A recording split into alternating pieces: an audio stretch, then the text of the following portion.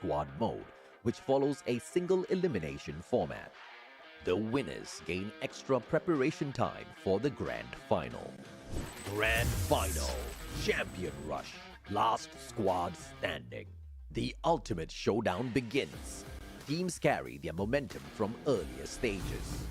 Objective: reach 80 points and secure a booyah in the next game to be crowned champion. If no team achieves this after 10 matches, the highest scoring team wins. No retries, no excuses, just one path: victory or nothing. New feature: live broadcast situation. This season's live streams will include live in-game challenges. Who will rise? Who will face punishment? Don't miss a single stream. More than a game, it's your legacy on the line. Will you survive or become a legend? Challenge your limits.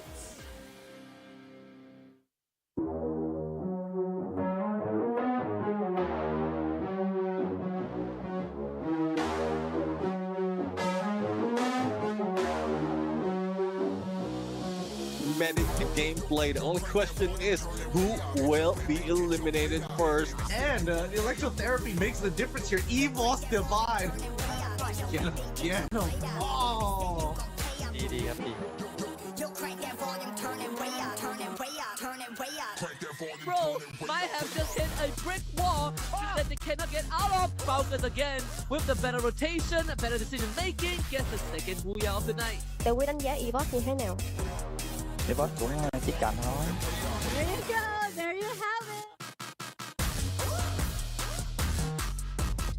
Wasana with that M249 as well, giving that some warning shot towards him, making sure that he couldn't assist his own teammate, and Dwes also have been taken out, and now on the axle left on just right above the rooftop, and a booyah goes towards the Buriram United Esports.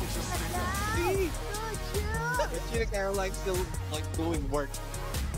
I understand English, don't understand Thailand, and they not good. Okay, he's not so good in Thai, but he's very good in English, guys.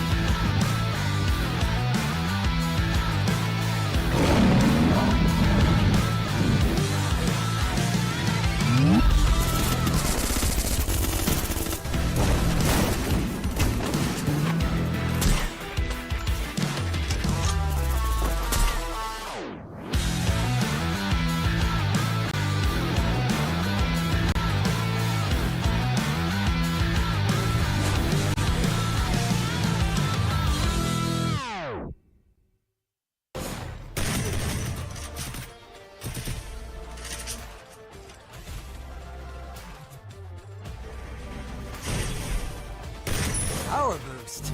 Just what a hero needs.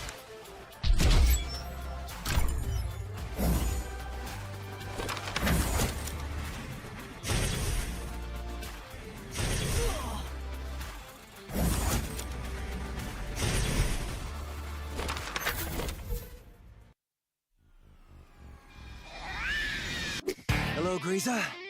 Stop trying to look cool and help out already.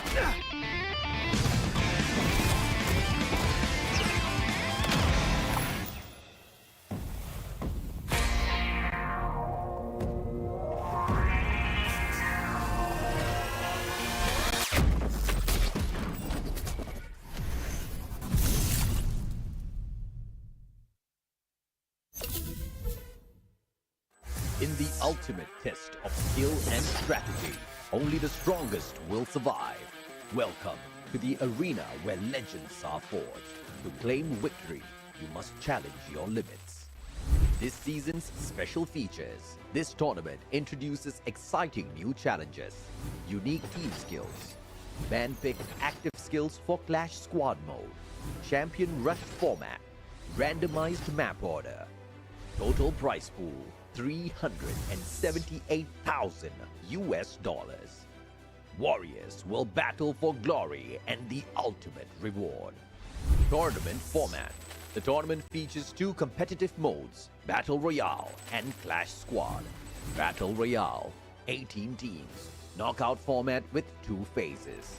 Clash Squad, 8 teams in a Swiss stage format. Both modes culminate in a grand finals where champions are crowned. Knockout stage.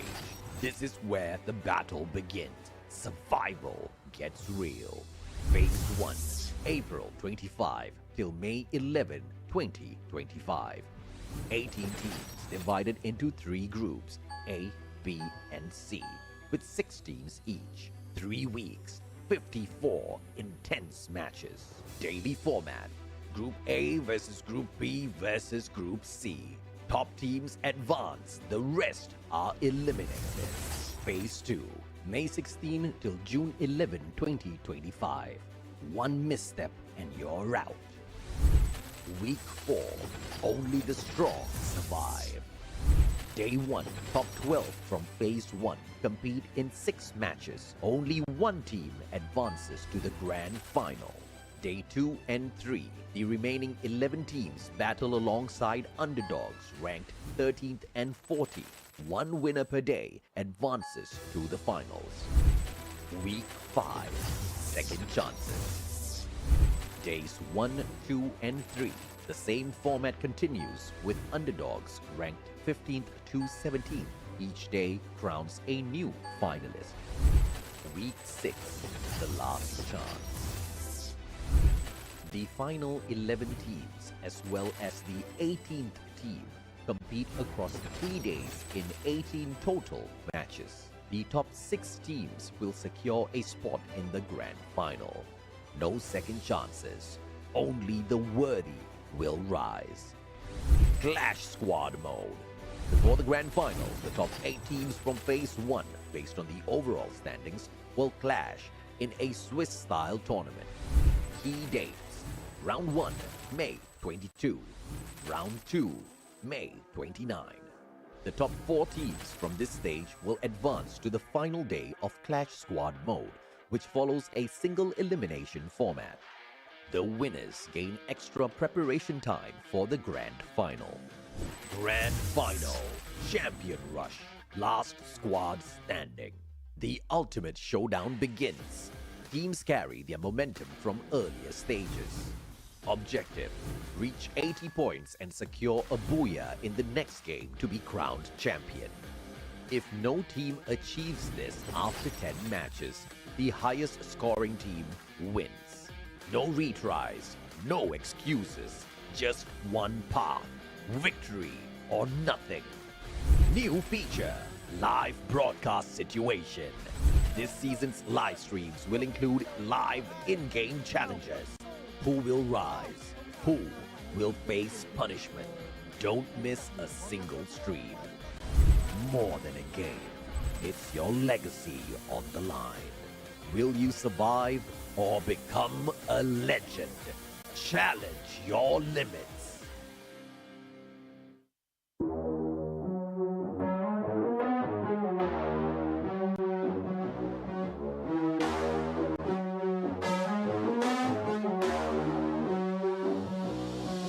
Minutes to gameplay. The only question is who will be eliminated first. And electrotherapy makes the difference here. EVOS divide. Get him. Oh. ดีครับดี Bro, might have just hit a brick wall that they cannot get out of. Falcons again with the better rotation, better decision making, gets the second booyah of the night. Tớ Quy đánh giá EVOS như thế nào? Để boss cũng chỉ cần thôi. There you go, there you have it. Wasana with that M249 as well, giving that some warning shot towards him, making sure that he couldn't assist his own teammate, and that also being taken out. And now on the axle left on just right above the rooftop, and booyah goes towards the Buriram United Esports. See? Gina Caroline still like doing work. I understand English, I understand Thailand, and they not good. Okay, he's not so good in Thai, but he's very good in English, guys.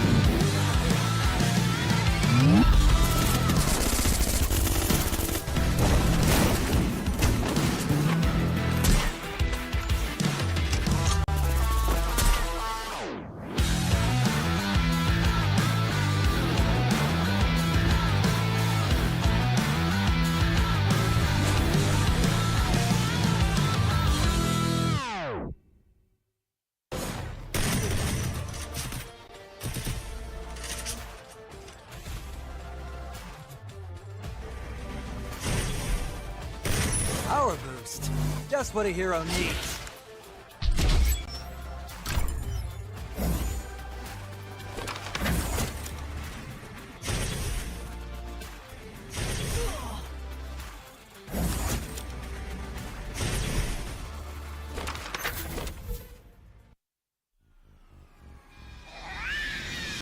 Hello, Greaser. Stop trying to look cool and help out already.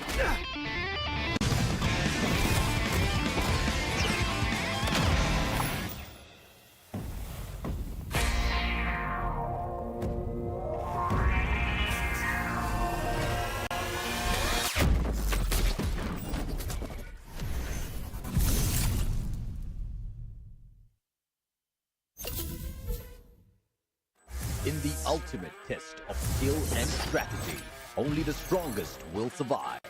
Welcome to the arena where legends are forged. To claim victory, you must challenge your limits. This season's special features. This tournament introduces exciting new challenges, unique team skills, man-picked active skills for Clash Squad mode, champion rush format, randomized map order, total prize pool, $378,000.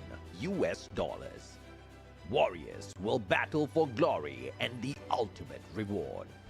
Tournament format. The tournament features two competitive modes, Battle Royale and Clash Squad. Battle Royale, 18 teams, knockout format with 2 phases. Clash Squad, 8 teams in a Swiss stage format. Both modes culminate in a grand finals where champions are crowned. Knockout stage. This is where the battle begins. Survival gets real. Phase 1, April 25 till May 11, 2025.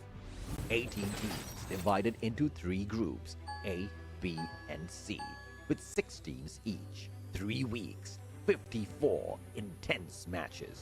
Daily format. Group A versus Group B versus Group C. Top teams advance, the rest are eliminated. Phase 2, May 16 till June 11, 2025. 1 misstep and you're out. Week 4, only the strong survive. Day 1, top 12 from Phase 1 compete in 6 matches. Only 1 team advances to the grand final. Day 2 and 3, the remaining 11 teams battle alongside underdogs ranked 13th and 14th. 1 winner per day advances to the finals. Week 5, second chances. Days 1, 2, and 3, the same format continues with underdogs ranked 15th to 17th. Each day crowns a new finalist. Week 6, the last chance. The final 11 teams, as well as the 18th team, compete across 3 days in 18 total matches. The top 6 teams will secure a spot in the grand final.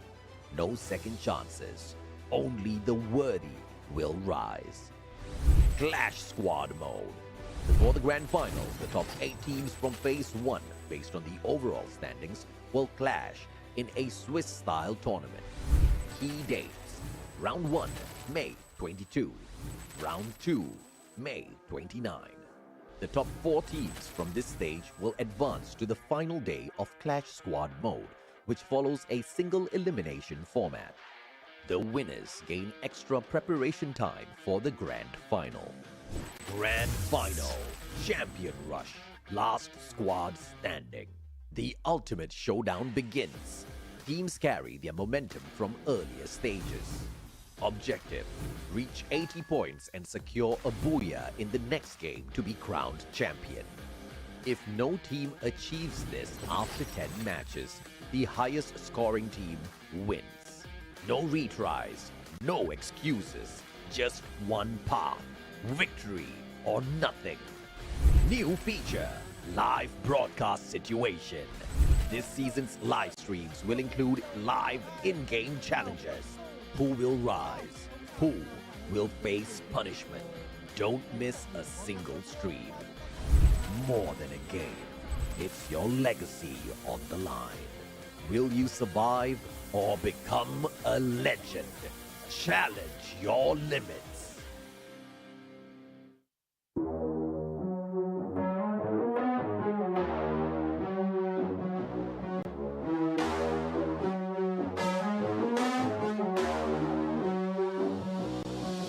Managed the gameplay. The only question is who will be eliminated first. And electrotherapy makes the difference here. EVOS divide. Yeah. Oh. ดีครับดี Bro might have just hit a brick wall that they cannot get out of. Falcons again with the better rotation, better decision making, gets the second booyah of the night. Tớ Quy đánh giá EVOS như thế nào? thì boss cũng tiếp cận thôi. There you go, there you have it. Wasana with that M249 as well, giving that some warning shot towards him, making sure that he couldn't assist his own teammate, and Draz also being taken out, and now on the axle left on just right above the rooftop, and a booyah goes towards the Buriram United Esports. See? Cheetah Caroline still doing work.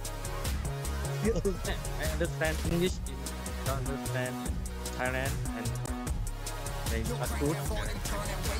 Okay, he's not so good in Thai, but he's very good in English, guys.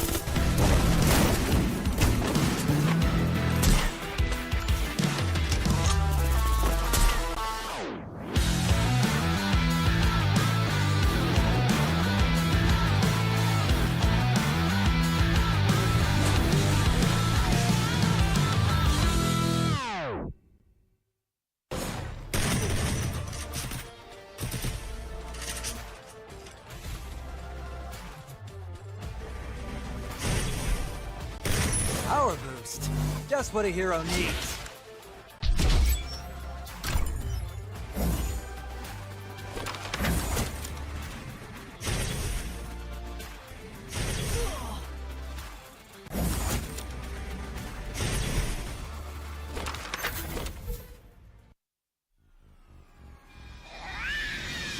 Hello, Greaser. Stop trying to look cool and help out already.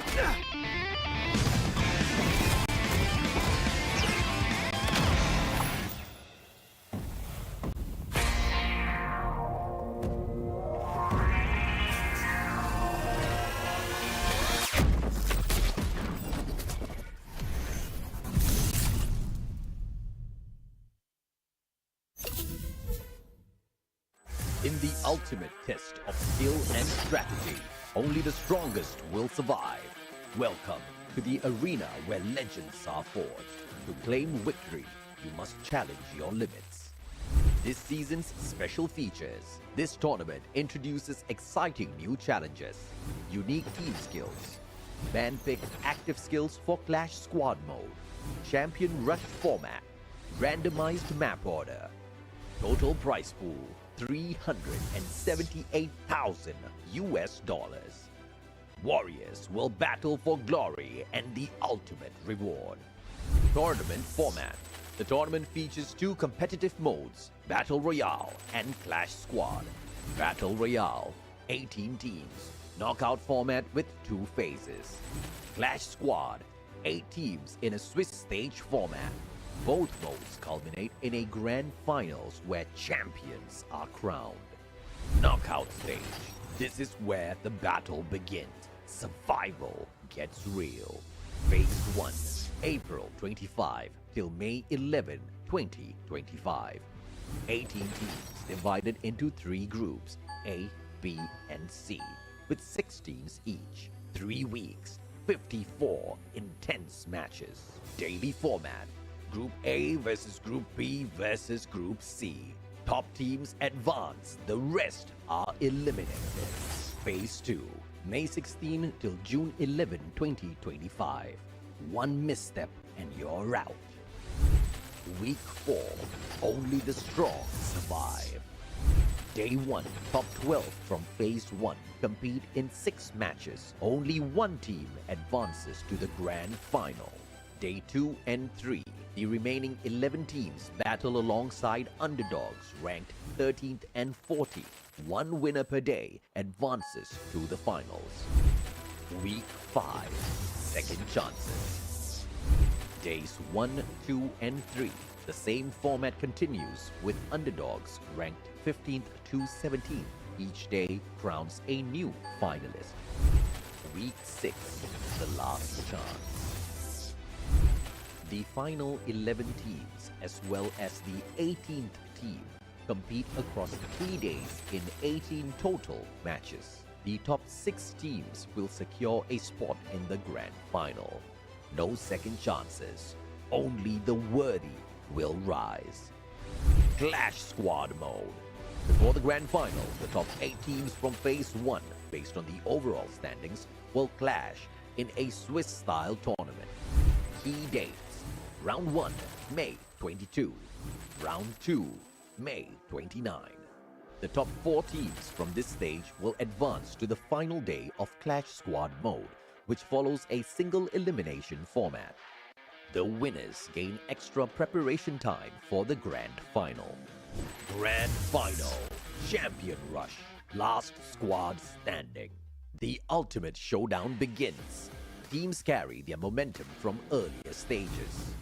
Objective: reach 80 points and secure a booyah in the next game to be crowned champion. If no team achieves this after 10 matches, the highest scoring team wins. No retries, no excuses, just one path: victory or nothing. New feature: live broadcast situation. This season's live streams will include live in-game challenges. Who will rise? Who will face punishment? Don't miss a single stream.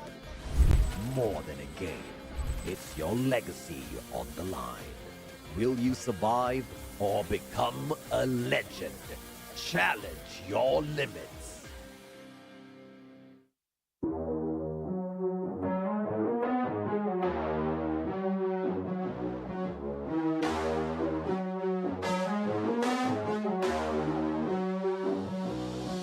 Minute to gameplay. The only question is who will be eliminated first. And the electrotherapy makes the difference here. EVOS Divine. Get him. Oh. ดีครับดี Bro, might have just hit a brick wall that they cannot get out of. Falcons again with the better rotation, better decision making, gets the second booyah of the night. Tớ Quy đánh giá EVOS như thế nào? Leaderboard cũng chỉ cần thôi. There you go, there you have it. Wasana with that M249 as well, giving that some warning shot towards him, making sure that he couldn't assist his own teammate, and Draz also have been taken out, and now on the axle left on just right above the rooftop, and a booyah goes towards the Buriram United Esports. See? Cheetah Caroline still like doing work.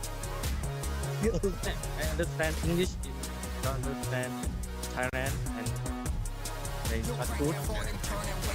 Okay, he's not so good in Thai, but he's very good in English, guys.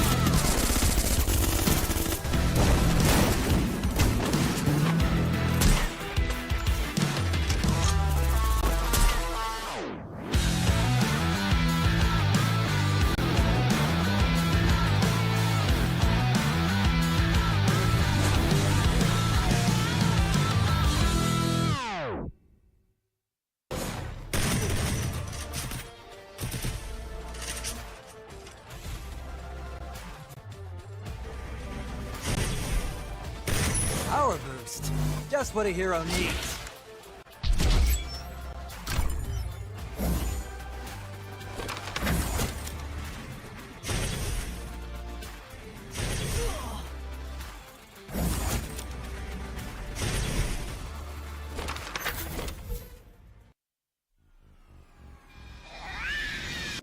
Hello, Greaser. Stop trying to look cool and help out already.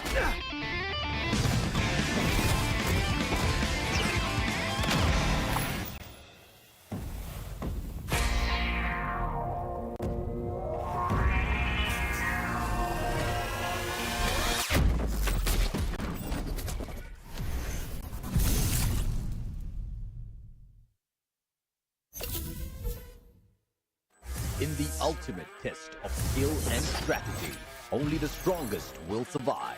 Welcome to the arena where legends are forged. To claim victory, you must challenge your limits. This season's special features. This tournament introduces exciting new challenges, unique team skills, man-picked active skills for Clash Squad mode, champion rush format, randomized map order, total prize pool $378,000. Warriors will battle for glory and the ultimate reward. Tournament format. The tournament features two competitive modes, Battle Royale and Clash Squad. Battle Royale, 18 teams. Knockout format with 2 phases. Clash Squad, 8 teams in a Swiss stage format. Both modes culminate in a grand finals where champions are crowned. Knockout stage. This is where the battle begins. Survival gets real. Phase 1, April 25 till May 11, 2025. 18 teams divided into 3 groups, A, B, and C, with 6 teams each. 3 weeks, 54 intense matches. Daily format. Group A versus Group B versus Group C. Top teams advance, the rest are eliminated. Phase 2, May 16 till June 11, 2025. 1 misstep and you're out. Week 4, only the strong survive. Day 1, top 12 from Phase 1 compete in 6 matches. Only 1 team advances to the grand final. Day 2 and 3, the remaining 11 teams battle alongside underdogs ranked 13th and 14th. 1 winner per day advances to the finals. Week 5, second chances.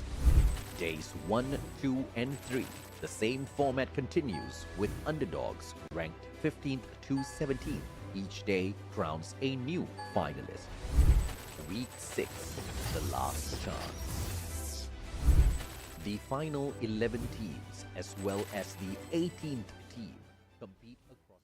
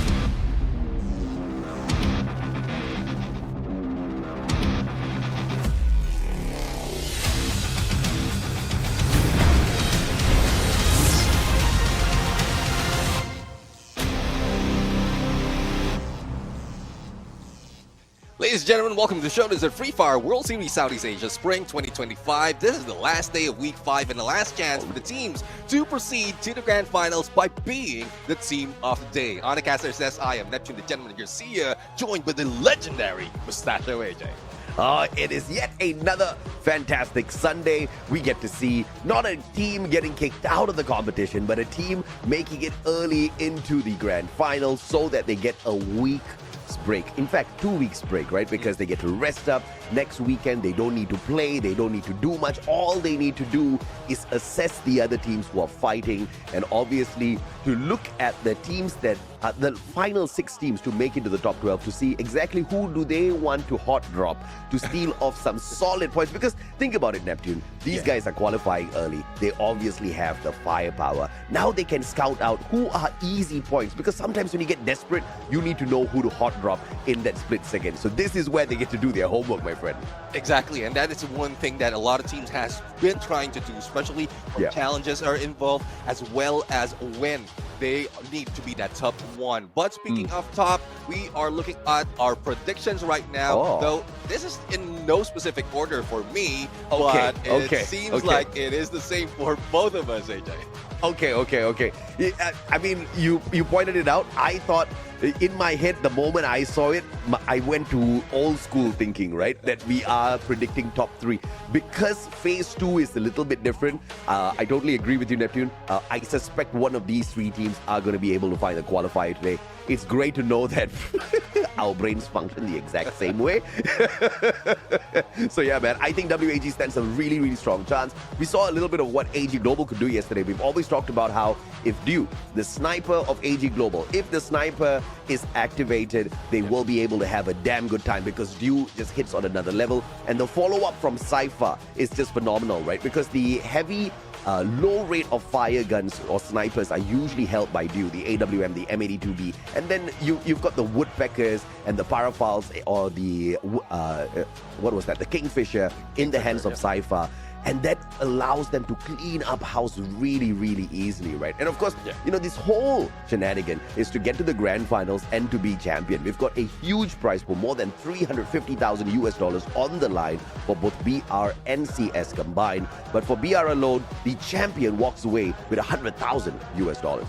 And for the tournament timeline, we are currently in the 5th week. So 4 week test passed already, and we are in the last day of this week. And we're getting close to those grand finals. We still have one clash squad that will be happening, the upper bracket, or the lower to upper bracket up until the playoffs on week 6, and then a continuation of Battle Royale, where in the top 6 will be identified who's going in to the 14th of June. But when we look at the tournament format, this is something that like astounded me overall. Because back then, it was just one whole run of the knockout stage. But now, we split it up in 2 phases. And now we are on phase 2, still rocking my mind. Oh yeah, absolutely, man. And phase 2 has been phenomenal. We obviously have the Swiss stage to look forward to next week, Thursday. I better check the schedule and be prepared for that one, Neptune. It was a phenomenally long day on the 22nd. For some of you guys who joined us, you would know we went, I think, more than 8 hours on broadcast. But it was really fun watching all of those CS matches. And this is exactly what phase 1 and phase 2 looks like. And like Neptune just mentioned, we are on pretty much the tail end of phase 2. Today is the final day we get to see the first 6 teams make that qualification, right? So we already have 5. The 6th one will join them today. From that 17th spot, we do bring in another squad as well. And as usual, the point system is going to remain the same. You hit the booyah, 12 points, 9 points for the second place, minus 1 point for every single consecutive position picked up here on the placements. Except 11 and 12 gets you nothing, but the eliminations, though, do get you 1 point per player you take out. Yeah, last night we had a preview of what the tiebreaker rules order will happen. And with the 7-2 all tied points between 3 teams. Now, this is no tied in terms of active skill because you only need to use 1 unique active skill per player, per team. And so far, there is a standard that's being built right now, but there's a few, especially from those from the Indonesian, that is playing it around. And this is what we talk about. You need to use active skill based on your play style, and that's what they're doing. Yeah, absolutely, man. And this has just brought out so much of flavor in the competition thus far. And I really like that for Clash Squad, when 8 players are on the battlefield, only one of those skills can be used out there. So only one Tatsuya is going to be out there. We don't have a Tatsuya versus Tatsuya battle anymore on the battlefield, which is actually a fantastic change that has been brought forth, right? And of course, this is yet another change. The Champion Rush format, pretty much the same in terms of how it works, but the Grand Finals now has a maximum of 10 games. So if the Champion Rush is hit once you reach 80 points and the team does not secure a booyah in the very following round, we will continue all the way up till 10 matches are completed, and then we see the team that has the highest number of points, they get crowned the champion. Yeah, and we also have for each day the LBS challenge. It is decided whether it's by battle points, special challenge, or elimination race. And this is where teams or a region specifically is being punished if they loses those challenge. And from the past, I think it was the beauty challenge. The beauty challenge where in entire remaining region except for the winning region has been punished. And if I'm not mistaken, the same goes for today. But before we head there, these are the list that we'll be playing for today. And apart from those that was included from yesterday, we will also welcome Team Expand from Malaysia in this mix. Oh yeah, absolutely. So Expand hopping on in for Malaysia. Yesterday we mentioned, Vamos did fairly well. They did allow us to meet the uncle ones. And then later on at the end of the day, we had the broadcast challenge. So we got to see the uncles yet again. Today, we get another team from Malaysia that might just be dragging us to the uncles yet again. But of course, I'm pretty sure Vietnam will be looking to prove themselves worthy to hog the camera. Yesterday, we did visit Vietnam quite a number of times now. Yeah, definitely. I mean, the number of booyahs that they have, 3 back-to-back, and they were just rocking it. And it's not the same team overall. Everyone from Vietnam tried their best to really pop off, and that is particularly for, well, it's not the same for Team Flash and GOW because from yesterday they were at the bottom of that list, but for Heavy PE Sports, WAG, and they were just popping off and they got a lot of points. They were even part of those 3 simultaneous tied teams right there. Yeah, absolutely. And what I love about this phase 2 is every day is a brand new grand finals. Every day the board is reset. So you don't carry on your bad performance as well as, thank God, your good performance, right? So whatever momentum built yesterday could be destroyed today. Whatever no show in terms of momentum yesterday could change today drastically. It all depends on the rotation of maps, and we have seen how this has impacted players so severely, Neptune. Teams that used to start off the day with a booyah and then continuously string those booyahs are not able to do that anymore because you don't start on the good old Bermuda that you have already managed to conquer.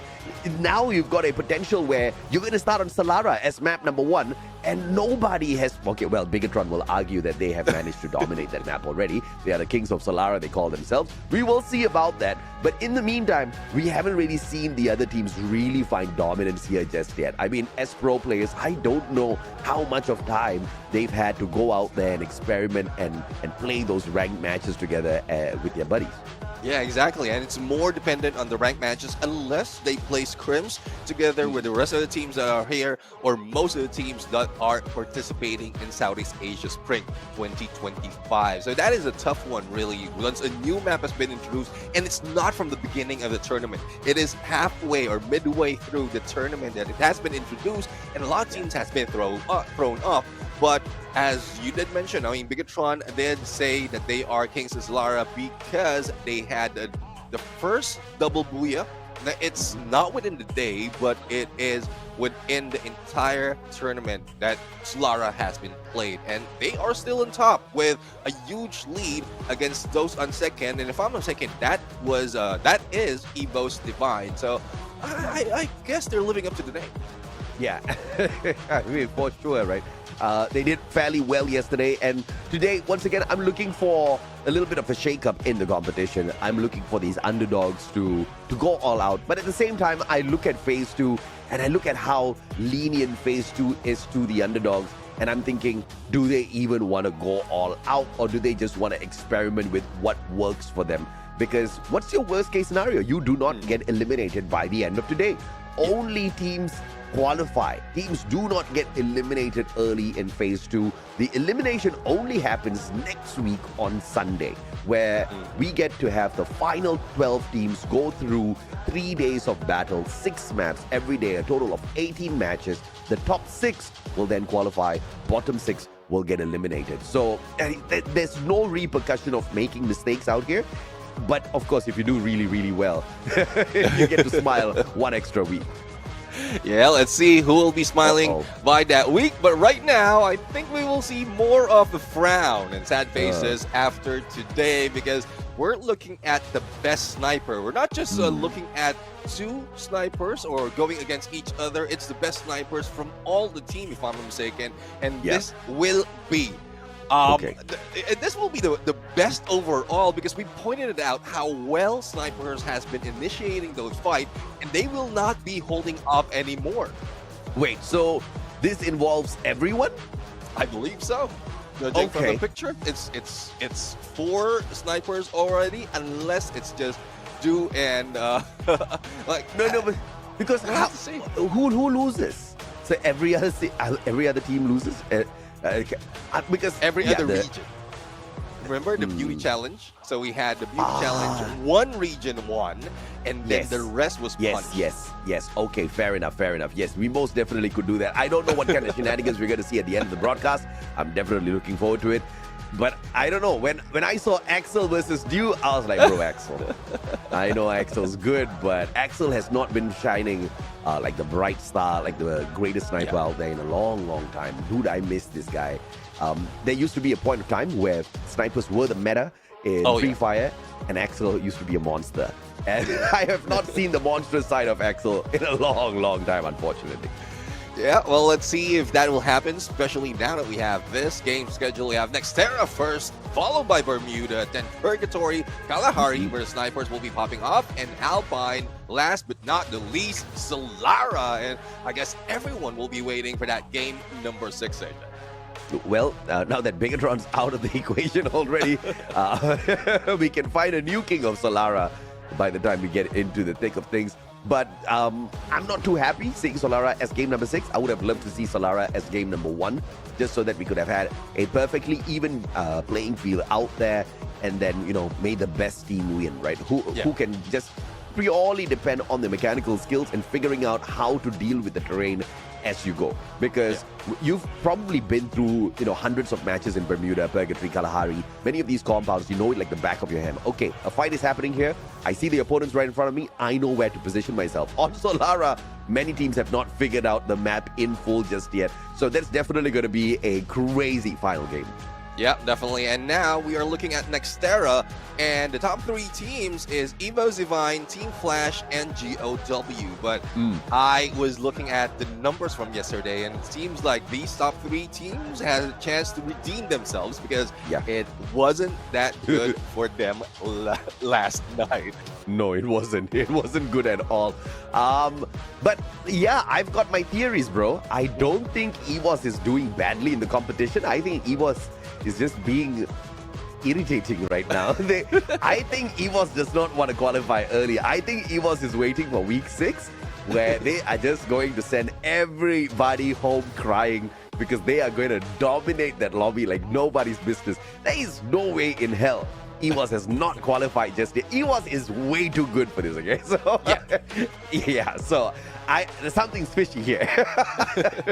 Exactly. I mean, it seems like they just want to play around, enjoy themselves. But right now, this is a chance for us to head into the future or the next map or the first map of this day, Nextera. Let's head on in here and see if not at the very get-go. Our mother flight throws us into a little bit of a pickle here, just like how you love it, old man. Old people love pickles, I hear. Dude. I don't know. But I don't know what kind of generalization that was. Actually, I love pickles too. So that means you're an old man. But so far, I mean, no pickle right here. No one will be stuck and soaked in vinegar at this point. There are many ways to make pickles, bro. I mean, some people pickle it with sugar, some people pickle it with salt. Not necessarily just vinegar. I used to make pickles too. Yeah, so I tried making kimchi for myself once. Everybody should try making kimchi for themselves. I mean, homemade kimchi is life. Okay, I definitely sound like an uncle right now. Well, let's see if the uncles will be seen right now. Because unfortunately, June has been taken out already. Here comes Cougar with a takedown against Suez, and the Axel, the sniper of the team, will try to run away, but Royale long shots onto him. Blue Wall will be able to save him for a little bit. Plus that hit from afar, but here comes GOW disrupting core memory, or probably just going for the backstab, and let's see if he will survive. Another passerby, and there goes Team Vamos out for the count a little bit too early. I mean, CRM's taking revenge, but the challenge was yesterday, CRM, so it really doesn't matter anymore. Nobody cares about the fight. Yesterday was devastating for CRM. They lost the battle. Yeah. I mean, Vamos just did a booyah, and even before that, they have been hot dropped, and that is where they are responding right now. Let's see if the same goes for today, though they have 5 elimination already. They still have one GOW who's getting information from their side, and another one, which is Sensi, who is dropping in with WAG. So the Knucklers has been used, and spotting one. No shots has been made. There comes Cyrus. Trogon and the hit! That's what you need that Trogon for. Up close and personal, it is just that grenade launcher that you can use. I don't know what Sensi was doing with 4 HP, bro. I mean, he had space to run away. He could have gone and tried to look for a med kit, but he chose to take that fight, looking for that headshot, not expecting the Trogon to pop out of nowhere. That gun is truly a game changer when your opponent barely has anything on him, especially in some big team fights. Now, Shield Gun not shielding Krillin well as the Zom gets the flying Parafile headshot, and Team Flash will be able to take first blood off of WAG here. And WAG not looking for a fight as they are down by 2 already. Har1 scan at this boxing gym, obviously, by WAG. Problem is they can't run away. They need a little bit of distraction here first. Let's see, trying to run away. Little hit as well from afar, but Xbor knows as a sniper how to get far to be able to avoid those shots. But Cyrus after being taken down, might be revived instantaneously, and X-Board goes down as well. But Team Flash is still on the hunt and not letting go of Allen from all sides, going for those hits. Well, Krillin has spent all of his money already, so his buddies better not die on him again. But Kabi showing up. Krillin, only one glue wall in his hands. Had to use it. Has nothing now. And the backstab by Mufasa will be able to put him down on the ground. Heavy fighting WAG. A wounded WAG and wounding them even further. Oh, my lord. This is not a great start at all for the Vietnamese squad. Definitely. And now I can say, Mufasa. No clogged nose anymore. Heavy right now. No clogged shots from them. Everything is going in, especially for those surrounding them. And I love how it's showing up right now. Even from yesterday, they started up hot, and it's only the 4th minute of this game. Though only one team has been eliminated compared to yesterday, but there was an attempt to take out as much team as possible. And right now, Du has been taken down. Hanoi has been knocked down as well, and they have been revived, and they get their 6th elimination, but they need to spend a little bit more to bring back Hanoi. Yep, 6 eliminations for AG Global, already starting things off hot here. As Hanoi is dragged back into the fight. He is not going to be tickled at all by anybody else here. So good reset here for AG Global overall. But EVOS finding Zenzi on the drop. Not going to be able to find the connection onto the shots. And the rest of AG Global scattering as EVOS tries to pick off some points off of them. I mean, I don't know what's happening right now. There's a lot of teams surrounding each other, and Evo's Divine earlier we just saw AG, but now they also have Visaka Srivijaya, and Razia right now is eating them up, and it is just using both VSK and M82. Obey might be taken down, and he single-handedly took them out. Quadra for Razia, the Wonder Kid is on fire. My goodness me. But of course, Visaka Srivijaya just didn't have any much defense against him at all. Out of glue walls, clearly out of medkits as well. Desperately trying to pick up their buddies, and Razia just could take his time as he picked them off one by one with that high ground. He's going to get sprayed down by Onyx. And Adrian will make sure that point is claimed for himself. AG, on the other hand, getting stuck into a little bit of a scuffle here, but it looks like Onyx does not want to continue the fight outside the circle. Use that launch pad to find a quick reposition.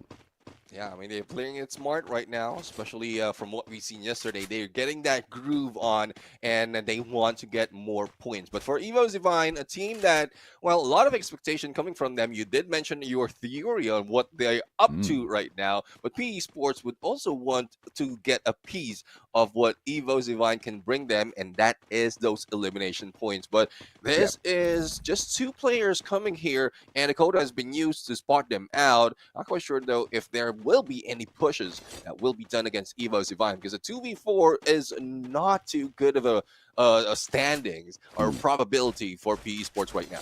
Yeah, absolutely, man. I mean, PE is definitely the weaker team here in terms of engagement, but they do have that high ground, and Evo's Divine knows they are right above them. So staying below here, they do hold the advantage because PE can't look directly below. Quick reposition as Coach will just make sure the area is clear, and PE quick reposition to make sure they can cut off the rotation here off EVOS when they do try to turn around. But Razia with the double reptile rhythm, breaking down the defenses, but there's a time turner outside there, and it does not hold for long. PE will all fall down as these boys get the catch on them. Razia with yet another knock. 6 eliminations already, almost got the 7th, but PE with the pickup to save that. Yep, EE Sports. Now, Lao Ho is going solo right now, and it's not... This is definitely a pickle for Lao Ho, because there's 2 teams in front of him, 1 team behind him, and not so much that he can do. So all you have to do is wait at this moment, probably farm a few points, and if he does have a coin, he might head in straight to Plazaria. The only question is how, because it's quite tough to get across without getting shot, especially with all this anxious players, teams who's just listening to those footsteps as well as those gunshots. You know, most countries have got a Chinatown. This is Little Vietnam at Plazaria. So you've got PE Sports, Heavy, Team Flash, all here, but they do not want to meet each other, and we totally understand why at this point of time. Onyx planning to visit Little Vietnam, but I don't know if they're going to like the welcoming committee there or not, because obviously Flash and Heavy have got open line of sight here. Rasya up top and finds the 7. Can he get the elimination? No, double glue walls. Team Flash with the pickup, and Rasya so dangerous here today. Yeah, and oh my goodness. I mean, Russia is just on fire, and I think they want to end this strong. They want to finish this as the top team. But back to Lil Vietnam, and it's up in that alley because we are in the plaza. You know how it is. It's always in the plaza that you put up all of those community, and the outsiders, which is AG Global, is being shot at from all angles. I don't think Two has any idea on where to start shooting.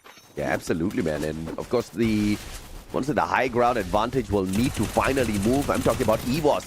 They're finding Cougar from afar as well. But AG getting those clips onto them. Chinoy and Dew still on their feet. What a headshot by Dew.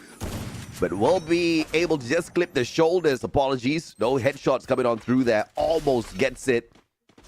And AG Global choosing not to go crazy with those engagements just yet. Cypher fighting one on the side of PE.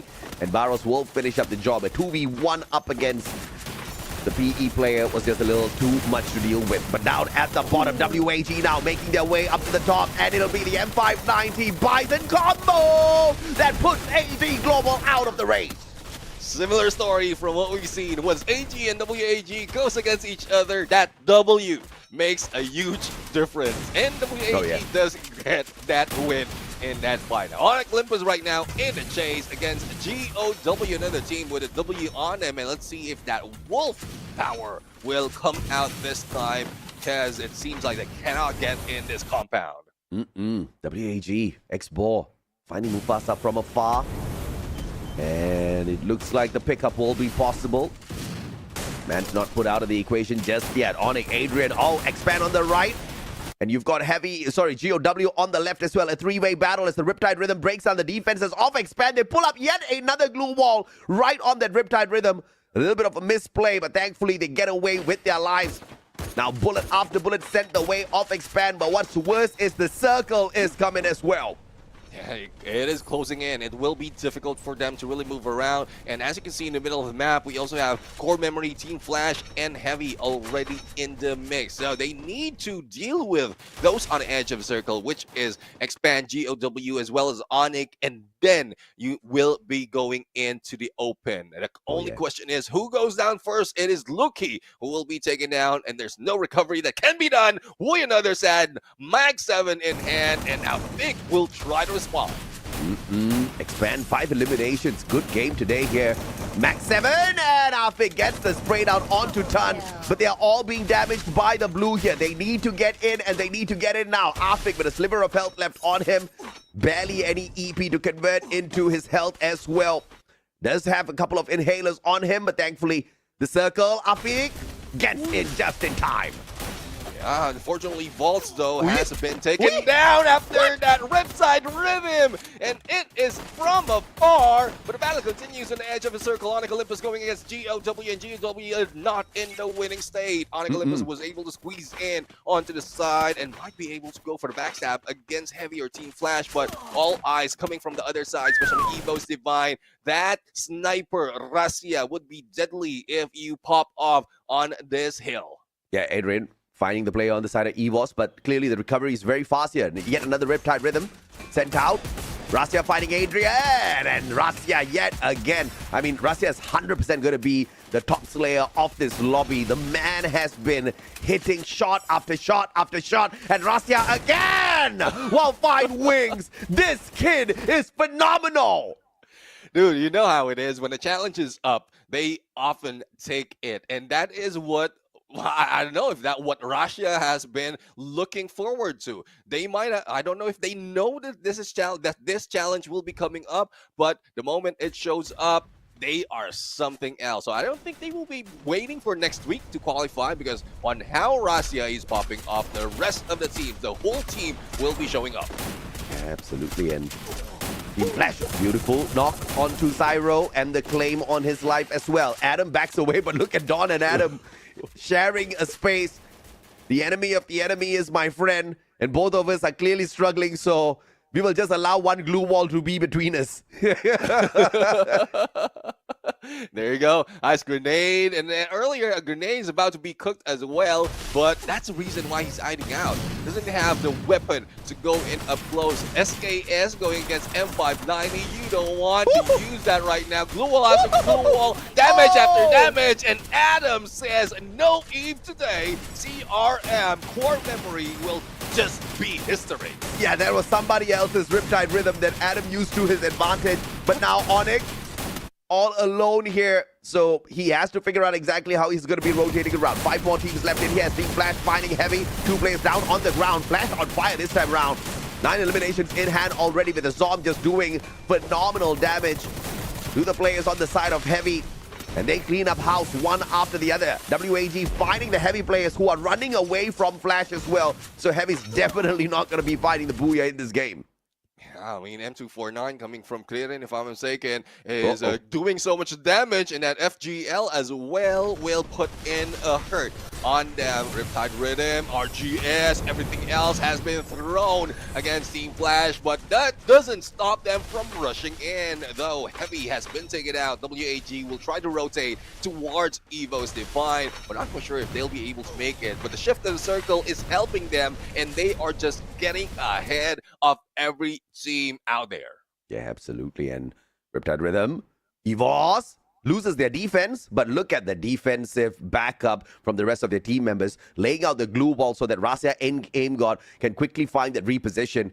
Now, the snipers are not going to be as effective in a situation like this where it is very open grounds, and the moment you step on out, the sniper on the opposite side can most definitely put you down. So Rasia just needs to be a tad bit careful here. They cannot underestimate X-Ball. And you do see the double snipe setup here by Cyrus as well on the side of WAG. Yeah, and there goes the takedown. Not coming from WAG, but from Team Flash. And Evo's Divine has been stuck, and everyone is falling down. There you have it. Only one remains for Evo's Divine. Make that no one, or there was still one who was able to get away, but Aim God spotted by X4, and sure enough, we will be brought into Vietnam. Yeah, absolutely. And this is a guarantee. We get to see Yoon Sol at the very start of the day. I don't know if you guys are excited, but I'm sure everybody's excited. So 10 eliminations. And it looks like WAG can earn a few more. Look at the position coming on through here. Riptide Rhythm, X-Ball, very far away from the rest of the players on the side of WAG. Just trying to get a vantage point as well as an advantage. Wang M has got the grenade launcher as well as AWM in hand. He's going to be a huge damage dealer. Single-handedly, Wang M can drop the 3 players on the side of WAG. Yeah, and X-Bar has already flanked away, waiting for anyone from Team Flash to move in. Well, let's see what Team Flash will be doing. I think they put up so many glue walls already. The Melters is just taking it out one at a time. And that is also, I think if X-Bor does have a Riptide Rhythm, he's just saving it up for the perfect timing. There goes the hit, clear in for a double, and WAG goes for the run. Oh my, and it is Wang M, the first player to get knocked down. He's the one with the grenade launcher. That was a big one coming on through from WAG, and what a booyah to start the day for Vietnam. Oh, definitely. And, well, they do deserve their place in the board right now. They did manage to get themselves back up after days of being in a slump. And I guess with all this happening, with all the booyah and elimination point as well, there will be more confidence coming from Vietnam.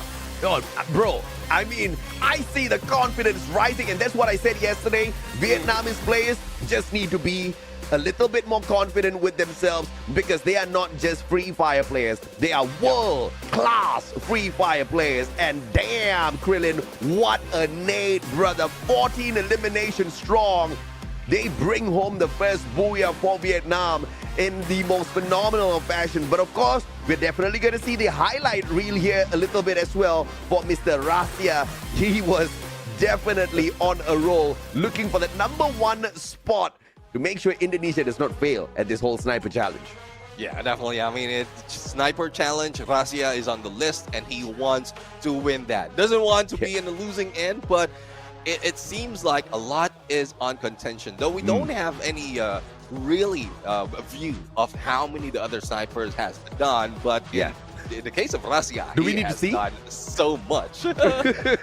I mean, we would have seen some other names pop up quite often, but nobody was popping up as often as Rasia. Rasia may have won the sniper battle just with this game alone, all right? Yeah. Because we see in a day how many eliminations do these players get. Getting like close to 8 to 10 eliminations in one game is pretty rare, you know. This is exactly what players pull away from the whole days of play. And I'm very sure this is not the final time we're going to see Rasia popping off, right? He is literally a sniper main, and he is a sniper slayer for sure. Those shots were just phenomenal now. Definitely. I mean, from the beginning, the moment that even before they are taken down, it just so happens that they have been brought into the close quarter combat where the snipers really has nothing to do. And even Aim God tried to survive, but not so much towards the end.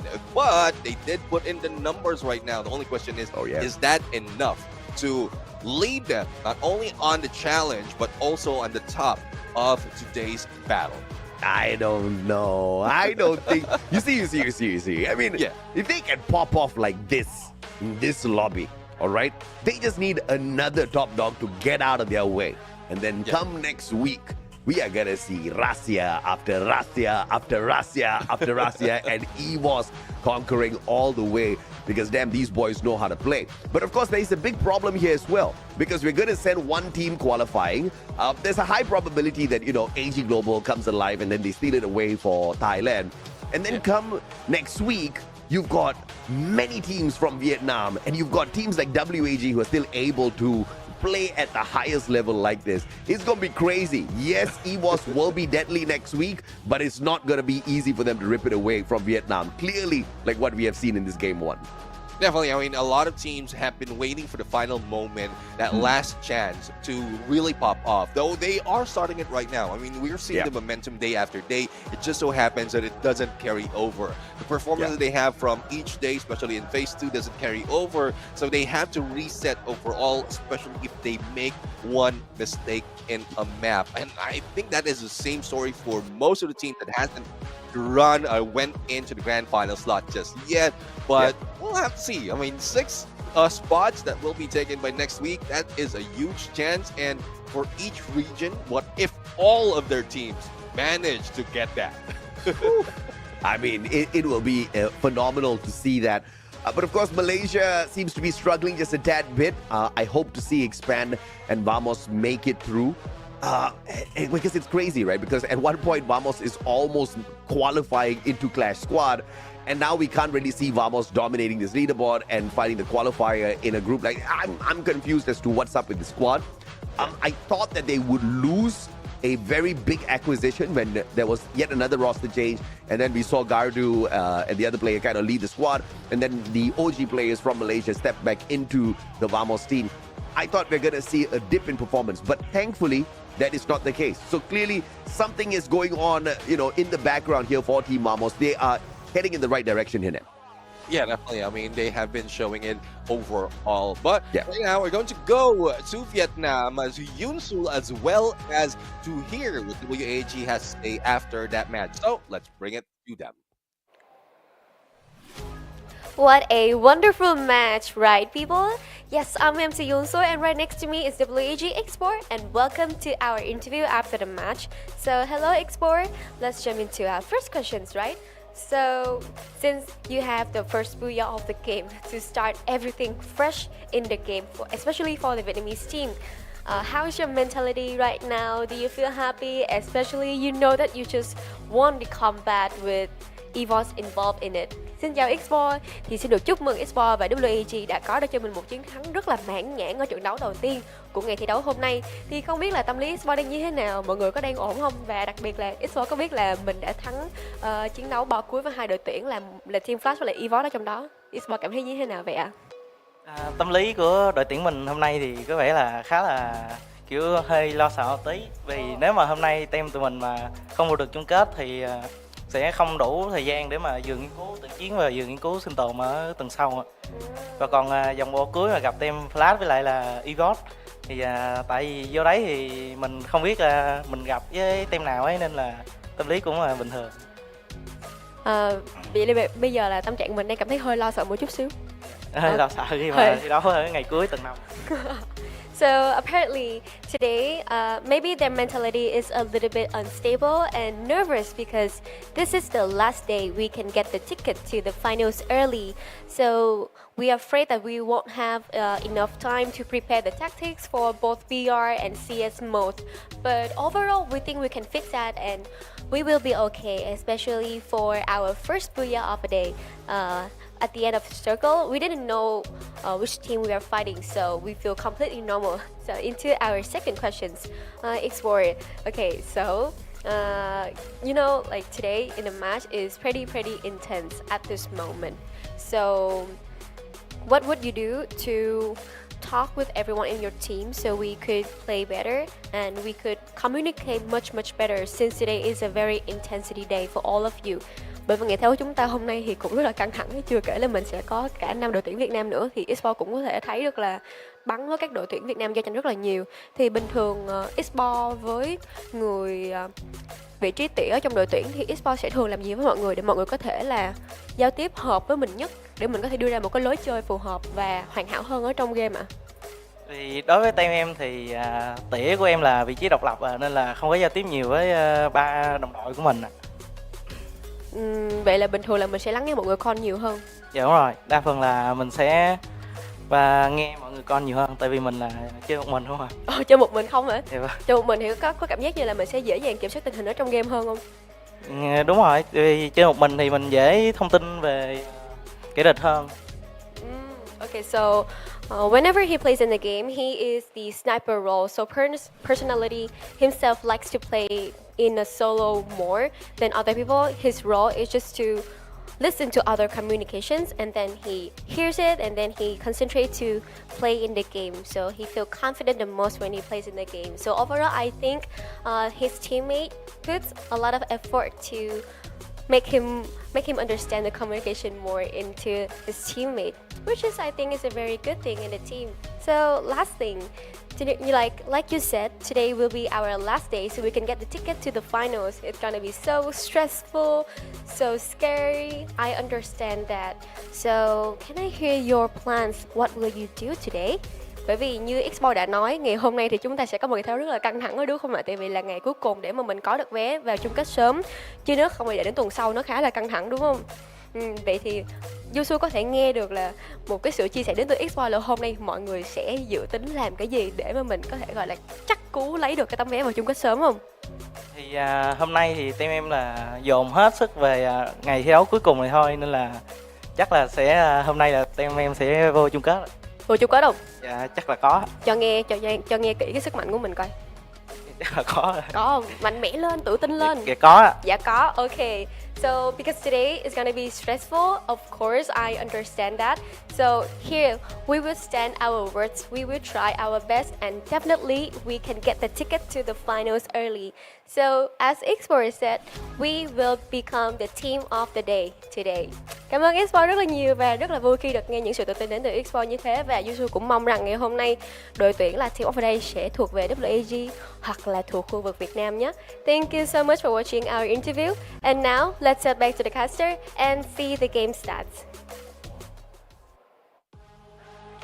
I want to break down that interview, but Neptune and I, clearly you guys would have heard the conversation. Chat was talking about how this guy reminded him of Doraemon. And we went down a rabbit hole there. But it's good to see WAG pretty much up for a huge battle today, because they are looking for that early qualifier into our finals. They don't want to play next week, and I understand But they got to deal with this, man. They kind of went all out with the Russia play, but I don't think we saw a lot from the other players here. Yeah, I mean, it's because they distance themselves from the other teams. Thus, it's more on Russia getting all those elimination. And that's one thing, though, having Russia pop off. And we did mention that if he does, the rest of the teams will follow. But what can they do? There's no follow-up that can be done unless they also use a sniper. And we rarely see that. So there's not so much that is happening. If we compare them to AG Global, that's a different story. But when we look at our MVP for that match, it is Clearing. 5 elimination, 2,835 on the damage, 6 knockdown, wearing that Koda, that Nairi, Alvaro, as well as that Kairos. Yeah, this is a tanky psychic running through the battlefield, just being able to spot out his opponents, stand right in front of them, toss a grenade at them, and be able to recover as he takes these wild shots, right? Brings in the beast in as well for the extra range on those nades. And I don't think that's the exact gun he was using out there, but it doesn't really matter because Krillin was just picking up anything that he could find out there on the battlefield and just throwing it at his opponents. Very, very proficient player. Assault rifles, SMG specialist for sure. Overall, the Koda Skyler Tatsuya Cassie linkage coming through this time for the WAG victory. Yeah, definitely. And as Expert did mention, he wants to go solo in most of his mission. Thus, he need that healing touch coming from Olivia. And he's the only one who has it. And even Cyrus, who is a support, doesn't have that because he just needs to focus on being strong enough, being tankier enough to give that to Alan, who is their rusher. So far, in terms of skill build, they are prime right now with what's most in the meta, but in terms of stats in the numbers, Kirin takes it to a number of 5 elimination, and then both Alan as well as X4 with 4 and 1 for Cyrus at this point, bringing us to a total of 14. Yeah, it's crazy that X4 is that backup player as well, right? He's the support player with the healing gun that's actually topping up their lives as the rest of the rushes move on forth. But it's very clear to see because even in the final battle, X4 was nowhere to be seen on the battlefield because he was holding such a long distance away from the rest of his team members. And if in any case something does go wrong with the treatment sniper, he's just able to bring them up back to their feet. And surprisingly, we don't find a key highlight here for eliminations. Very dirty play, production. I know what they're trying to do. They don't want to let me see exactly how many eliminations Russia has here. Glenn's going to get the highlight for the total grenades used, and my oh my, the final grenade was the one that led them to that booyah. So great plays from him overall. Yeah, definitely. In terms of key players, they are definitely the key players for that match. And for the key team, it is WAG, not only with Booyah, but also number 1 in that game, followed by Team Flash as well, who has been flashy. They survive quite longer compared to the previous day, but Evo's divine because of the number of elimination that Razia has brought in comes in 3rd. But core memory, I don't think they will be slowing down right now because they did lose that challenge. They also want to join their fellow man on that grand final, so they're aiming high for that number 1. Well, they may be aiming high, but the rest of the snipers better pick up their pace as well because Russia's about to leave them in the dust. And I think I know exactly what device he has in his hands now. Yeah, definitely. That is a Samsung Galaxy S25 Ultra. That is really the next generation, especially with the Snapdragon 8 Elite Galaxy processor and featuring the enhanced Vulkan engine as well as improved ray tracing technology that delivers outstanding performance with its smooth gaming experience and lifelike graphics. Absolutely. Powerful AI capabilities and top-tier performance. The Galaxy S25 Ultra becomes the ultimate weapon for professional gamers, and that's exactly what these guys are out there. I mean, come on, man. If you've got the best device in your hands and you've got the skills to match, then coming out here and playing for the top price of $100,000 is no longer just a dream, but it's a reality, Neptune. Exactly. I mean, there's a lot that has been happening right now. The lot has evolved overall, not only for a team, but also for a region who has been performing well. Back then, for Vietnam, we don't see that much, but now they are showing up. It's not just one team specifically, but a lot of teams that really want to give prestige to their country. And let's see if they can follow it through on Bermuda, because this OG map really brings in a lot of firepower from all the teams. Yep. And even if WAG wants to bring it on, even those from Indonesia as well as Malaysia and Thailand will try to do so as well. Yeah, no doubt at all. We are going to see a mad push coming on through for these teams. And the top 3 teams here, EVOS Divine, Sakti Sriwijaya, and GOW. But we kind of can take these stats and throw it out of the window already, Neptune, by now. Because it's not really playing its role in the grand scheme of things in terms of showing us who's going to go out there and dominate. Everything's topsy-turvy in here when we have a grand final sort of a setup. Yeah, definitely. That's one thing that we want to see even more for when it comes to the battle. But we'll have to find out if there will be any changes. We'll have to see as well if the teams here will still be popping up, because pretty much it does look like it, well, apart from GOW though, who has been pushed down there in the bottom half of our today's standings, and they need to do a lot more, especially if they want that #1 spot. Yeah, I mean, it's just one game. You know, the catch-up could be here. And we've seen many a times teams getting the booyah and then getting kicked out in the 12th spot. So GOW can get kicked out early and then booyah in the next game as well. So anything is possible out here. Vietnam, I know, has not shown us everything just yet. Let's hop on into game number 2 now, into Bermuda, and see exactly who's geared up for booyah number 2. Well, we'll have to see though if I will be given the chance to see a terrible flight path right now. That's what I've been asking for, but I don't think I'll be given, and they want to have a fair and smooth flight all throughout Bermuda right now. And Team Heavy already on their way to Cape Town, Core Memory, into Mills. And let's see if they will be able to, or if we can see any potential hot drop that might be happening, especially there's a battle that will involve, or a challenge that will involve the snipers, and this beginning of the match can help them as well. Yeah, absolutely. And everybody seems to be pretty comfortable in their own spots, so not a lot of early skirmishes, but of course we do have some potential out there. EVOS Divine finding a whole lot here, acres of land to explore, pick up decent coins, and to buff themselves up before an engagement. And you know, with such a wide area like this, you're definitely going to find a couple of snipers from Mr. Rasia. Let's see if that happens. But on the other side, the ones who find themselves is AG Global and Expand, or specifically Afik and Saifa. It's an MP5 battle, but here comes Lucky right now, joining in a 1v2. They don't want Saifa to take any advantage. Riptide Rhythm plus that takedown. And it is now left to do, as well as Chinoy, but another 1v1 might be happening. And for AG Global, they do have the advantage this time. Chinoy, Rebel Rush to save himself. Does have a gun in hand. Let's see what he can do with the assault rifle. Backup is here as well for the Expand players. Now, AG Global should be able to outgun the players on the side of AG, no doubt at all. But the numbers disadvantage here could definitely put them in a little bit of a pickle. Afik now with the Thompson in hand has the treatment sniper. But of course, he's not going to go aggressive with it just yet.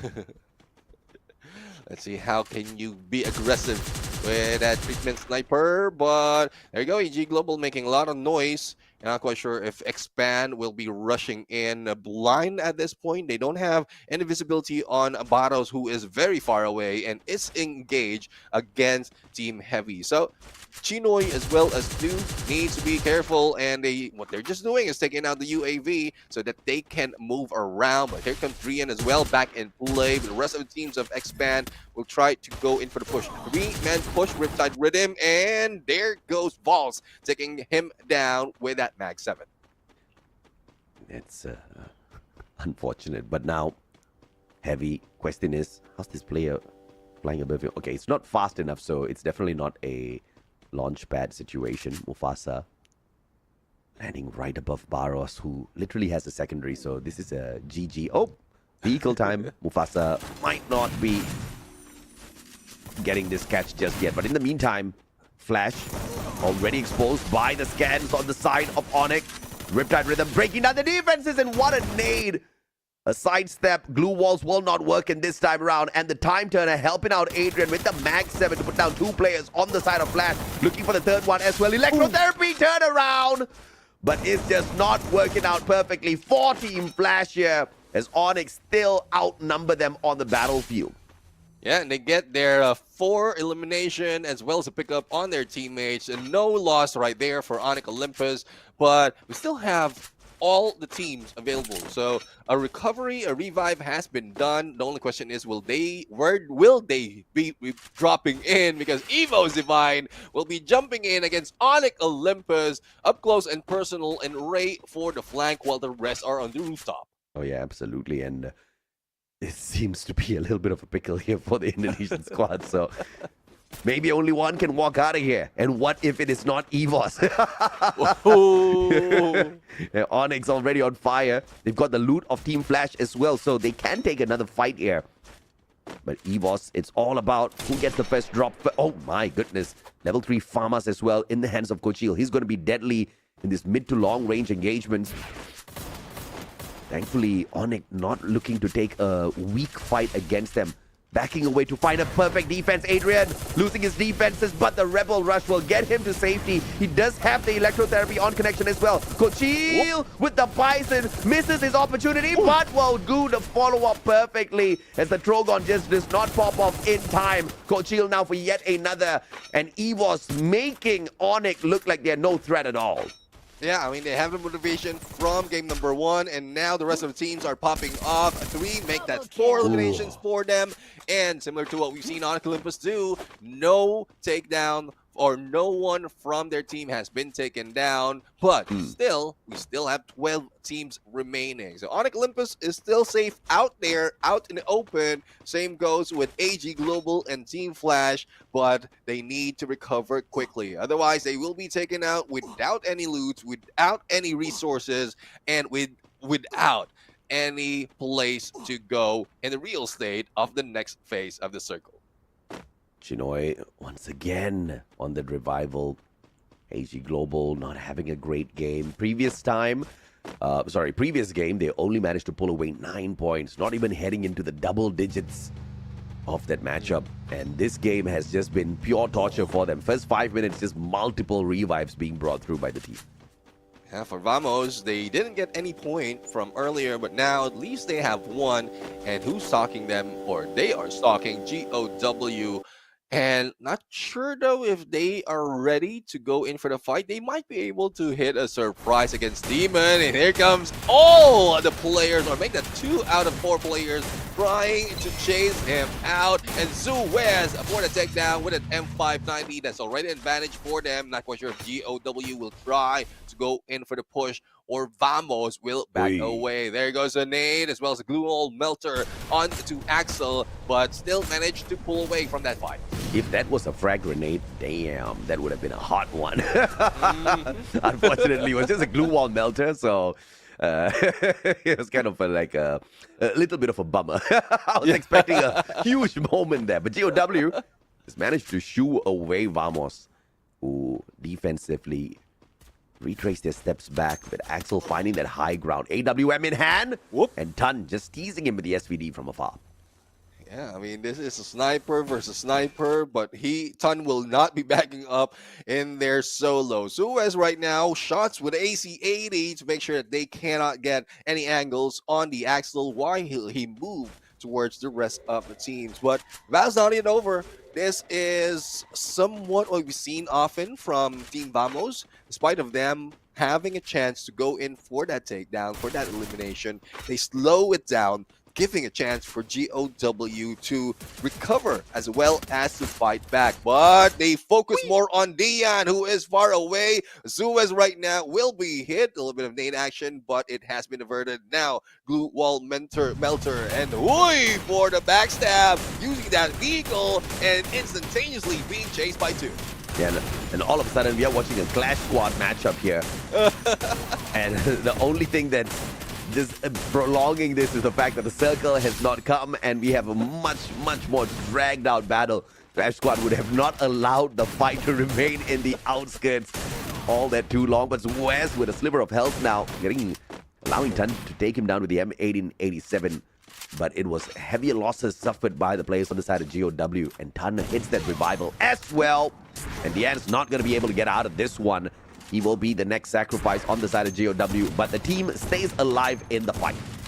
Yeah, they still stay alive in this fight, but Team Vamos already have 6 elimination from their end. Now, at some point, if this is Clash Squad and they're taken by the blue, they will be taken out already. Knockdown. It happened to me more often than I want to, but well, it's a good thing we are on BR and they can still tank the blue. From second to the third phase of the circle, it closes and Evo's Divine is on the edge. And, let's see if or not OB can make a difference here.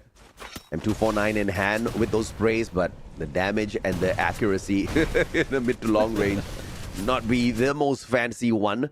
But if you can get those super taps with just that one finger instead of holding down that fire button, maybe you have a stronger chance. Beautiful play here. Guns just switching places with Krillin. And you can see the electrotherapy connected from afar. And Gardu will be separated from the rest of his team members. And so the same happens with Cyrus as well. A 1-for-1 trade on both sides. Alan showing up, but it's a 2v1. Good glue walls to save Alan, but OB finds him with the M590. Krillin hopping on in to get one knock, but the backstab is there to put him down. Back and forth we go. But AG Global shows up as the third party, shutting down Visaka Srivijaya, giving WAG a chance to recover their health here, but potentially AG is going to be able to fish out these two boys as well. The only thing keeping them in here are those glue walls.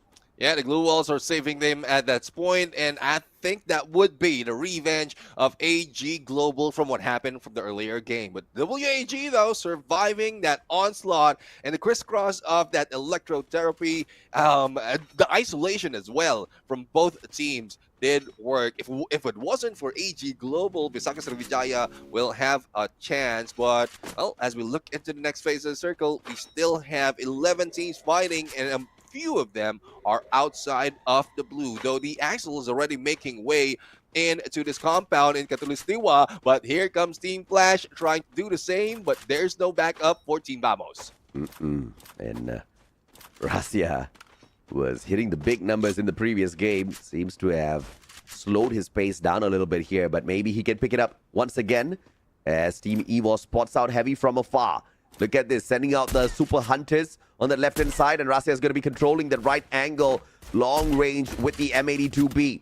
Aim God's going to get knocked down to the ground first as Heavy spots out Evos, and this is a big one. Mufasa now knocked down to the ground. Good glue walls pulled up. Mufasa back on his feet. Aim God on the left-hand side here, trying to just cut off the rotation. Rasia from the right-hand side, and Team Heavy is stuck in a very rough spot.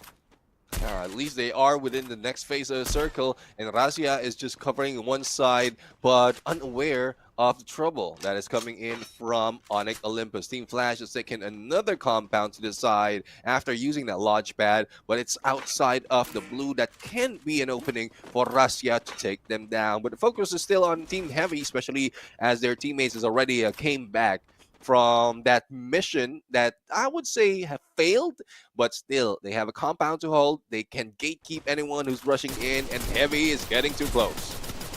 6 eliminations, and Rasia trying to make it 7. We'll find the connection with the M82B through those blue walls for sure, but WAG now being pressured by Vamos will back away. Riptide Rhythm breaking down their defenses, but not really putting the team at harm's way at all. Alan, grenade through the window! Oh! And they all jump on in. All thanks to that Steffi. That is just going to be inundated, but beautiful play coming through from Vamos. But as they hop on in, they're going to get flushed out. Krillin with the P90, and player after player, they shut down, wiping out Vamos in the 11th spot. And this is where WAG grabs their 4 elimination after the battle has been, or the elimination has been stolen by AG when they fought against Visaka Srivijaya. But outside of blue, 4 phase of the circle going to 5th, it will definitely hurt. It is not just a bite of an ant right now, it's a bite of a wolf. And let's see if they will be able to get in time, because there's no more place to go, especially with only a compound is taken by 2 teams, Onyx Olympus as well as Core Memory. Let's see if Onyx now can kind of just travel across here without being shot. Yes, they can. My goodness. Great layout of glue walls and maneuvering by Adam. And they do manage to conquer pretty much the center of this next safe zone. Alongside CRM, Expand joining the fray as well. Oh my lord, Neptune, 10 teams still alive, 33 players. This is way too small of a compound. And Nero getting the drop of nade onto Chinoy. Nobody picks the man up and he expires instantly. AEG doing battle up against PE as they try to find themselves a safer spot in this next circle. Yeah, not so much of a spot that can be taken, and AG Global squeezes themselves out in a corner of this compound. While PE Sports is very close on them, and it is Expand who's also putting a lot of pressure. AG Global feeling a little bit of wrath from PE Sports, and here comes the rush. And Steppy has been used as well so that they will not be naded. Du has fallen down. Barros will follow, and Stefa will try to put himself in this very small space just to make sure that they will not be eliminated first, after, or before Team Flash. But WAG has been taken out as well. And, well, in terms of placement, AG has got it. What's up with Vietnam, bro? We just lost 3 Vietnamese squads back to back to back. From Flash to WAG to GOW. But we've got one more, no, actually 2 more hope here, PE and Heavy. And look at Heavy, 13 points at this point of time. But EVOS is just absolutely outscaling everybody else, continuously picking up those eliminations. Now, this is going to be a little bit of a problem here. Look at Team Heavy outside this next circle. They need to somehow get around in here, but could be gate kept by 2 teams at the same time. Adrian with the treatment sniper of all things, knocking Russian down to the ground. Well, I was expecting that he will be treated, he will be healed at that point, but it doesn't work that way. But PE Sports will try to defend themselves against Team Expand, who's trying to block those windows out. So as the blue closes in, Team Heavy will be able to go and put some pressure against PE Sports right now, leaving Vamos, or rather Expand, a little bit safe. But on the other side, Onyx Olympus has been taken down. Now Nero with that M79 takedown against Heavy, and 8 eliminations in, make that 9, and finishing Heavy in this game. Yeah, PE and Heavy just ruining each other's chances at this booyah. And PE suffering the loss of 1 player in that scuffle up against Heavy. Thankfully, they did manage to pick up those 4 points for themselves. And now Monster Truck meta by the team of PE Sports. It's not going to be able to pick up speed in such a tight little corner, but maybe a couple of blue walls, or maybe knock out one of a prime player from your opponent's side. But it looks like we've got 1 flag each. We've got Indonesia, Vietnam, Malaysia, Thailand in this final circle, Nep. Yeah, it seems like Expand has a huge percentage at this point. Well, we have 1 knockdown at that game, and Evo's Divine just running through, trying to make sure that they have an opening and a shift up this circle. But with only 2 players, it will be tough. Riptide Rhythm just passed on across Cold Shield's shoulder, and he just runs away, trying to steal those eliminations, and Evo's Divine taken out.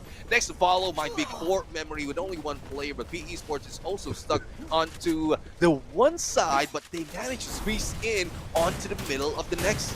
Balls, the superstar on the side of Expand this time round in the final circle. We'll be able to get the damage in, and now 2 more players on the side of PE Sports. Looks like we're going to get a bunch of uncles instead of Yunsul this time round. But now miracles still could happen here in a 2v4. LBT and Nero, they've got the right guns. The Groza as well as the M1014. But Waltz has got the M590. Nero, Trogon, turns the corner, and Waltz will be able to have the advantage against him.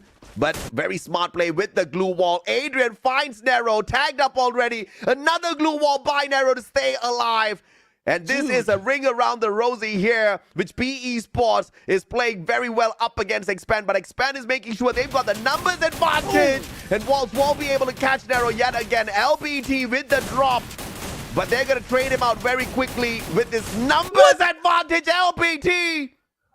Insane play, but Expand says no, as they claim the booyah for Malaysia.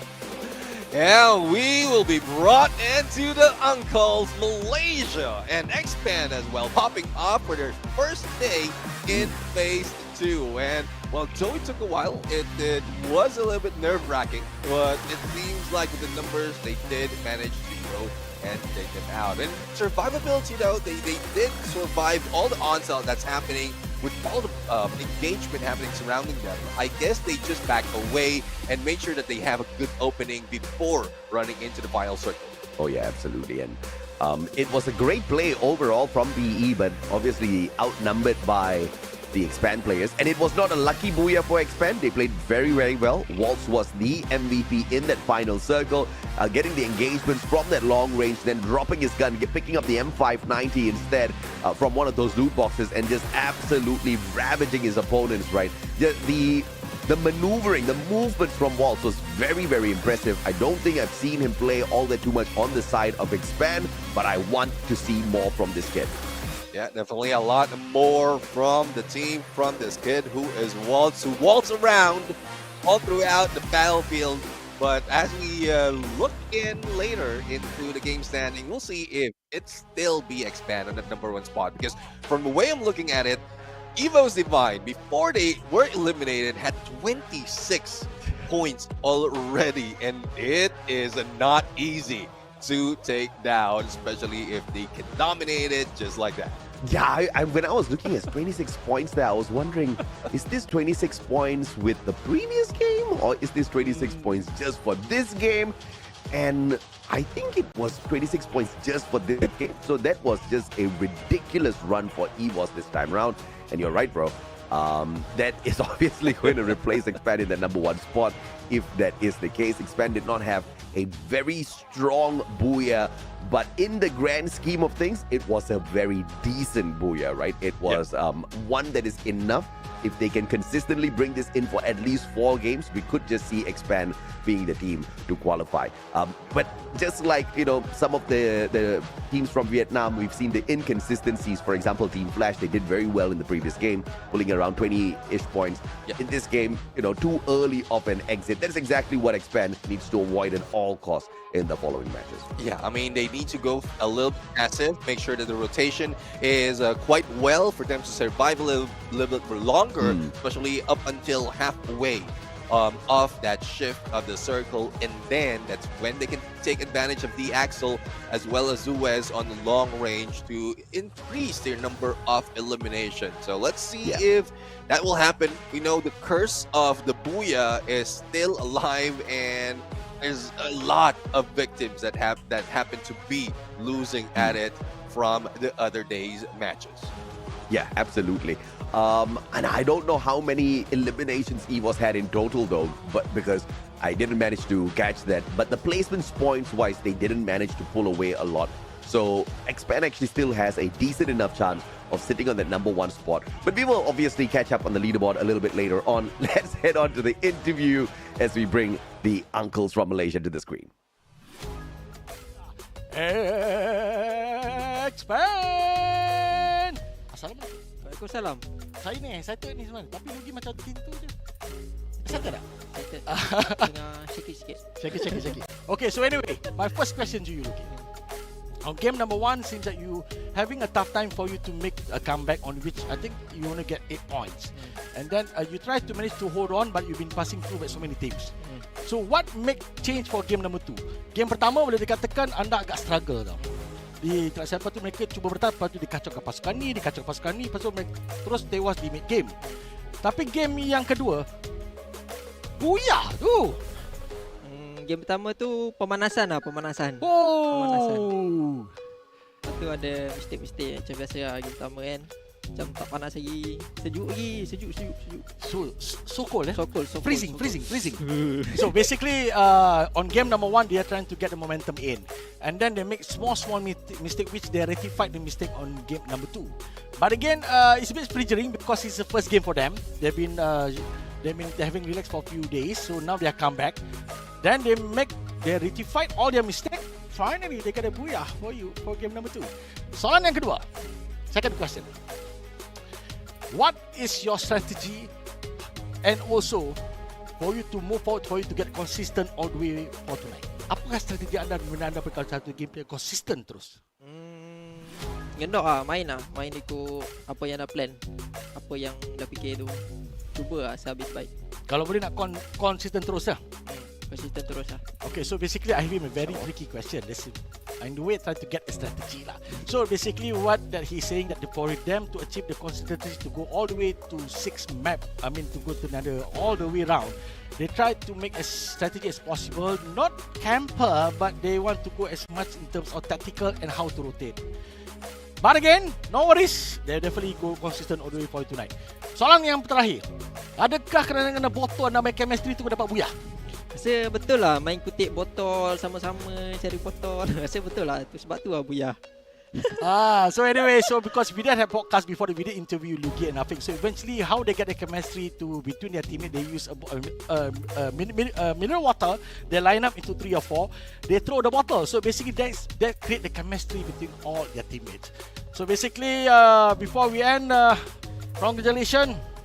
What a superb gameplay. Keep it up. Teruskan buyah untuk game seterusnya ya. Kalau buyah saya lompat terus terjun. Boleh.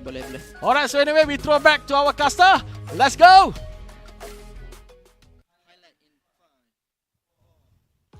Thank you very much, Uncle Shark and Loki. Well, definitely, I loved the questions out there as well as the answer.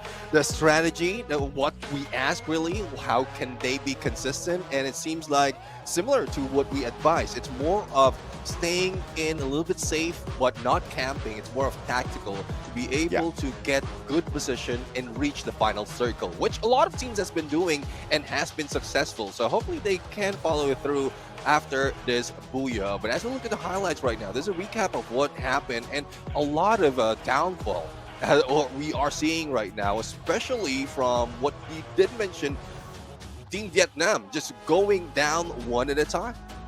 Yeah, absolutely, man. And, you know, it was a great match from Expand overall. Afiq, the MVP, M590, his gun of choice, 4 eliminations, 2,395 on the damage, 4 knockdowns in total, and he brings in the tanky psychic as well, right? He's got the Koda, he's got the Nairi, he's got the Kairos, he's got the J-Beams.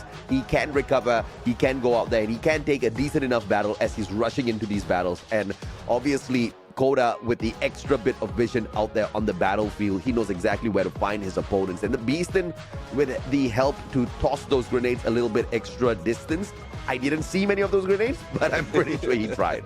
Yeah, he tried so much. But at this point, for Loki as a sniper of the team, pretty much a standard build, and good enough that we're seeing Oscar into the mix as well. So a potential rusher at this point for the name of Valz as well as Adrian. So let's see if that is one thing that, or Brian rather, one thing that they can do to their advantage. Because in terms of elimination, it's quite decent though, balancing it with the Booyah points that they have, and it will bring them 24 points.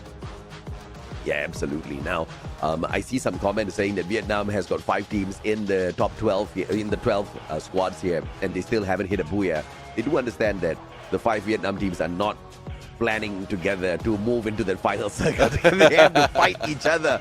But even though Vietnam does not get the Booyah, Vietnam still does get the highlight reel here. Nero for the eliminations, Lao Ho with the total damage overall. But of course, Afiq shows up once again with the total number of assists. Overall, it was a great game by Expand. Yeah. And like we said at the start of the day, right? It's anybody's match, game after game.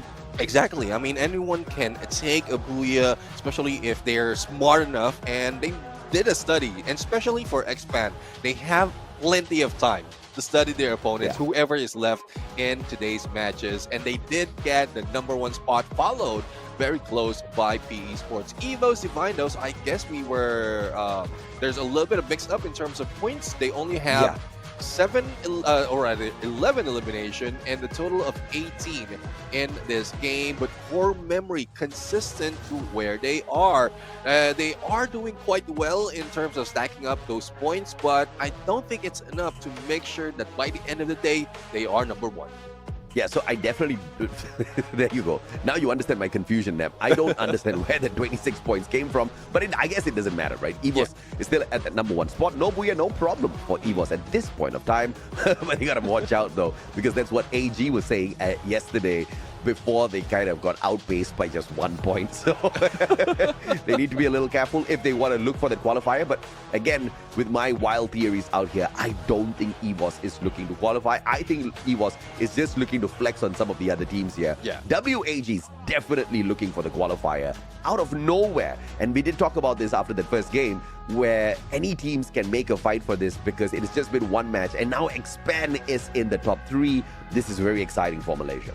Yeah, definitely. I mean, if their plan follows through, they might be able to sneak in onto that number 1 spot. But EVOS Divine, I do agree they might not be getting in for that number 1 spot. It's more of the challenge for the snipers that they're aiming to win. So let's see if that is the case. By the end, they still have 4 matches to go. We just ended 2, and you know how it is. We're going to go for a quick break. When we return, we have 2 more masks for another break. That would be Purgatory and Kalahari. So for those of you who are out there, survivors of all ages, don't go away. We'll be right back.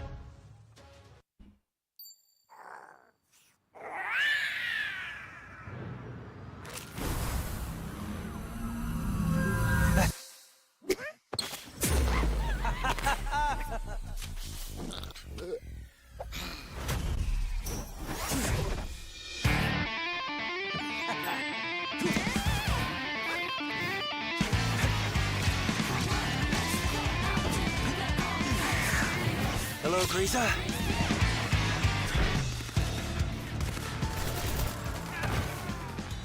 Still so impulsive. Don't rush, little guy. We have more important things to take care of.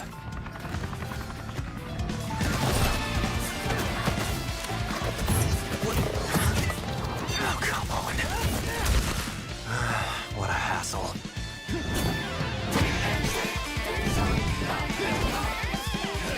Stop trying to look cool and help out already!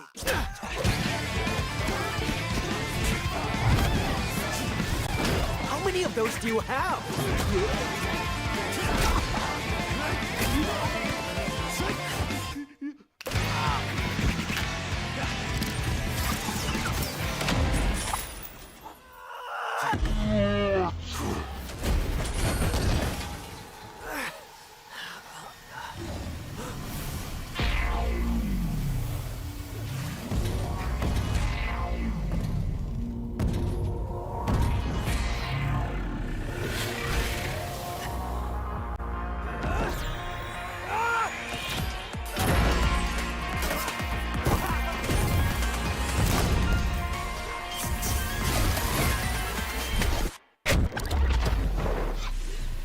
Okay. Time to save the day again!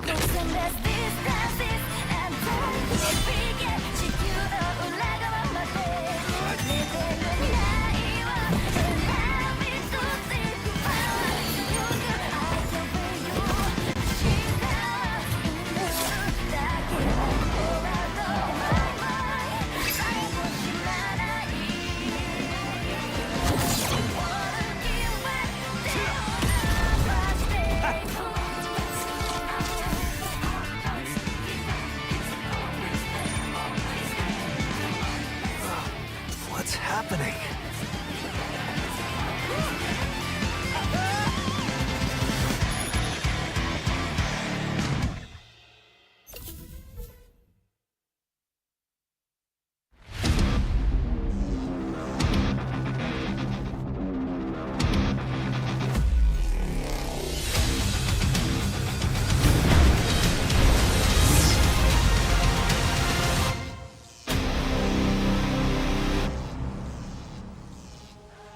Welcome back, survivors. This is the Free Fire World Series Southeast Asia 2025 Spring Season, powered by Red Bull, the official energy drink partner for both the spring and fall season for FFWS SEA 2025. Very happy to have them on board. My name is AJ. I'm the Mustachio, down here with my brother, Neptune the Gentleman Garcia. Your casters for the day. 2 matches have elapsed, 4 more to go. And it's anybody's game very, very clearly. Expand now in the top 3 as well. But as always, the question remains the same in a league, on a grand finals, which is the team that can bring out the consistency? Because we saw that being key for Bigatron yesterday. Yep. No booyahs at all until the final match, Nep. And then, of course, they walked away with the qualifier. That's what we need to see out of the teams here today.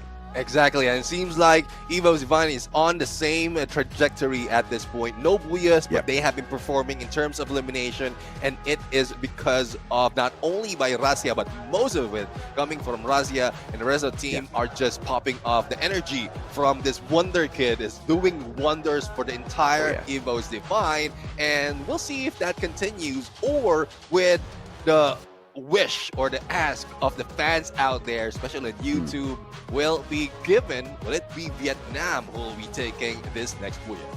Yeah, many parents will tell their kids, don't play video games, right? And I think that's such a big loss, because clearly this kid may have not been encouraged to play video games, but he was clearly allowed to play video games, and he has found such a miraculous level of mastery in a game of Free Fire. He's one of the youngest, if not the youngest player out there, and he's just capping all of his big brothers with the snipes.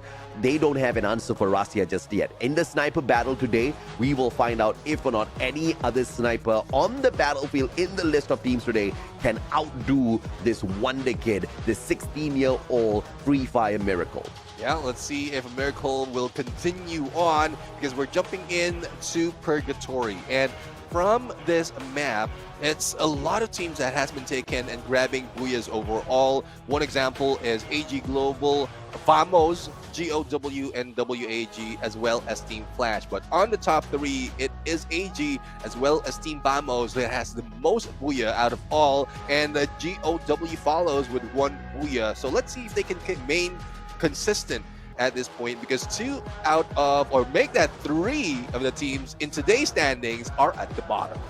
Yeah, absolutely. And of course, AG Global being at the top, maybe this is a sign that we're going to see a little bit of a comeback from the team, because we haven't seen a lot of AG at this point of time. They're sitting in the 9th spot with 16 points, which means average of 8 points per game.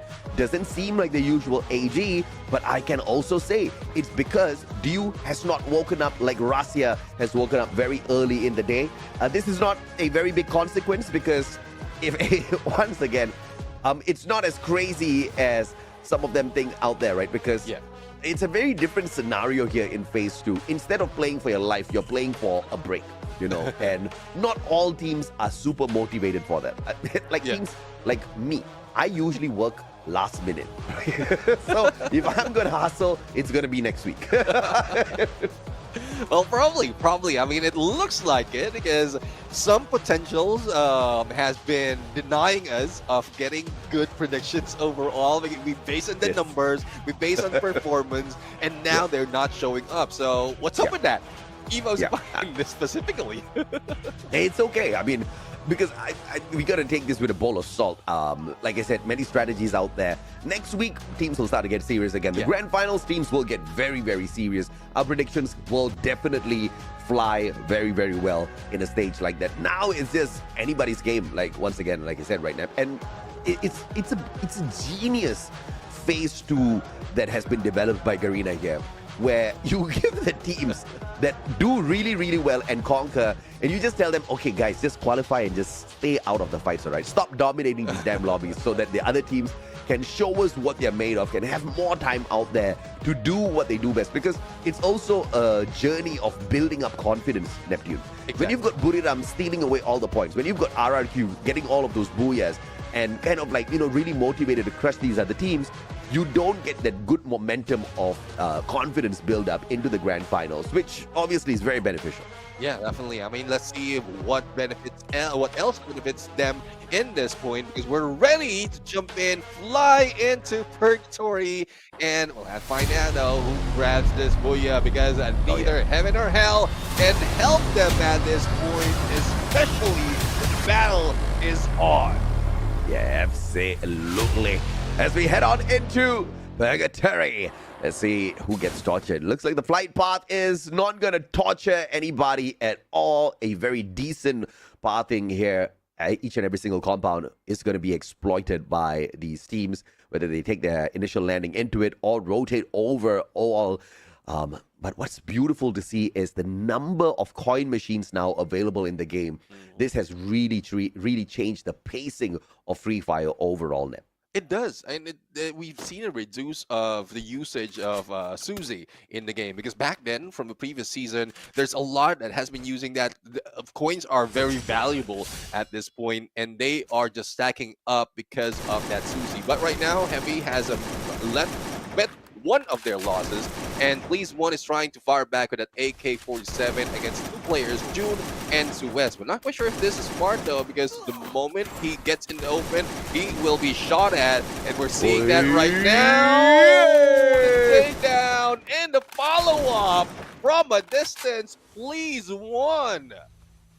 Well, this is just phenomenal. But now it seems like the recovery has been possible here for Vamos, and they shoot right back. PLS1 trying to get away and get nice dropping right beside Suez. This is not a great idea. I think Heavy miscalculated this fight, and Kabi joining the fight as well. But there is a potential that they might just be outnumbered here, unless, of course, we see PLS1 join this battle quick enough. Jun gonna get caught out, has got the AUG in hand, turns around, 180, and he doesn't get the shot. Kabi unable to find the connections as well. This is just an interesting engagement between the two. They're shooting like me. So you're June, I'm Suez at this point. So let's see. Let's see. Oh, almost being taken. Both of them has AUG in their hands, and a good tower as well to hold off and use as cover. But they are holding on well. But the only question is, where are the rest of the Vamos? A takedown against Mufasa, but quickly has been picked up. And onto the other side, we go into a more interesting fight. It is Core Memory going against Visakis Sriwijaya and GOW into the mix. We really need to practice those headshots, Snap. These players make it look so damn easy, man. Scardu's going to rush on in there with a Mag 7, get another point for the side of Visakis Sriwijaya as they continue to hunt down GOW. And so coincidentally, CRM is in the compound as well. And this is just not turning out well for either one of these teams from Vietnam or Thailand, as they bump into a very aggressive Indonesian team in Visakis Sriwijaya early on.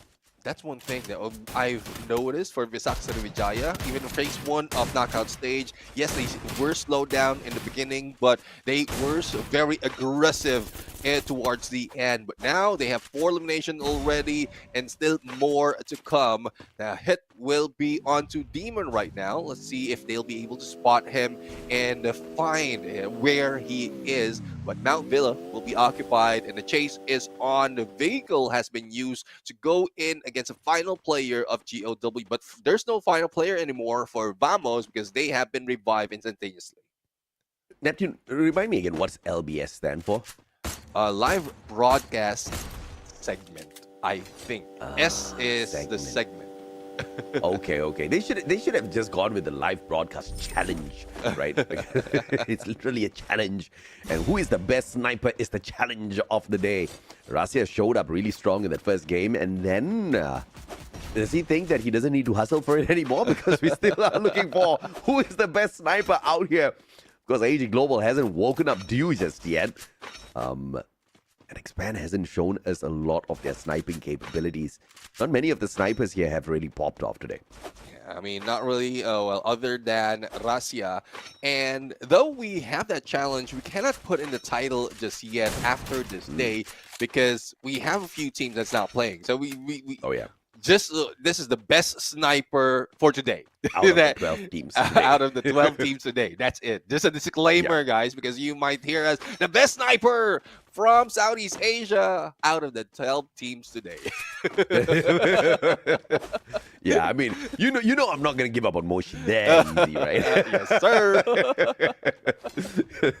Of course, I was thinking about that. I was thinking about that. Like, if we put in the title, the best sniper, then we'll leave out a few more from those who already qualified. But let's see if Duke can bring that title to himself, especially with the AC-80. But you need consecutive hits to ensure a knockdown using this weapon. Let's see if he can make a little bit of a difference here in the fight up against Adrian. Oh, missing the first shot. AC-80. Rate of fire is not great on this gun. I don't use it because I just get shot down all the time. But in the hands of Dew, This is a game changer, and we were just talking about the snipers, so let's see what Dew and Cypher will be able to do. We see Barros with a marksman as well. I don't think he's going to be included in this challenge, but it looks like this is about to become a party as the fight between AG and Onyx here continues. Vamos just in the horizon, making their approach to the spot as well. And obviously, such open grounds, other teams, other snipers will be looking to interfere. Yeah, I mean, what worries me at this point between the two teams are they're wasting a lot of resources, trying to treat it as if it's a final circle. The rotation, the ring around Rosie, but Barros has gone down with XM8, and Chinoy managed to take down Adrian, but it's still a knockout challenge against these two teams. Cypher now being tagged by Adam, and Wings right now with Riptide Rhythm, but Adam goes down. Now Barros and View still alive and due for the pickup. Wings will try to do so, but up close with the Bison, this might be it. Onyx Olympus taken down. A beautiful play coming on through here. And Onyx just kind of a little bit of a misstep, but thankfully the whole team is not eliminated just yet, and it's still fairly early in the game for a recovery play from the Indonesian squad. So we'll have to catch up with that. And thankfully, no third-party interference here on that AG fight, so they get to just claim those points of Onyx. The Saka Srivijaya, on the other hand, dealing with Get Nice, the Max 7, hitting like a truck. And the combo wombo will get Nice and squad 2 easy points. Yeah, Obey right now being tagged and being chased by PLS1 as Joel tries to do the same, and the rest of the teams will get back into the vehicle and for Visaka Srivijaya using the launch pad, but I don't think Joel has access to it just yet. In the moment he gets there, he might be shut down from above, so he just managed to go and get into the corner, try to fight against the MP90, that MP590 that we have right now, and let's see if he can fight back because the numbers disadvantage is on him, and there goes heavy with their fit. The MP5 and the M590 has got your tongue in a twist. If we had an MP590, bro, I will run, okay? There is no way I am fighting against an SMG that hits hard like the M590.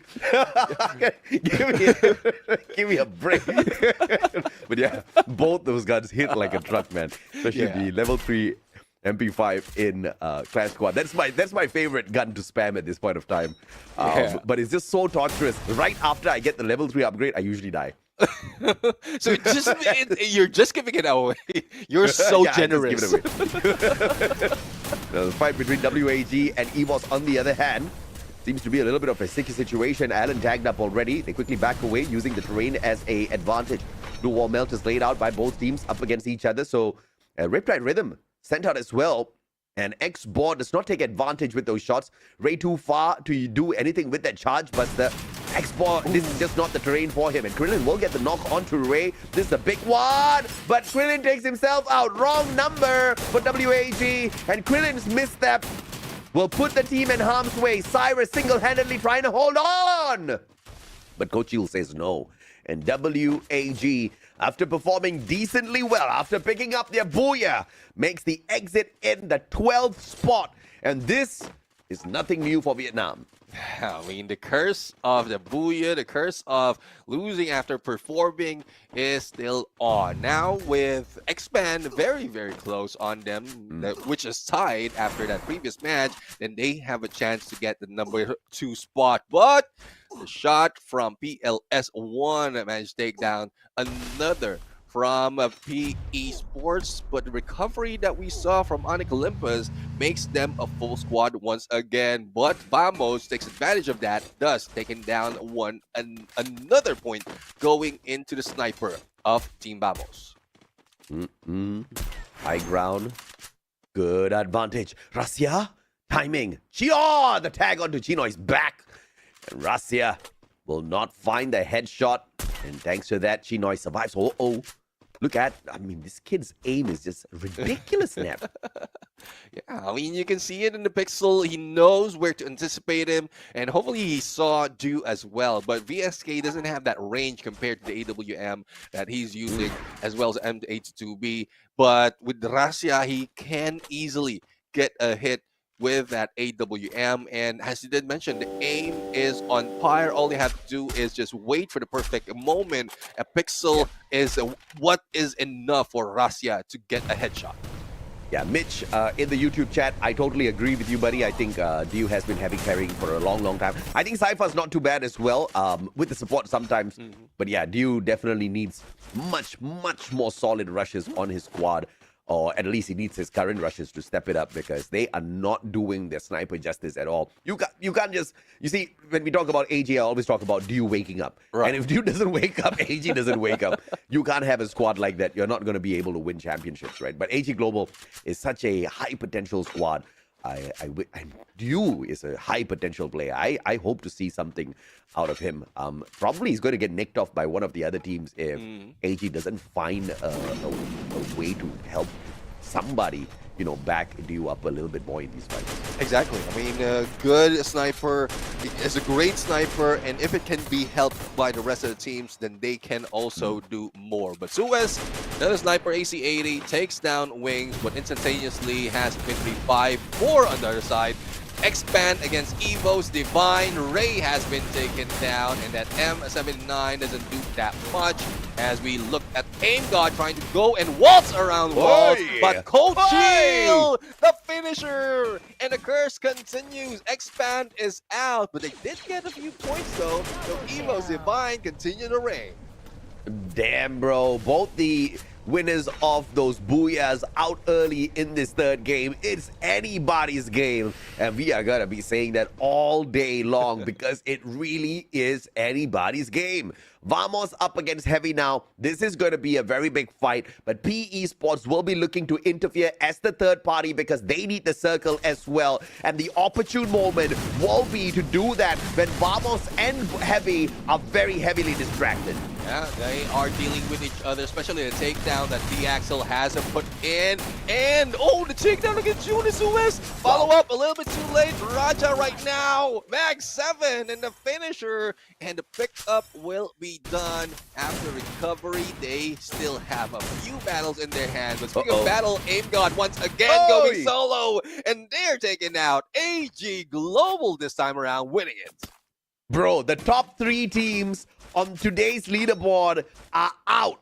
It's anybody's game out there. That's what we're talking about now. AG Global looking for the victory. Dew with the VSK has got that great vantage point to play with, but GOW with the instant recovery coming on through as well with those glue walls. Very well played. Glue wall melters laid out here by AG Global's Barros right down below, but I don't think they're going to try to engage with GOW just yet because AG can use this vantage point to hit hard up against Visaka Srivijaya on the opposite side of the battlefield. Yeah, let's see if they can do that, but I think they want to deal with a few more that's very close. They don't want to backstab. The moment that they flank against AG Global, then it would spell trouble for them. But there you have it. GOW will be taken out. We're down to 6 teams already, and they can focus on Visaka Srivijaya at this point. For Team Vamos, they are very, very close against PE Sports after the engagement, and the Axel has gone down.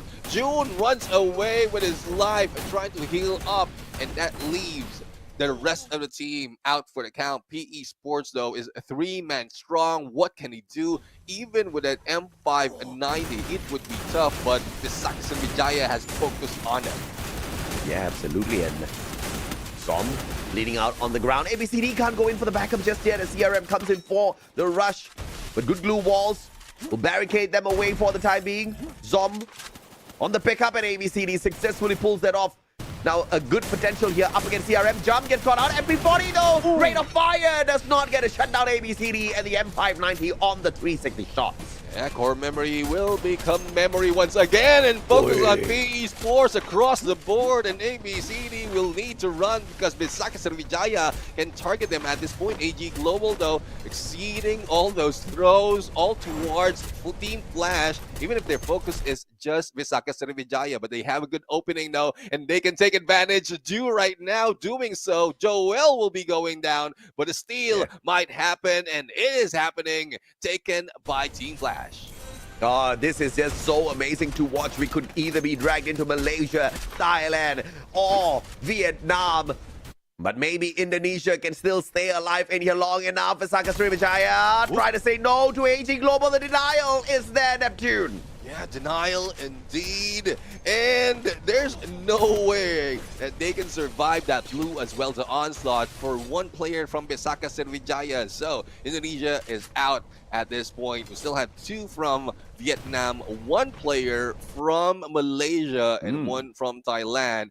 It's tough though. It looks like we will be back to Yoon Sul to interview either Team Flash or PE Sport. But I'm just surprised on how PE Sport survived that.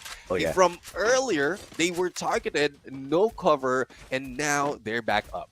I mean, you can see these boys, medkids, are on their side, but now the circle. Gonna play that pressure. Jun could very easily hop into that monster truck, but problem is it's facing upwards, uphill. And the pickup on the monster truck itself is very painful to deal with. Uphill is just gonna be so torturous. But Jun making sure he takes that U-turn, and he manages to go downhill instead.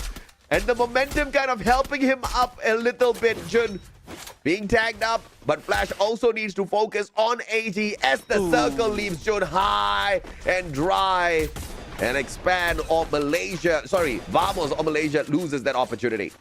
Zoo still alive as Liver Health managed to go for the takedown, but the backstab from yeah. ABCD will count him down. Now we have LBG trying to survive, but everyone is surrounding. And Team Flash win the Booyah for the day. Back to Vietnam we go.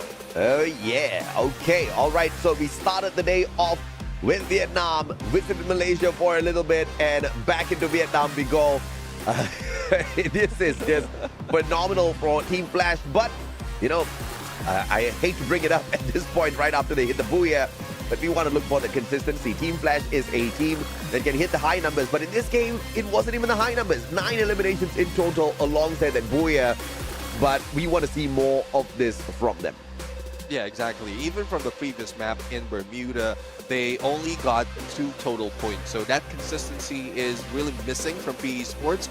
It's not as if there's a lot of risk if you go in and take it passive in the games. So you need to, they need to be tactical though. They need to be tactical. But speaking of tactical, Expand, we didn't see them that much, but earlier they have been taken down. So I guess they went into passive from that game.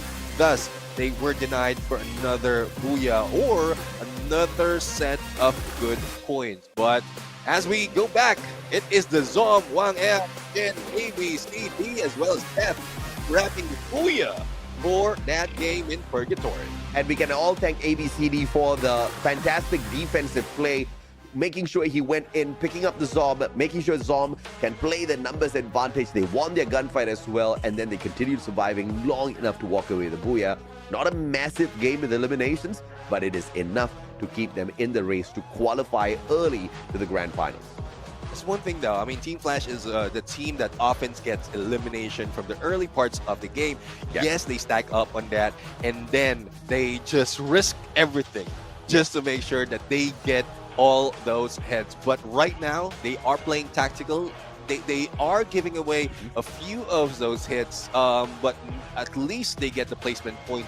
If they get used to getting into the final circle, getting Booyahs overall, then they can just switch it up, combine it with their aggression, and then it will bring them with as much point as what we've seen before.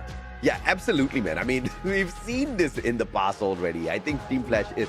At one point, I was really in love with Team Flash. I was really hyping them up. But, you know, Team Flash has broken my heart many times in the past, all right? Team Flash has disappointed me many times in the past. And if they want me to fall in love with them again, we need to see them go crazy. We need to see, you know, one decent season where they don't drop the ball and they keep bringing it on game after game after game. They've got the quality, they've got the experience, they've got the right backing behind them, but they just haven't been able to show this to us back to back. I mean, and I don't blame them. Look at WAG, bro. Booyah and then out. It's just the curse, unfortunately, that Vietnam has had to deal with for a long time. Now we are on standby for the interview as well, I believe, with Yoon Sul shortly. Ladies and gentlemen, boys and girls, we know you guys have been waiting for this as well, even though we already saw her once again today. We'll send you over to Yoon Sul and be back with you in a bit. Hello everybody, welcome to our interview after the match and congratulations to Team Flash for finally having our first booyah in today's match. So, hello Deb from Team Flash. So let's jump into our questions immediately. How do you feel about since you're having your first booyah in today's match? And what is the thing that boosts you guys to have this booyah? Besides having the finals ticket, is it the motivation from something or someone?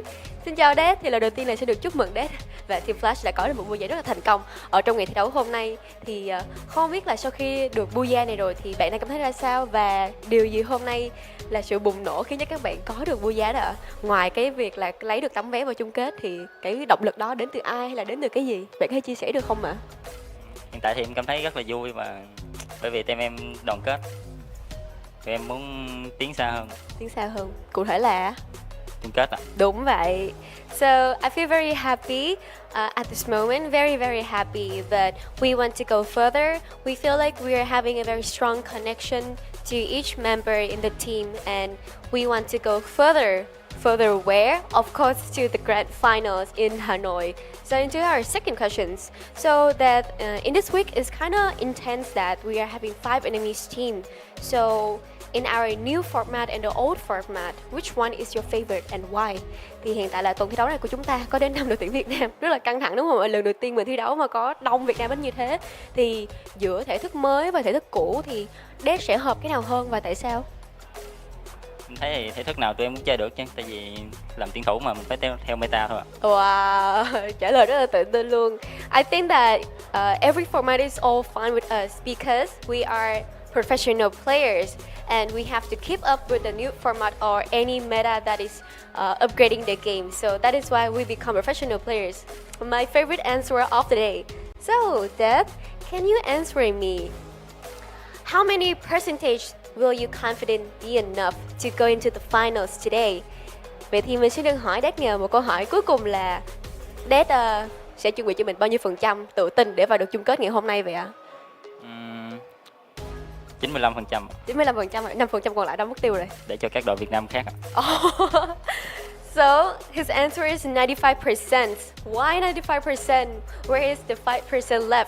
He said that 5% left is leaving for other Vietnamese team.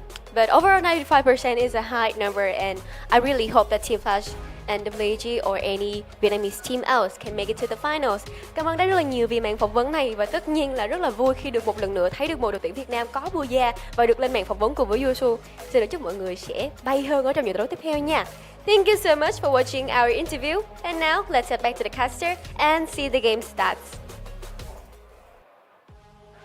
Thank you very much, Yoon Sul, as well as Team Flash, 95%. That is a chance that they will be getting that number 1 spot, but there's still that 5%, or it could grow later on. Because as we know it, for a lot of teams out here, you get the booyah, you bomb out. If that happens at this point for Team Flash, they might be taken out of the top spot regardless of how big they made it for the first 3 games.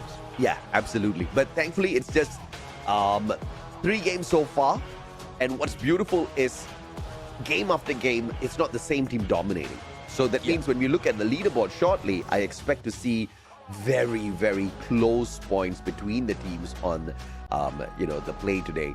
And, game after game, you're going to see major shifts happening in the leaderboard, right? And we are going to potentially be guessing exactly who's going to be making the qualification all the way down to the 6th game.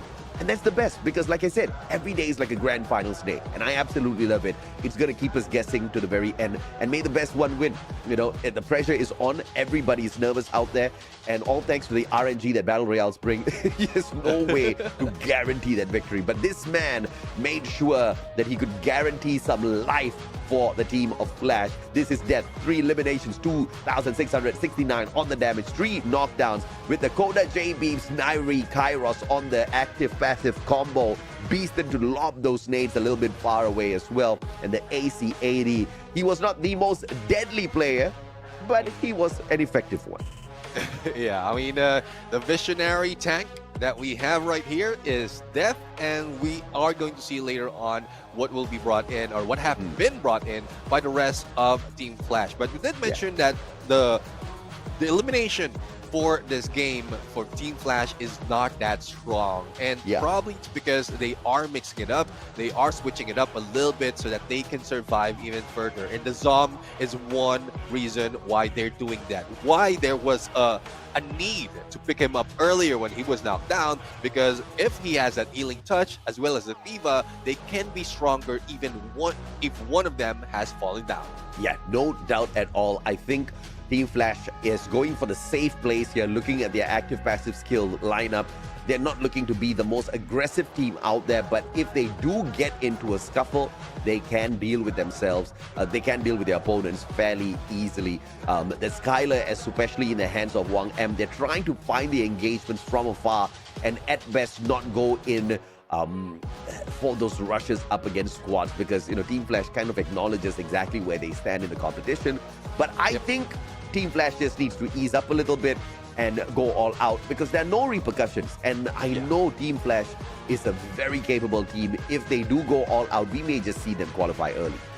Exactly. And well, as a total, in terms of, if my math is mathing well, this is a total of 9 elimination at this point. That was a little plus slow. it's not mathing that well. My math is not mathing.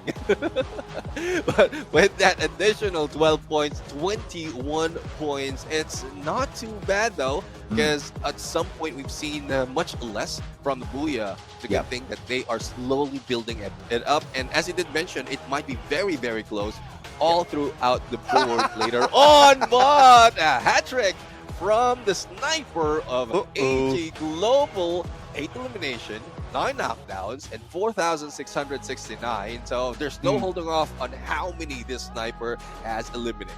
Bro, I mean, 8 eliminations in this game alone? Now we've got a fight on our hands. Dew has waken up. AG Global will be looking for those points, but that also means EVOS is going to go a little bit crazy, because Rasya wants to win the sniper battle for the Indonesian region. So this is going to be a really tight one. Let's take a look at the game standings here. 21 points in total for Team Flash with a Booyah and 9 eliminations. AG Global with a total of 13 and 8 placement points gets a total of 21 to equalize. But of course, the tiebreaker with the Booyah will keep Team Flash in that number 1 spot. Visaka Sriwijaya a little too aggressive at this point with 10 elimination and 6 on the placement. And the same goes with Team Vamos.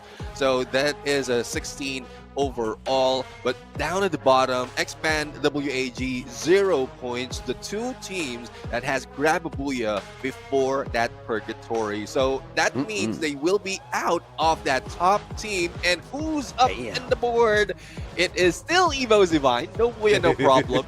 Very close to them is Team Flash. A good movement up, and as well as AG Global. But looking at the numbers, this is quite quicker.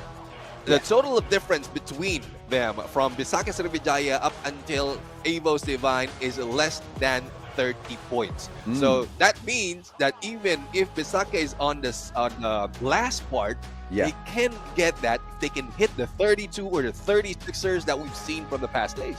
Yeah, I mean, exactly right. Just one good game and one, if you are Visaka Sriwijaya, you need a phenomenal game, right? Yeah. You can be in the number 1 spot in the very next match. And that's the beauty of today. That's the beauty of Phase 2. Every day is a grand finals. Every day, teams, it's all about how far you want to go, how much you want to give in these games, and how much do the gods of RNG love your brand. Because if you are granted the right weapons at the start of the day, you're going to be able to conquer your games. And one of the best weapons that you can put into your hands as of this point of time is the Samsung Galaxy S25 Ultra. It comes with the next-gen Snapdragon 8 Elite Galaxy processor featuring an enhanced Vulkan engine and improved ray tracing technology.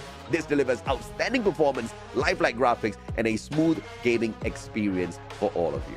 Definitely the powerful AI capabilities of this phone, as well as its top-tier performance, makes it the ultimate weapon, as AJ mentioned, for professional gamers. And that's what Death mentioned earlier. They are professionals. So this is what they use as their device in these battles. So hopefully you get yours too, because AJ's already thinking about that. He managed to used and experienced that already, but I think for the wife it might take some time because the same goes for me. Maybe once I get paid for this job, I'll go get myself. Maybe Samsung wants to sponsor the mustache. But okay, wait. All right, let's segue into the YouTube chat here a little bit. I'm curious exactly who is here from which nation. Obviously, we've got a lot of Vietnamese people in the YouTube chat today. Can I see some flags? Send me your flag. If you're from Vietnam, send me the Vietnam flag. If you are from Malaysia, if you are from Thailand, if you are from India, if you're from wherever in the world, send your flag in the YouTube chat right now. Yeah, if you're from Brazil, if you are a Brazil scout, checking out what Southeast Asia can drop your flag, bro. Let us know who we should ban. Definitely. We'll have to see. I mean, it just keeps popping off, and well, we are just letting it be for the moment. But right now, a lot of fans out there has been waiting what the next map is, who will be getting that next Booyah, and now we will be brought into Kalahari. Now this is, at this point in time, Evos, no Booyah, and still number one. They're living up to this name at this map. Now for WAG and Heavy, well, they need to do a little bit more work because especially if you're losing those battles after a very successful one, you will need to do a lot of thinking. Yeah, absolutely, no doubt at all. They'll definitely need to do a lot of thinking. But we are seeing those flags pour in here as well. We've got an international audience for sure. We've even got Italy in here. We have definitely got Thailand. We have got India. We have got Vietnam. We've got Malaysia. We've got everybody in the house, all enjoying a good game of Free Fire. The main reason why I wanted to see the flags is because all of a sudden chat started going wild, talking about which region is better than the other. Bro, we don't care, bro. All right, we don't care. You are here not just for your own nation. You are here for a good game of Free Fire, all right? We are all here together because we have one love. And that love is not for the flag alone. That love is for one brand, and that is Garena Free Fire. This game is phenomenal. You and I have been ranking too many times in a day. And I think Delena, so yesterday I surpassed Delena in ranks. And then I opened it right after broadcast and I'm like, hey, wait a minute. She beat my rank again. I went in just enough so I can be 2 ranks higher than her. And only then did I go to sleep, nephew. Try to make sure that they get to master before you do so. But we're going to jump in right now in Kalahari. And we are going to see the next match. This is game number 4, baby. Oh, yeah. And we're excited to see who will grab that Booyah, whether it's coming from Indonesia, Vietnam, Thailand, or Malaysia. They have to prove it to us that they deserve it. Absolutely. And of course, they got to hustle as well. The snipers got to pop off as well. We want to see all that magic out here today for sure. Who's going to be able to deliver it, as the flight path seems as fancy as ever, kind of skewed down towards the bottom a little bit. Obviously, Old Hampton is going to be a little bit of a tough chore to get to, but it's not an impossible fact as Team Flash heads straight towards Bayfront and Shrines.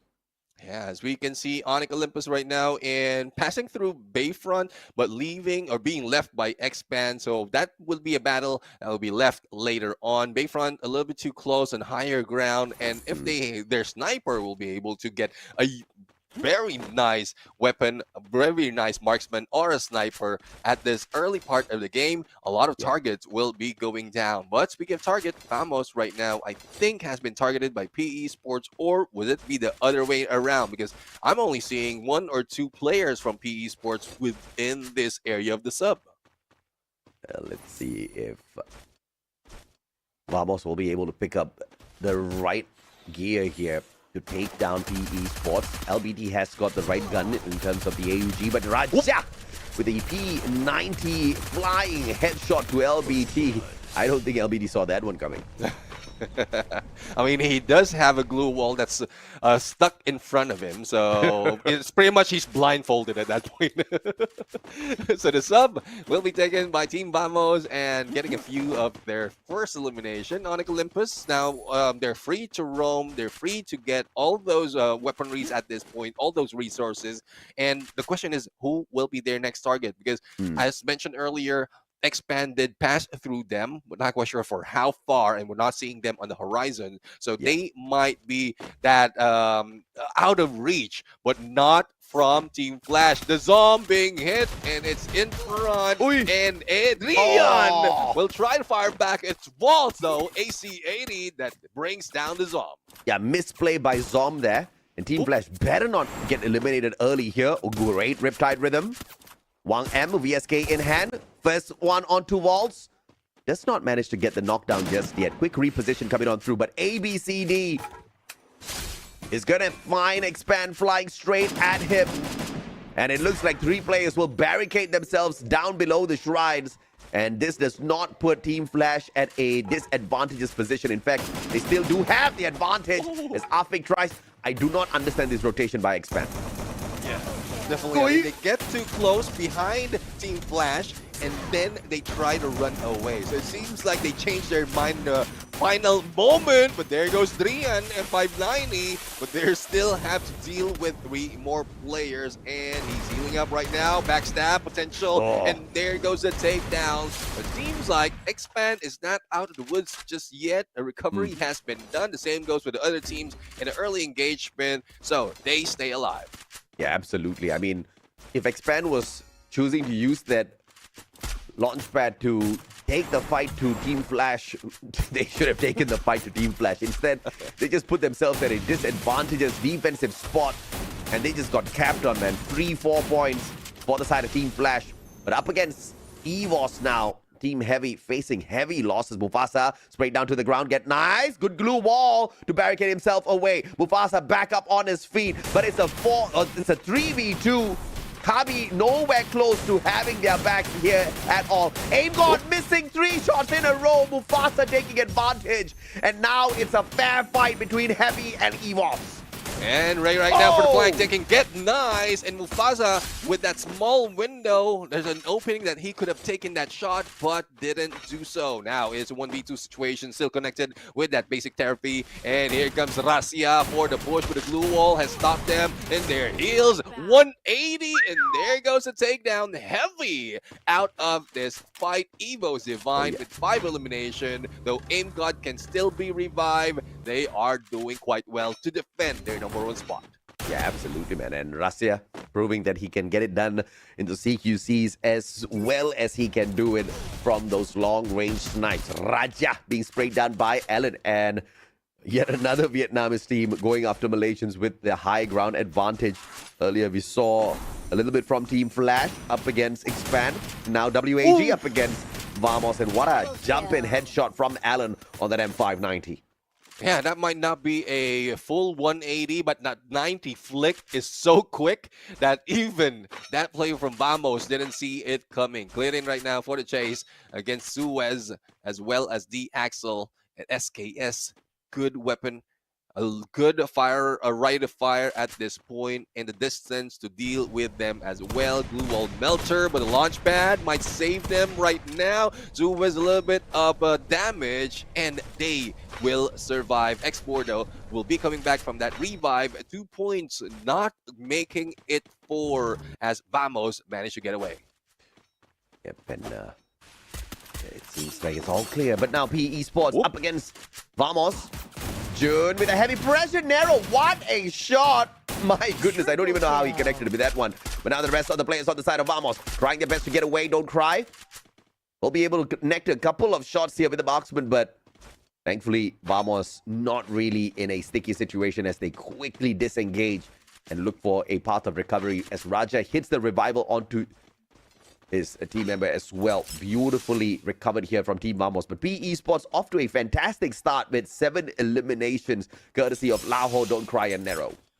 Yeah, that's one thing now. I mean, they have been pushed down to the 4th place, and they want to catch up. And in between them and Vamos is not too far. It is just 13 points, and they're already halfway. But we've seen Evo's Divine really doing so much as well. So that will be a long chase towards the end. And you might see another disappointing finish at this point. Probably just 1 point, probably a tie, probably a booyah will change that game. So it's very, very close between everyone, especially as we are only on map number 4. Yeah, absolutely, man. It's gonna be a little bit of a party here soon enough, but thankfully there is. Oh, Sonic does not want to stay and say hello to Team Flash, who were very flashy earlier on. I thought we were going to find another Clash Squad engagement. Let's see though. Let's see later on. There's still a lot of areas in Kalahari that Clash Squad has been played, and this is one more Santa Catarina. I'm getting that right now. But Evo Divine doesn't want to choose to fight here. 3 additional points coming from Russia at this point. They spot or try to spot whoever is in confinement with the binoculars, and they can't get away. But for Expand, they are moving in a little bit too close against Core Memory. And Valtz will be waltzing in for the flank, but I think he turned his back in not a good timing. And Loki has been taken down. Not sure where that's coming from, but Expand will be at a loss. Adrian will try to run away. Cougar, as well as another one for Core Memory, will try to go for the chase, but he diverted his position and he managed to move out. 2 points already for Team Expand, and Luki fell down as the blue will be closing in. It's a game where Expand has been put on the back foot quite a number of times already, and it looks like it's going to continue as CRM. Now that Koda has been popped as their positions are given away, CRM flanking around. And this should be a disadvantageous thing for the team of Expand here, but Waltz with the level 3 M1014 should be able to really hold the ground for himself here. I mean, that's one of my favorites, especially on Clash Squad. But Afik is the one who goes down for a Drogon. Pickup is being done, but there goes a hit from Dawn from behind. Only 2 remains for Team Expand, and Drian with the Bison will be rushed in by 2. Instantaneous takedown by Dian, and Luki, the survivor that has been revived, will need to do it for the rest of the team. Let's see if or not Visaka Sriwijaya can get a catch on their Indonesian brothers. Onyx Olympus at this point, they've got that low ground disadvantage. And if they jump up, Vamos is going to start shooting at them. So Visaka Sriwijaya really needs to think of their positional play here. But they cannot continue to stay at the very edge of this ledge, because Flash will be heading on in as well. And that's not going to be good for business here if the squad is looking for points. Let's see though if that will happen for Visaka Sriwijaya, and that ledge as well as the elevation that has been taken makes it difficult for Visaka Sriwijaya to be that aggressive. So I think they will be moving away, saving up, already have saved up on the launch pad that they can use. But Team Flash is already waiting at Bayfront, waiting for who's coming in, whether it's Evo's, but Expand eliminated with only 2 points. Another early out for the team from Malaysia. Yeah, that's unfortunate for the Malaysian side. Expand just 2 points in their pocket. So now a total of 35. And because of how close the teams are to each other, obviously just the 2 points will make a difference, but the rest of the teams are still alive here, and that is the predicament here for Expand.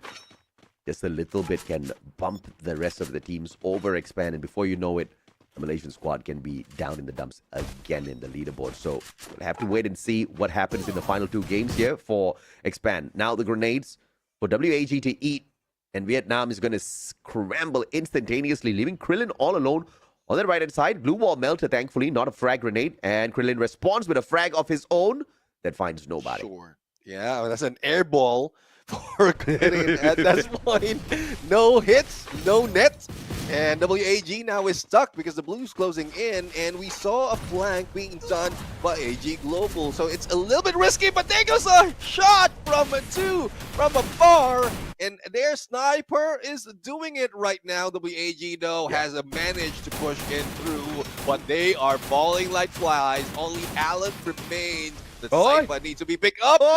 Guns was doing work on AG Global from afar, and the pickup though will be successful, and it is Alan who will be in trouble. Oh, damn, bro. If Alan had the coda on him, this would have been so different. He would have been able to see two players literally crawling around on the ground after being knocked and the revival, the pickup coming on through. He could have taken advantage with the shotgun, but now he's going to get tagged up with a sliver of health, 12 HP left on him. Ooh. But of course, Dew is going to deny him that survival. Riptide Rhythm and the follow-up with the M82B to end the run for WAG in this fourth game. Yeah, WAG out. AG Global is with only 12 points to chase against Evo's Divine before this day. For Team Vamos, they are in a similar situation that Visaka Sriwijaya was, and now is gatekeeping them. But the trouble is they don't have that much cover here as well, and they have PE Sports on the side. So they have used that trigger discipline, or lost that trigger discipline, and it's now stuck into this area, everything being thrown together with a kitchen sink just to make sure that they don't flank against PE Sports. Yeah, absolutely. And Vamos has got a opportunity here to take the fight straight at them, but they choose the circle instead. Brilliant play from the Malaysian squad. And this is going to keep them alive a little bit longer, but Wings finding Raja from afar. Axel knocked down to the ground as well. This is a little bit of a predicament that's unexpected for Team Vamos here. And PE Sports now joining them in the circle as well. So Vamos can't really step out. Suez needs to save Raja somehow. Let's see if they can save Raja, because the Blues closing in or probably taking them out, and Raja will be out. And that is snipe coming from Lao Ho. AG Global, though, in the same position as they were, or Vamos as well as Visaka are, but they have a more advantageous position to take with. And do manage to take down Obey already. Hook gun to move up to finish them off. And Do is making work for elimination already. It's now healing up, and the rest is up there on the top of this hill. So they just need to flank, move away, but who's on their side? It's Evo's Divine. Absolutely, and Evo's still alive in here means that, as we talk about them, AG Global just wants to show us that we've got our eyes on you, baby. We know you're there. But unfortunately, that does not result in a knock. And that also means that Rasya can pick up more points for himself in this battle up against Dew, as they both look for the best sniper of the day title. Yeah, Evo's Divine not only has to deal with AG Global, but also the flank coming from GOW. But AG Global is now on the rooftop of this building above PE Sports. So why not go above if you cannot get in? That is a mindset of AG right now. And it makes sure that they will not be targeted. But Barros is a little bit too quick getting information from Do that there's someone challenging them. And this is tough, though. The moment they engage with Evo's Divine or vice versa, another team will be coming in. That might be a loss for AG Global. Yeah, absolutely. And he was getting the knock from afar, but that does not convert into an elimination onto GOW just yet. Dew finding Suez. That's going to be a sneaky kill coming through from Dew. And that is point number 5 for him to look for the sniper of the day title. Onyx now going to be pressured by the circle as they quickly reposition, looking for the backs of PE. Visaka Sriwijaya chasing down PE. What a glue wall melter tossed out here by PE. Wrong team they aim for, though. Visaka Sriwijaya still do have an opportunity to get them in shoot with the reposition, with the hook gun over the players. But Wui won't find him, and GOW ends Vamos from across. Almost, but AG Global being taken down as well. As quickly as that, a lot of engagement happening, and the shift is about to happen. It's Evo's Divine that has advantage. They do have a lot of points already at this point, and Visaka Sriwijaya will be taken out. Final 4 team remaining. Onyx Olympus, 3 elimination to their side as they wait for their opportunity. But Evo's Divine, no waiting overall. They want to clean house. They want to take out the Hedgehog as a Tigers is on fire. Yeah, Conchita versus Yunsol, baby. Which host do we get from this victory? Reposition here from the side of GOW. Demon, treatment sniper push. And this was a deadly split coming through from the side of GOW. Not deadly for the opposite team, but for themselves. as the sniper was left all alone, and he was instantly taking advantage of that. 16 points already through eliminations. EVOS has been conquering this lobby, and they're looking for a total of 19 before they wrap things up to the Booyah. And it looks like we will not have to wait and enjoy the EVOS domination on week 6. It looks like we get that domination right here, right now, as Indonesia secures the Booyah. Finally a booyah for the team after 4 matches, but they maintain their #1 spot. So we saw the excitement coming from Rasia as well, and it seems like we get to hear from the kid himself, the Wonder Kid himself, because he just showed up from the beginning of the day up until the end. The team might not be getting consistent in terms of number of points, but they are consistently taking that #1 spot, giving away the scramble to the rest of the teams for today. Yeah, no doubt at all. I think this was a amazing game for the squad. And Rasia didn't really go in for those sniper eliminations towards the end. It was mostly the M590, so I'm not too sure about the sniper battle here that could be won, but maybe just stolen away by Dew at the end of the day. AG Global's Dew has been fiery for sure, and a majority of those were all just long shots out of Dew. Yeah, I mean, that's one thing. I mean, Dew really can do it at that point from long-range engagement, but we'll have to see, though, how the follow-through is. We pointed it out already. He always takes the distance. He pulls away from the rest of the team, though he does have one backup. Some point use a sniper as well, a marksman, but the follow-through doesn't come in that quickly compared to what we've seen other teams do. The moment one knock is happening, they already rush in. That leaves Dew behind, and at some point, if he goes down, it leaves the rest of the team out in the open as well. So it's a risky play of what AG Global is doing right now, but hopefully they can fix that towards the end of this day. Yeah, and GOW had a really strong chance of bringing the camera over Yunsol as well, but making the mistake of sending their sniper towards the right-hand side flank, knowing well and true that there was a squad there, and did not miss that opportunity at all. They're like, one player? Okay, we will counter it with 2 players. Both of them go in there for the rush. M590. And this is what, is the threatening factor of EVOS. Yes, they have got Rasia, who's a super sniper, but they also have a 4-man M590 CQC warfare engaging super squad, all right? They were just cleaning house. And this is not even the best version of EVOS just yet. And I think everybody needs to fear that. Yeah, definitely. I mean, there was a day wherein they grabbed 4, if not 5 Booyah within a day, and that is tough, really, to go against with. But let's hear what EVOS Divine has to say, and also welcome back Conchita Caroline as our host and interviewer. All right. Thank you, casters, survivors. 4th game of the day, and we finally got it. We got the Booyah! Congratulations, EVOS Divine. I'm here with Ray, and as per usual, we're gonna have a bit of a talk.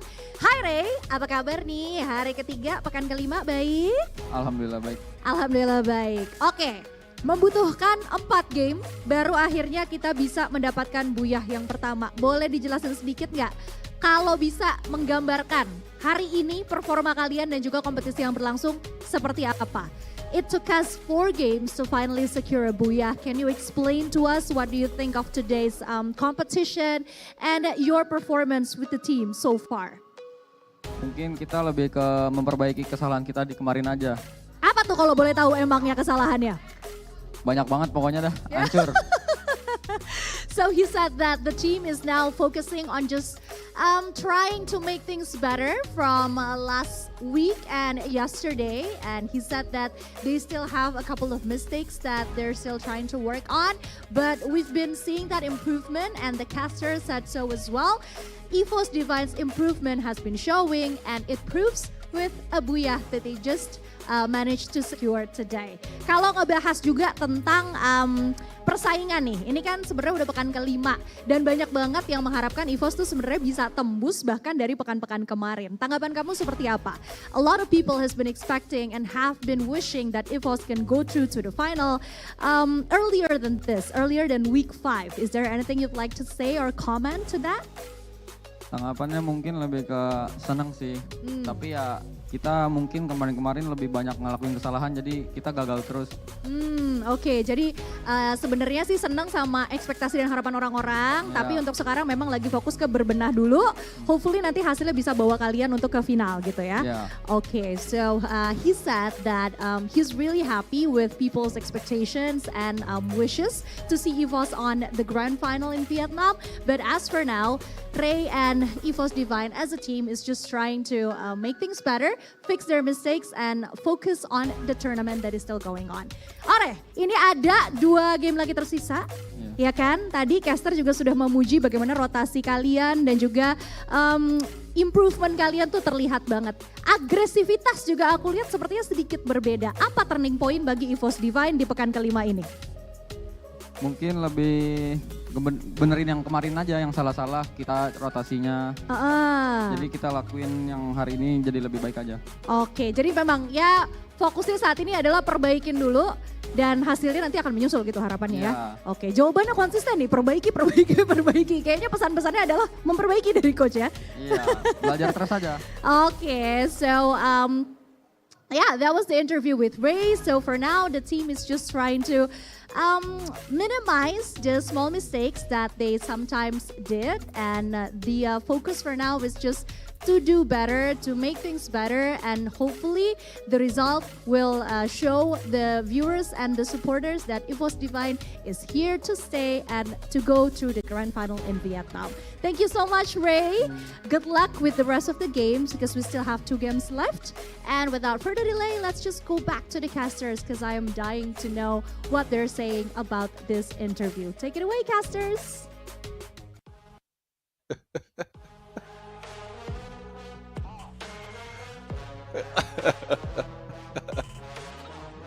Yeah.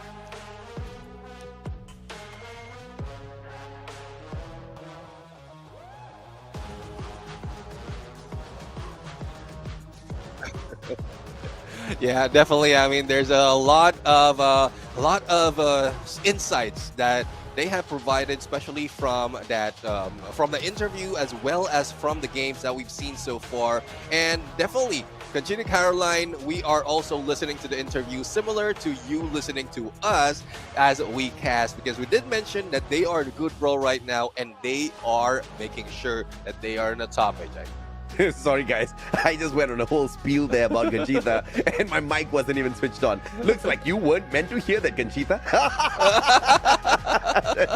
So, oops. Well, anyways, such is life. But I said really good things, Conchita, don't worry. Don't worry. I heard it all. MVP for the match, EVOS Divine, Ray, 5 elimination, 3,797 in the damage, as well as 5 knockdowns rather. Cassie as a support, and Nairi Olivia, the healing touch, as well as Alvaro with that split blitz, AC80. The way I'm looking at Ray right now, it's a combination of everything put into one. Cassie, supporter, bomber, as well as a sniper with that weapon. What else can Ray not do? Yeah, absolutely, man. I mean, you've got the Cassie, Steffi, Skylar, Tatsuya combo here. Looks like a double date, Neptune. So it was a phenomenal performance from EVOS. You know, massive points picked up here. They have pretty much guaranteed the qualifier into the finals from today, just based on this game. And in order for them to drop the ball, they need to mess up big time. The next 2 games that we've got left in the day, they should not show up. They should get eliminated in the 12th spot. They need to mess up at that level to not be the qualifying team. Yeah, I mean, as I mentioned earlier, before this match, Visakasa Vijaya only had 29 points to be able to tie up against Evo's Divine, but they grabbed the Booyah, making it much difficult, not only for Visaksa and Vijaya, but even for those following them. So later on, we're going to see that and how much they had a lead. But for the key player, definitely it's the wonder kid, Rasia, 8 knockdowns, as well as 4K on the damage, and Ray with that 10 assists, the bomber of the team. Yeah, absolutely. I mean, 8 knockdowns, 4,232 on the damage, and we are still not seeing the eliminations. But I guess it's not his highlight for the eliminations. But I'm really curious. Sometimes when we have got these sniper battles, it would be nice to also see what's the elimination count like for the snipers. Match after match after match, just so that we can continuously hype up who's doing well, who's not doing well. Because right now it just seems like we've got a challenge. Then we'll tell you at the end of the day who wins. Not as exciting. Yeah, I mean, at least we can see who's tied up as well, if in case it happens. But right now, 31 solid points coming from Evo's Divine, and those following them only got 17, and it's coming from PE Sports as well as GOW. So, as mentioned, the lead of Evo's Divine will be so huge that it might be difficult, really, for the following team to catch up. So it's 80 points that they have. They activated the champion rush condition. So in 4 games, bro, they can be the champion by the 5th match at Alpine. That's insane if, of course, this was the grand finals. Yeah, definitely.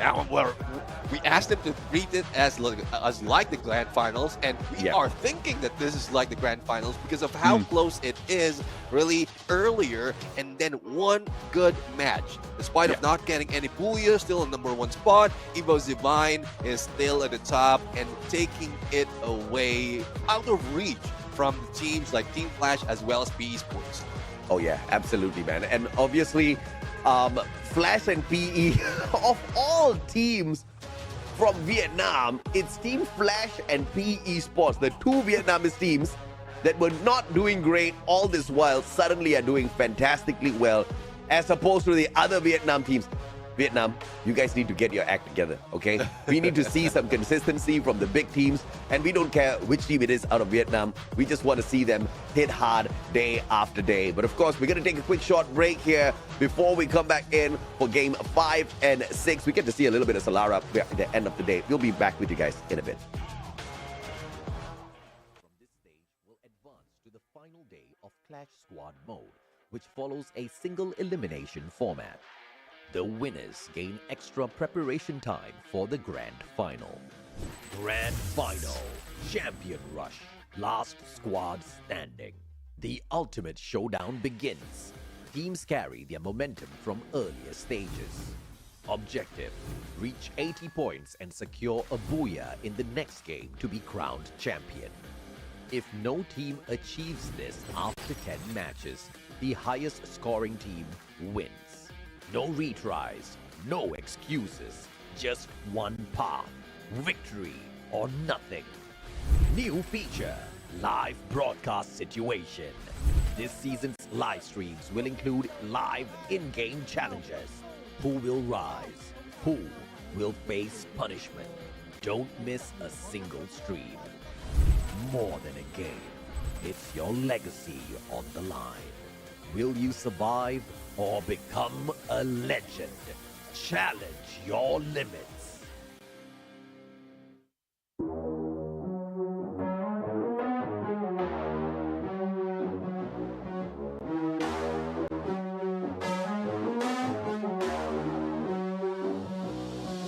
Manage the gameplay. The only question is who will be eliminated first. And the electrotherapy makes the difference here. Evo's Divine.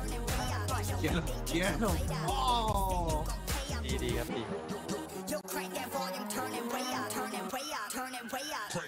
Bro, might have just hit a brick wall that they cannot get out of. Falcons again with the better rotation, better decision making, gets the second Booyah of the night. Tụi Quy đánh giá Evo's như thế nào? Leaderboard cũng chỉ cần thôi. There you go, there you have it.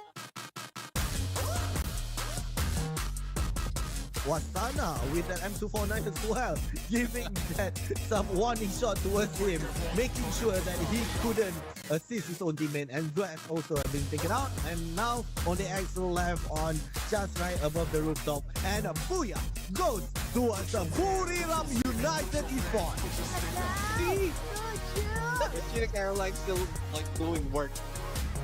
I understand English, don't understand Thailand, and they shot good. Okay, he's not so good in Thai, but he's very good in English, guys.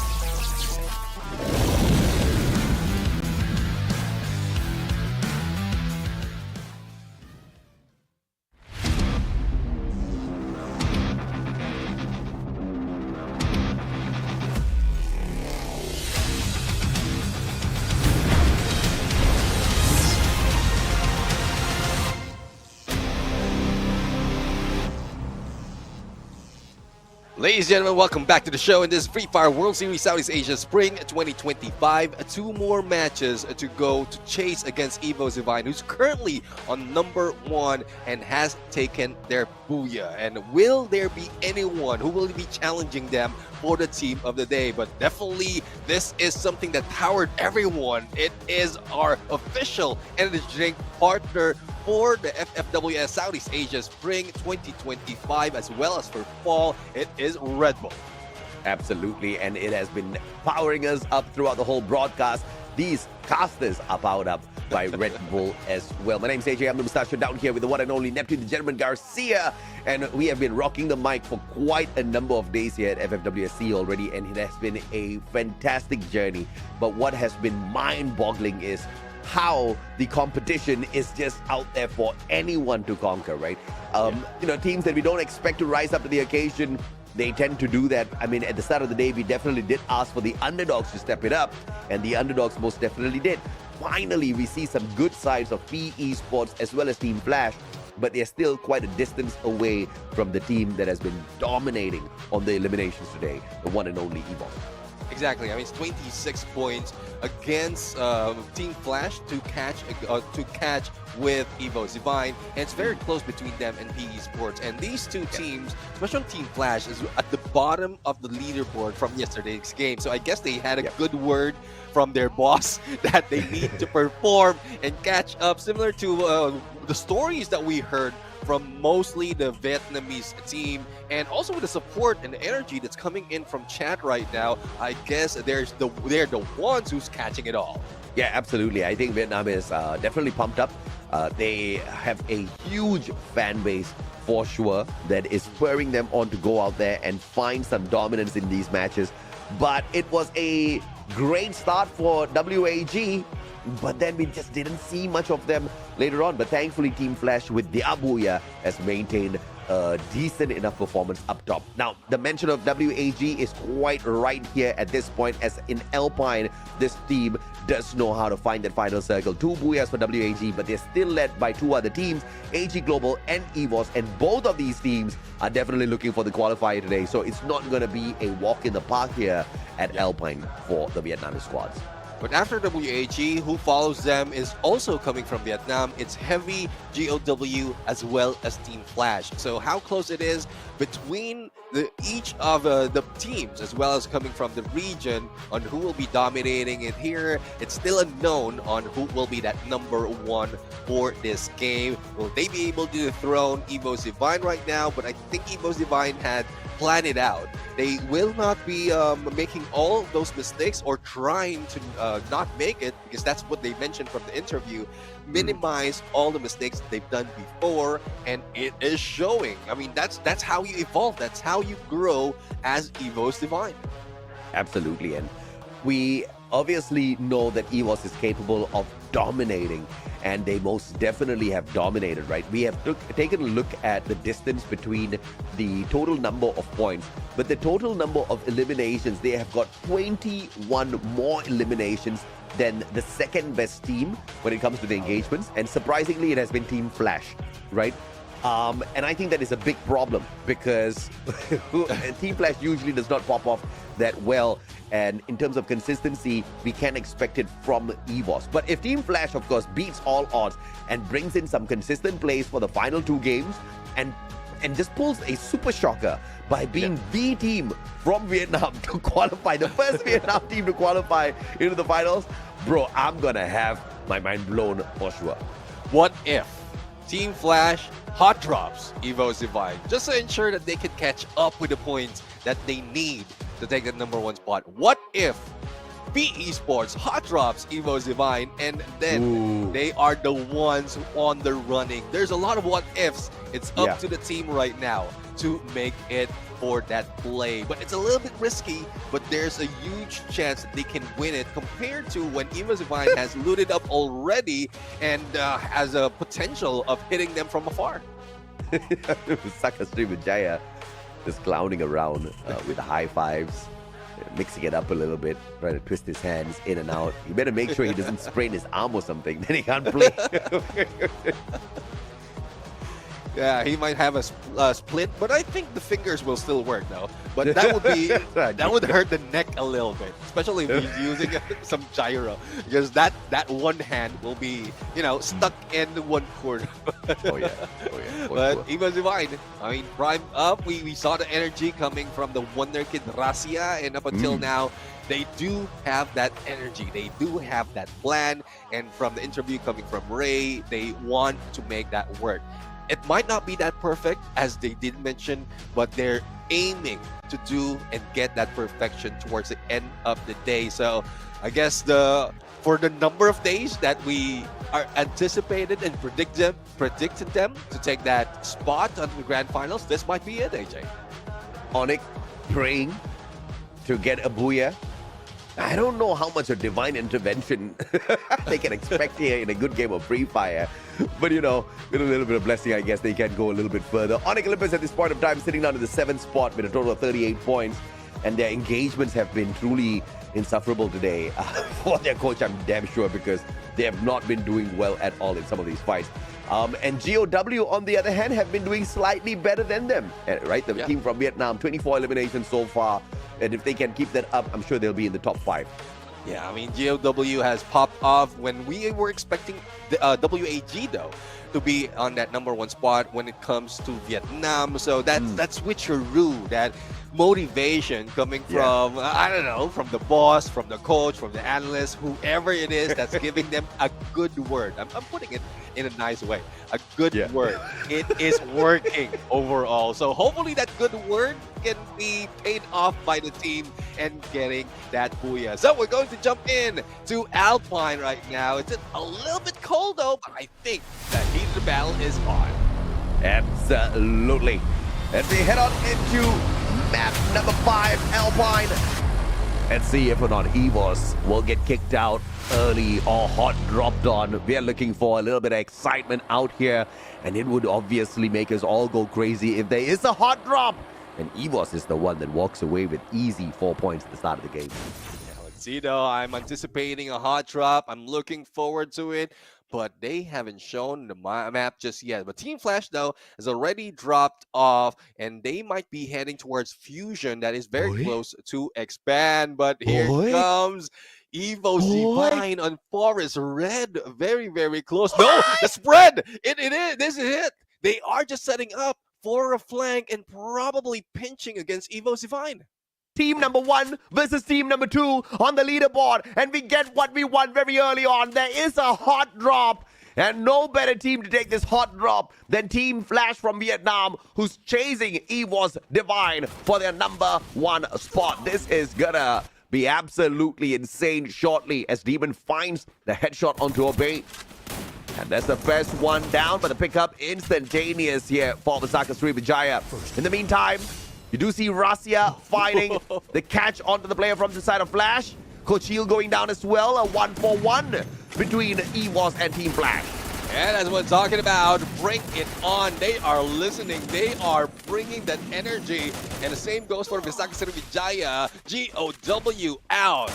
in this game. And who's next? Who inserted the coin? Who's the next challenger? It is AG Global, especially due and the race of the sniper. And there goes the hit, not only from AG Global, but also from Onyx Olympus. Yeah, I mean, who threw the coin? Onyx seems to think that their coin was taken by the machine and not AG Global. They went in there for the shot. Thankfully for the players on the side of Visaka Sriwijaya, that was not something they could not recover from. The pickup was instantaneous, and then they repositioned. And AG Global's like, all right, you Indonesians, you deal with each other. We are out of here. We are out of here, and Onyx Olympus is still in here into the battle. Adrian taking down Joel, and for that elimination. But instant bring back, instant revive has been done. Adam might be in trouble, but no, it might be turned around. Double vector in hand, but there's no takedown just yet. Gardu with that shorty, and that will finish up one of their teammates. The same goes for Abe, who went down. And on our side, a battle between Heavy is also ensuing. But for Visaka Sriwijaya, we challenged them earlier to try to catch up against Evo's Divine. I guess they only heard us right now. Zuez with a sliver of health. And don't cry. Trying to end the run of Zuez. And Raja inside the time turner, but they're all 24 HP. Jun takes advantage from the back. LBT with the Thompson in hand goes in for the rush. And what a play with the Oscar. And he will save PE Sports from the trouble of going in for yet another revival. Don't Cry picked right back up, and now Raja alongside Jun. They'll have to pay for taking the shot up against Don't Cry earlier on. They have got no exit strategy here now. Yeah, I mean, no exit strategy, only glue walls to make for the flank, and PE Sports is a complete squad. But on the other side, it's still Visaka Sriwijaya on the roll. This time, AG Global in this fight. No chance of being picked up. Will be Guns as well as Gardu as they expire. And Saifa is now face-to-face. Both of them with M590 in hand. And with that Riptide Rhythm, it saves Saifa that travel for a walk around and goes in for the slay. And Visaka Sriwijaya has been having a horrible day today. Currently the 12th place team, and they will remain on that 12th place as they do not manage to get massive points here in this game. Yeah, Onyx Olympus, 3 points already, 3 elimination, and 1 revival that needs to be done. For Team Flash, they got in the way against Evo's Divine, and now in the chase against the Axel of Vamos, but Wang M, SKS because of distance, but I think he might be able to pull it through with a throw gun. On the other side, there goes the hit. Both of them goes down, but a pickup will be done onto Team Flash, and Vamos will lose one of their players. Yeah, brilliant play coming on from their team. And PE Sports, on the other hand, managing to spot out CRM. The CRM has a vehicle on their side, so reposition-wise, it's not going to be too difficult. But now, Vietnam looking for trouble. AG Global right down below. And the team of WAG, they won the points on their side. The trouble here is Dew is far away, which means the sniper could very easily change the face of this game very quickly. And X-Ball is split off on a different angle as well. So perhaps the snipers can find each other first. X-Ball is going to be instrumental for AG's downfall here at this point of time. Let's see, Cyrus right now already went down and have a good flank. It took time before AG Global managed to set up those glue wall stairs to move up the rooftop. Shots and damage onto Cyrus will be recovered right now, and AG Global still has no opening. Saifa will try to go and get position. They do have Portal Go just in case they want to get away or probably get back into that rooftop. But again, this rivalry between AG Global and WAG is something else. It's not the first time that we've seen them go against each other. It's most of the time. So I don't know who's studying who and who's trying to take down who, but right now it's Alan from WAG who's taking down the players of AG Global. Yeah, WAG might just be able to deny the opportunity here for AG Global to find the top spot. Barros going to be very dangerous though. Has got the grenade launcher. If WAG all circle in together, this could be deadly. And AG Global could turn this challenge around very, very quickly. Alan. If they can turn it around though, as they go in for the flank, the waiting game, this hold up, the stalemate that's happening between these two teams might spell trouble and might also reel in the other teams surrounding them. Oh yeah. The 2v1 Krillin is going to get caught out. Hanoi with the M590. And now in a decent 2v2. And we still don't have eyes on Dew the sniper just yet. Oop. There's a couple of blue walls just being smashed here, and the players just don't find a clean engage on each other. But now with the reposition, Dew does have the chance of interfering. On the opposite side of the map, you see CRM up against Team Heavy. Yet another Vietnamese squad in action. Jump with the M590 with the jump shot as well as he catches Mufasa. BLS1 tries to take hits with that SVD, but managed to pull away just to make sure that they are surviving this fight. There's also a vending machine that's very, very near, and it's not in the open for any shots that can be done by the opposing team. But here comes a trio. AG Global Dew will be joining the party, especially with X4 out for the count. And there goes a takeout of WAG. That W didn't do that much from this battle. Vietnam, can you help me ask WAG what's wrong with them? They just bagged a beautiful booyah earlier, and that was one of the softest engagements we have seen out of the squad in such a long time. My goodness me. And AG Global took their own sweet time in order to find the finisher. But obviously, they knew that this was going nowhere. They called for that backup. Dew arrived. And Cypher with that reposition and that backstab Woodpecker just kind of did them in at the end. Yeah, definitely. I mean, with Sniper that will be joining you, definitely the number advantage would be on them. And they didn't even give them the chance to bring back Xboor or another player from WAG. They were just stuck in there. And the moment that they pull away, they will be sniped by Dew. So that is the risk that the WAG had to think about. But for AG Global, it is Xpan who's just running around, like driving around them, but leaving two behind. So this might be troublesome because it's isolation that AG Global can do against Expand. Yeah, man. But can they disable AG early here by getting the drop onto Cypher? Waltz going in for the chase. Cypher all alone. This is that opportunity inside the glue wall. Oh, panic for Cypher. And the ice grenade is going to be chugging away at him just a little bit as the players on the side of Expand flood on in. He still does manage to get the knock, but the pickup is going to be instantaneous here. The rest of the players on the side of AG coming in here for the push as well as Dew gets the shot from afar, instantly making sure Luki expires. Chinoy in a 1v1. Decos loses that 1v1. Afik now. Chinoy 1v2 wins it out. Expand no match for AG Global. And I love what AG Global did right there. They didn't really jump into the compound. They tried to lure out the X-Band to make sure that they have an opening from Dew, and he's helping out with the damage, even going for the knock, and it's just for the team to finish off. And if I'm not mistaken, they're already off to their more than 10 elimination for AG Global, and that's what they're aiming for. If they really want to catch up into the points, they have to do so. But how can they do it if Evo Divine is still alive? Being tactical, they know the lead that they have, and they don't have to be that noisy in terms of getting elimination because they have how many 26 chances towards all the teams, all the survivors that we have on the battlefield. And our core memory flirting with the circle. Very cheeky boys these are. But Heavy, out of nowhere, player appearing right back in here on the revival, but I don't think this is a good spot for the player to land on. This is a little bit of a sticky situation, but thankfully he's going to be like, hasta la vista, get nice, backs away. PLS1, and it has to join him in a bit, but Team Heavy, too spread out on the battlefield. They look like butter.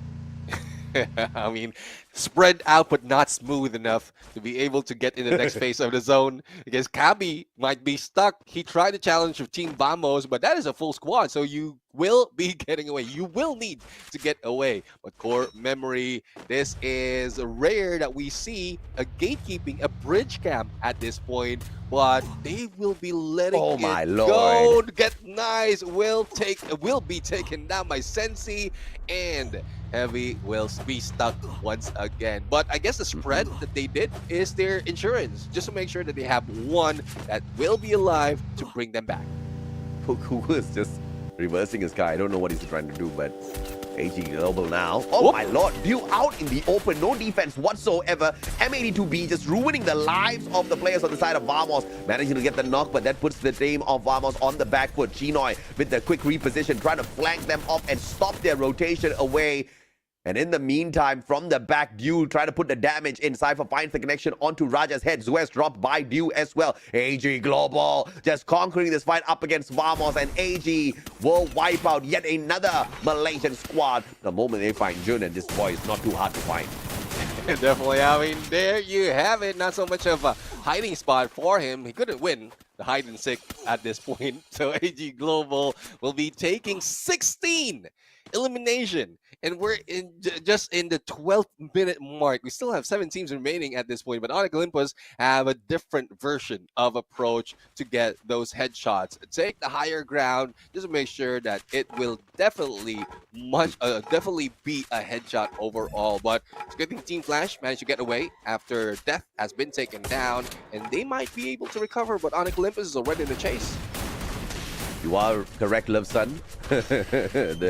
The circle is about to show its level soon, so no flirting with the circle will be seen after this. At least I hope there's no flirting with the circle seen after this, because that'll just be disaster, man. Asking for trouble. Dawn now sprayed down to the ground. Don't cry with the shots from afar.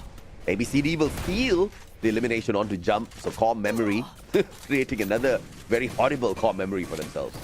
I mean, they will be memory after this if they jump into a different team, because definitely they might not survive. But no, there goes a takedown by Zairu with a God nade and a backstab against Sensi. So they're not just dealing against one team, they're dealing against core memory as well as Team Flash and ABCD.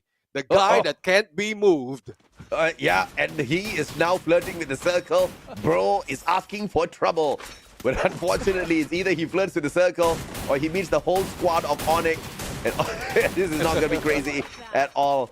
In the grand scheme of things, Heavy eliminated as well. 5 more teams left in here. And PE Sports, the final hope for Vietnam. Guys, for the players out there, take it from the uncles. Don't flirt with something that would hurt you towards the end. See, the problem is these boys, they don't know what's going to hurt them at the end. They're young. They think they can find the right one. There's no right one. Y'all are all going to suffer your marriages. Just play the games until the day you die, okay? Don't get married. Making it horrible for the boys watching this broadcast. Like, no, what these uncles talking about, man? No, my girl's the right one. Yeah. All right, good luck. You tell us in 10 years how you feel about that one. We said that as well. Once in our lives, we said the same thing, the same words. All guys have said the same words, bro. Famous last words. But speaking of famous last words, let's see if BE Sports will be the one who will be saying the famous last words, because apart from Evo Zibayan, who is in front of them, we also have AG Global putting pressure on them, and one has gone down already. It's Lao Ho, and Onyx Olympus is very close to put so much pressure on PE Sports. They weren't able to get into the compound. Now Evo Zibayan is part of the mix, but as soon as they step out, Onyx Olympus tries to fight back, but they keep falling down. Yeah, Indonesia versus Indonesia is a perfect combination here for PE Sports, who stay out of the equation for long enough. But Narrow, don't cry, LBT, they all fall, and PE Sports snuffed out as well. We don't get to see Unisul this time round, but AG Global still alive and kicking here. EVOS obviously wants the booyah for themselves. CRM will not be able to bring us to Misa, but AG will be able to do the deed here. Cougar out in the open. Glue walls all fall, and Cougar will fall as well. And now in a 4v2, and there's no way in hell Conchita Caroline is going to get the camera on her this time around as Adrian gets sprayed down. AG Global secures a monstrous booyah with 22 eliminations. And with just that one game, they say, be careful, EWOS. We are here for that qualifying spot. Yeah, they want to chase. They want to catch up, and they are doing so. They need at least, let me just count real quick, 32 points, and this brings them very, very close. That is 34 points overall, and if Evo Divine didn't do that much, they are already number one. But Evo Divine did a little bit of number in some of the teams, and they were part of this final four, or probably final six teams alive together with PE Sports. So it's tough to call that AG Global is a number one, but they are very close. Yeah, absolutely, man. It was a tough one for the rest of the teams out there. And obviously, EVOS did fairly well all the way up towards the final parts of that matchup where it was just pure chaos, right? And I don't think EVOS got massive numbers of eliminations on their side at all there. Yeah, definitely. I mean, they have been silent all throughout. Most of the time that we saw them, they had 0 or that 2 elimination that they had. And they try to take advantage against Onyx Olympus. But PE Sports was not out just yet. So there's a lot of distraction happening within Evo's Divine. And as they step out with all those blue walls, that's where AG Global from afar is trying to beat them down. So Evo's Divine just fell down in there. And I am just mind blown how strong Onyx Olympus has been in that game as well. 3 players managed to survive, and 2 of which has faced against AG Global on that final circle. And you did mention that they needed about 32 points, AG Global, to catch up with EVOS. And the fact that EVOS did not get massive numbers of eliminations, obviously that's going to put them very, very close. And you also pointed out the fact that EVOS was pretty much close towards that final circle, which means placement points-wise, they did fairly well. Not great, but fairly well. So, yes, we do see AG catching up, but now the race once again is wide open. I thought it was just going to be confirmed by EVOS, but AG says not just yet. We are still in the fight, not just for the qualifying slot, but also for the sniper of the day. Dew is still popping off. Yeah, and this time around with the 2 potential teams that can bring us to Misa, AG Global has done it for today, because that's a low probability overall. Probability-wise, it's more of Vietnam. It's more of Yun Sul. But with AG Global together with Core Memory, at least AG Global managed to pull it off. And that's 2 achievements already, catching up with Evo's Divine and bringing us to Misa. Yeah, absolutely, man. Now, I think this is going to be a heartbreaking one for sure on the side of EVOS. I would love to see what Conchita can ask EVOS at this point in time, but we don't interview losers. So but I think it's going to be a phenomenal final battle on Solara to call the winner between AG and EVOS. And I'm curious if or not anybody else is going to be joining this race, Neptune, because in the previous lobby, let me just take a look at the overall standings, right? We still had PE Sports as well as Team Flash, but they didn't really pick up too many points in this game. So in order for them to actually fight for the qualifying spot, they will literally require both EVOS and AG to be eliminated in the 12th and 11th spot to stand a good chance. And of course, they have to go on to the final circle, get decent numbers of Booyah, like a 10 and above plus, 10 and above eliminations plus the Booyah in order to be able to do that.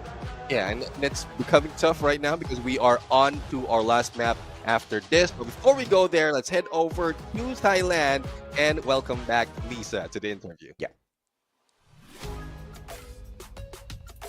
Finally, we secured a Booyah, guys. And right now I'm here with Napoli. Okay, let's start with yesterday's incident. Your score was only 2 points away from BTR. How did you feel at that time? เราห่างจาก BTR แค่2แต้มเท่านั้นเมื่อวานเรารู้สึกไงบ้าง รู้สึกว่าไอดิวยิงทำไม He said, why did you shoot? I don't know what's that mean, but I think fans know that. Okay, แล้วสายฟ้าล่ะ ก็รู้สึกเสียดาย He feels ashamed, guys. It was only a little bit. Only 2 points left. But anyways, do you think you can catch up with EVOS today? คิดว่าเราตีตื้นกับ EVOS วันนี้ได้ไหม ได้ครับถ้าเกมท้ายได้บูย่าครับ He think he can do it if the last game he got the booyah. โอเคแล้วเราล่ะสายฟ้า ก็คิดว่าน่าจะแซงได้อยู่ Okay, there's possibility, guys. Right, last question. Is there anything you'd like to say to the fans who are watching right now มีอะไรอยากจะฝากถึงแฟนๆที่ดูอยู่ไหมครับ ฝากติดตามเลยครับ ถ้าวันนี้ไม่เข้าก็อาทิตย์หน้าก็3 วัน มันก็จะเศร้าๆหน่อยนะ อาทิตย์หน้าต้องสู้อีกตั้ง3 วันเลยนะ ใช่ครับ โอเคไม่เป็นไร please keep on supporting him he'll get it today or maybe next week in 3 days guys แล้วเราล่ะสายฟ้าฝากอะไรถึงแฟน ฝากเชียร์ไปเรื่อยๆครับเขาทำเต็มที่ทุกวันครับ okay please keep on cheering him because he's doing his best in every day hey thank you so much for this interview session now let's get back to the casters bye I legit feel bad for Dew and Cypher. They look so sad, all right? Yeah. They just got the booyah, but they don't look happy. And I understand. But I think they shouldn't be too hard on themselves. I think AG Global is definitely a team that can find the qualifier already. And Dew is absolutely right. If it's not today, it's next week, man. Either way, you're going to see them at the finals. And what matters is, at the finals, they go crazy. At the finals, Dew's hitting those shots. At the finals, Cypher's there for the super backup, and they are ripping at the throats. I mean, if they get a couple of these 22 elimination matches at the grand finals, yeah, AG Global's the champions of FFWSC for sure. Definitely. I mean, a couple of that consistency overall, but make sure that if you don't need to shoot, don't shoot. I think what he's talking about was trigger discipline towards one part of the game from yesterday, and that's why they were eliminated a little bit early, because judging from their points from that last game, it was only a 6th placement point and then 1 elimination. That is a little bit short, but not this time around. Dew with 8 elimination as our MVP and 6,035 on the damage plus 11 knockdowns. So I guess this is the record-breaking performance that Dew and AG Global has to offer. Absolutely. My oh my, what an MVP. And this guy definitely deserves the title. 8 eliminations, no easy thing to hit out there at a level like this. And Dew obviously made it work so well for himself. Barros, Chinoy, Cypher, all with that backup. But I like the active skill lineup here. The Skylar Arlok, A124, Tatsuya. A little bit of a difference here in terms of the support play on that Arlok. But obviously, once again, we've assessed this quite a number of times already. Cypher splitting away from Dew sometimes. And he does play a lot of risk in his position. But that Arlok on him does allow him to recover a little bit. And look at this, it's playing out very well. 8 and 8 eliminations from both Dew and Cypher. 16 just between them. Holy mama. And definitely, and that is a 22-pointer overall just for elimination. And if AG Global can perform this well, they can be getting that #1 spot a little bit too early towards this week. But, well, we'll have to find out, though. We'll have to find out. So far for the key player, Sairu, 10. I thought that was 10 elimination. 10 grenade use at this point. Well, that's a lot of grenades overall. 6k on the damage coming from the sniper AG2, and Barros with 11 assists. I guess this is the best performance overall, not only for Dew but also for Barros, because so far from the past, he tries to be that rusher. He tries to be in the front line, but he managed to fall down a little bit early. So as a backup, with that assist, it helps the team to set up good play. Yeah, I mean, this is something that we talked about earlier on today. It was pointed out by someone in the chat. I forgot who you are. I'm sorry, bro. But I remember what you said. That Dew needs better rushers on the side of AG Global. And you can see that being the fact. Because if your rusher is giving you the assist, and if your sniper who's far away is giving you the elimination, you have a big problem. You know?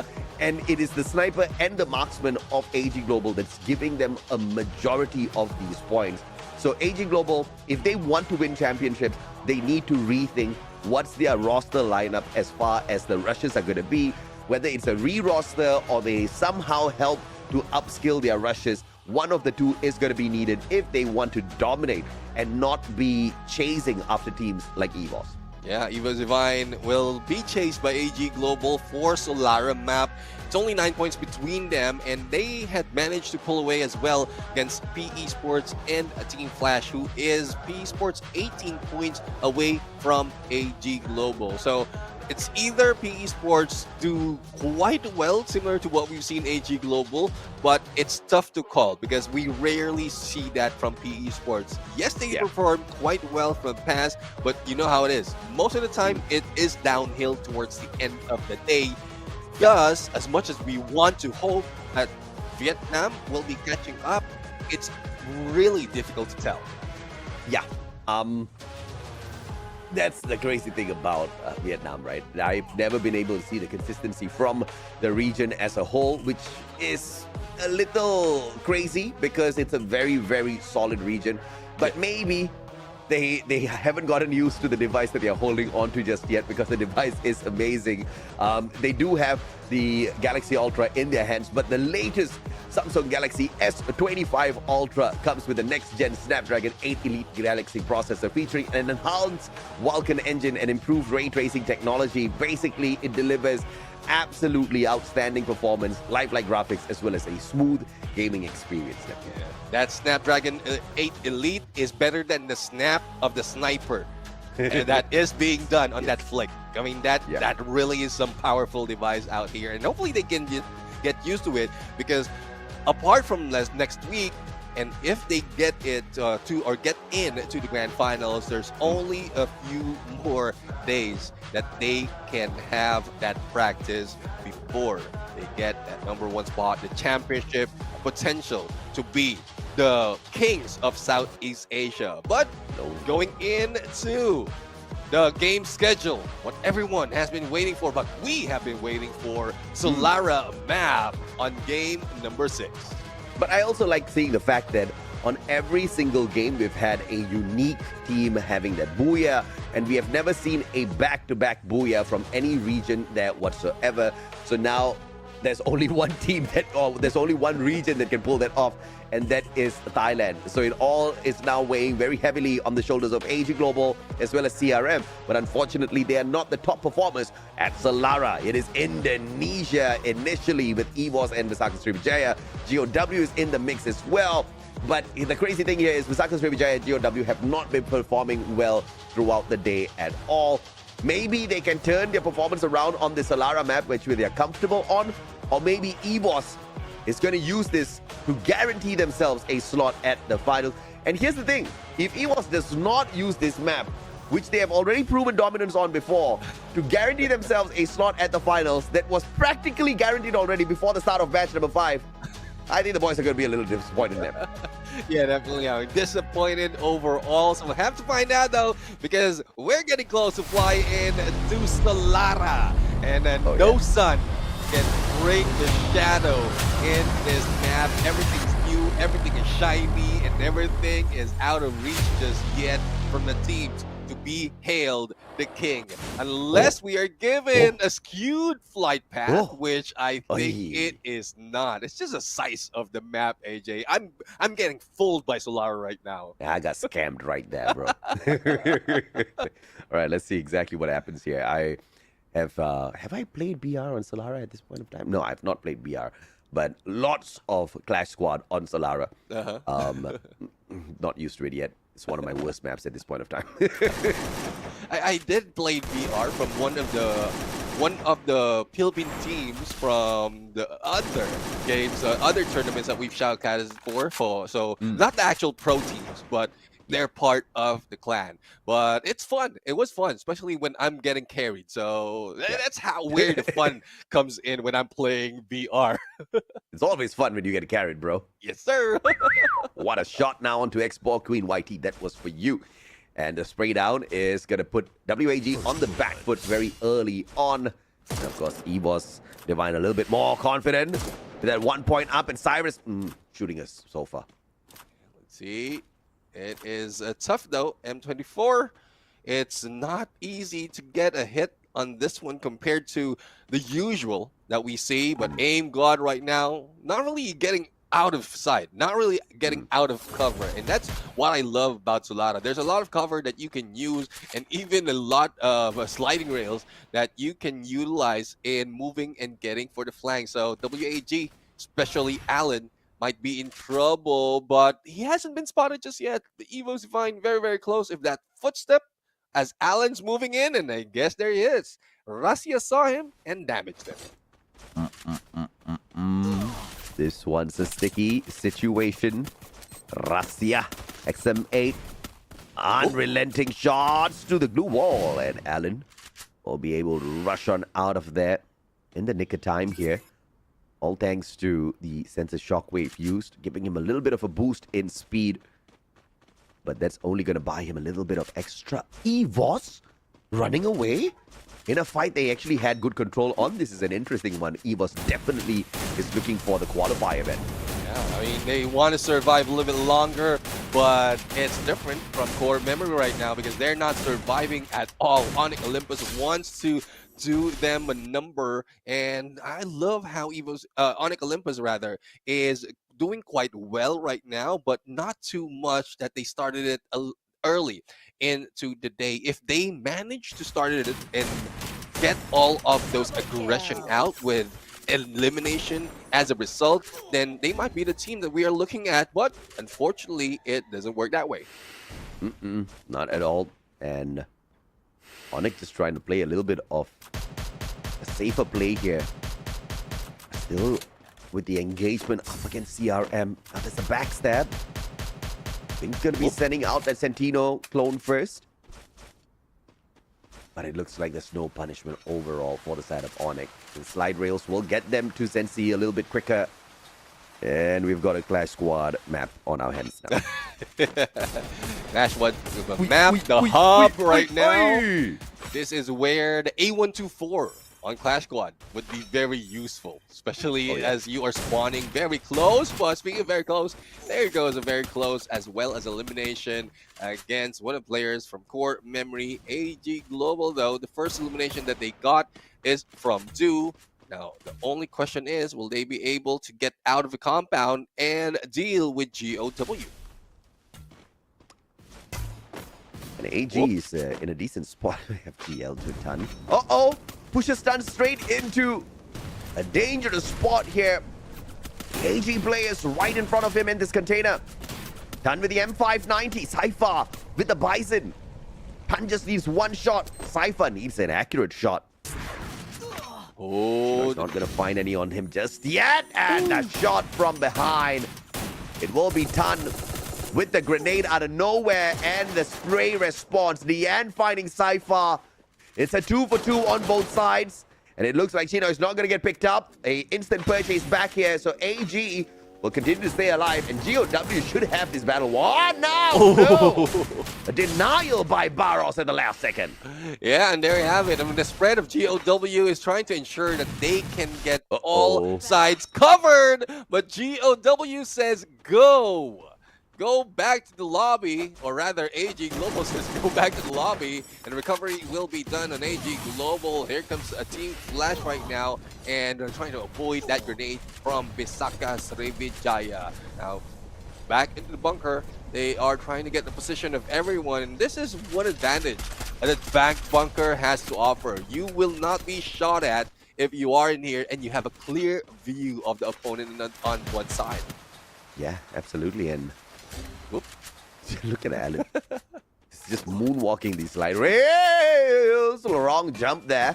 Almost got knocked down to the ground. Put his team in trouble, but Mufasa's still going to find X4.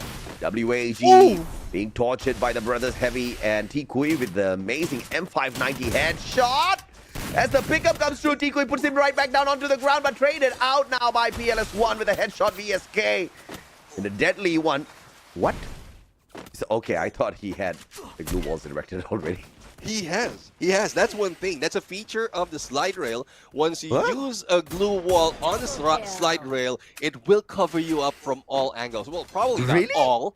Yes, sir. I did it. I tried it, and it was fun. It was amazing. You have now traveling glue walls? What? I did not know that. I die on the slide rails all the time.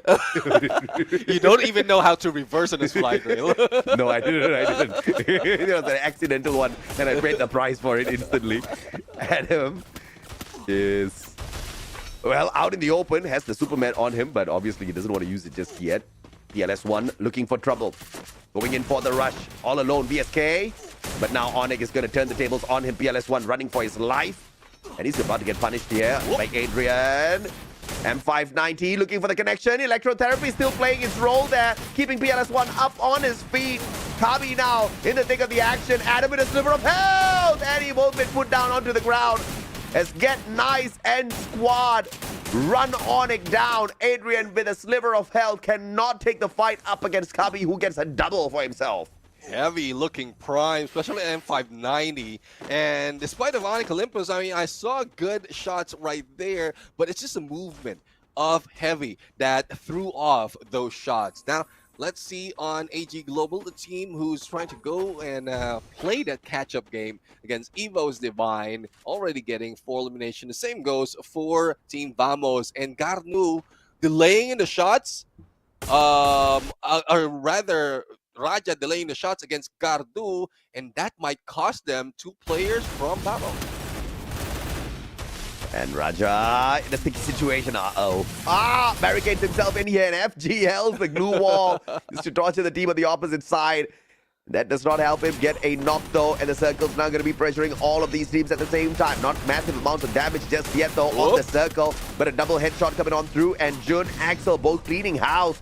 Vamos performing very well against Osaka Srivijaya. Probably that was the reason. That is the reason why Raja didn't take shots against Visakha Srivijaya, just to make sure that they don't pull away from their rush. But that was risky though for Team Vamos. Very, very risky. If somewhat that Gardu had a shot already against Raja, that would be turned around right now, and Vamos might have been taken out that quickly. Now, the question is, where's Evos? I haven't seen them the whole lobby. We have barely had an eyes on them. But, you know, Buriram as well, they always stay hidden. We get to see a little bit of AG Global, and obviously they've been in a few scuffles. But no side of Evos. I see the chat saying Evos has been eliminated already. Wait, is that real? I don't know. We'll have to see that sidebar. Yeah, I know, right? Can we have the sidebar production? we need to know if not Evos is eliminated, because, dude, AG Global is not too far away at all. They're 9 points away from Evos. This is huge if Evos is eliminated already, Nep. Yeah, I mean, it's tough to call. There's a lot of engagement that's happening. We didn't even see that Evos has been eliminated. It might have happened a little bit too early, but we'll have to find out, because AG Global is catching up with the 9 points that they need. Already 3 more to go, and their target is 1 player from Team Flash, who's very, very good in positioning, but managed to fall down. Oh no, I mean, Zom almost crushed the hopes of AG there in terms of overtaking Evos, because 2 players got knocked. But now CRM, if CRM ends AG Global right here, right now, even if Evos is eliminated, they can still qualify. What a tense situation it is out here on this map. Cougar finding the shot. Team Flash getting eliminated as well. So Flash not going to be qualifying today by a miracle play at all, as those glue walls come down. Yeah, on the sidebar, Evo's Divine has been taken out. AG Global on the run right now, but they are being eliminated as well. It is a tie right now. Bro, it's a tie with AG on top. They both have 1 booyah each. We need to look at the eliminations a little bit later on. And I think that it is definitely going to be AG qualifying. Which means my prediction of Evos dominating next week could just come true. Dude, I'm not sure why or what happened there, who dropped the ball, but definitely Evo's Divine was not expecting this at this point. They were aiming, I think so, they were aiming, but if the case is your theory is correct, they really want to fail this day. They got there. Like they got there by accident, because they're trying to build Razia's lead in terms of the elimination, in terms of points. And I say, oh, it's very close, let's just give it to AG. But still, AG might not get it, because it was tied, and it would depend on that elimination number. Yeah, man. I mean, if a team like PE Sports wants to overtake AG, by any chance, they have to get like a 35-pointer match, maybe a 40-pointer. They want to secure a guarantee for themselves, but we all know how impossible that's going to be as Vamos. Now subbed out a couple of players on the side of CRM, and easy recovery for them on the second floor. Riptide Rhythm on the side of Vamos, courtesy of Visaka Srivijaya, but that's not going to put them in a predicament at all as they clear themselves away from those windows. Yeah, let's see though if they'll be able to get anything right now. Team Vamos and Core Memory a little bit risky in terms of position, but who got that 7 survivors being tagged with that binoculars, and WAG right now in the middle of everyone, and they still are. But with those slide rails, that would be risky. They might not know who to focus on, especially if a lot of teams use it towards them. Absolutely, and so few teams here, and I don't know, man. I don't know if they know, even if they perform to their heart's best, they're not going to find a qualifier. Or maybe the snipers can still try to fight the battle, but both EVOS and AG, with the top snipers of the day, they kind of ended that race prematurely as well. And we don't see PE Sports anywhere out there, so the day's pretty much done for. Oh, wait, is that them? PE Sports is still up there, but they literally need to clean out the whole lobby in order to win this. Yeah, well, let's see. They are underway on Team Heavy, and potentially once this engagement happened between Heavy and Expand, and PE Sports will be able to sneak in all those elimination. That is a good start. That is a good start for them, because it seems like one can go down, one knockdown, and then a steal from all is what it needs. But no, it is just happening between the two teams, and it looks like Expand might be winning this, but no, Deco's falls down, and Luki would be the only one remaining. There goes a penta for Kabi right now, but PLS1 cannot be picked up because here comes PE Sports. Yeah, PE Sports here to clean up house, but LBT also realizing that he should not be flirting with the circle. He's got a girlfriend. Quickly backing away from this. Riptide Rhythm sent the way of Kabi as well to spraying down to the ground. Laho will find the initial connection, and they do secure that point for themselves, but PE Sports, just 3 eliminations so far. There's no way they're going to find the qualifier any other day. But of course, this team's now, at this point of time, fighting to see which host they can bring to the camera. Yeah, definitely. I mean, who can bring honor to the host right now? Because Team Vamos is having trouble, not only against Team Heavy's PLS1, but also WAG on the other side. Nade straight into Suez, and Heavy goes down. Now WAG Tikui making work against Visaka Srivijaya, and now we have 3 teams remaining, but all of them a full squad. WAG looking for their second booyah of the day. And PE Sports can get it done for Yunsul as well, but Vamos can ruin everybody's day and make us see a couple of uncles for the interview segment and see exactly who takes the cake here. Vamos, they do have a decent enough defensive spot up against the players of WAG, but PE versus WAG, this is going to be crazy, because PE with the first reposition, and the player that used the launch pad, I believe he took a little bit of damage with the circle as well. Vamos very smart with the reposition, using the vehicle as the natural cover. And that's going to keep them safe from using too many of those glue walls. And there's a monster truck as well in the vicinity of this next circle zone. And I believe WAG might just go for it.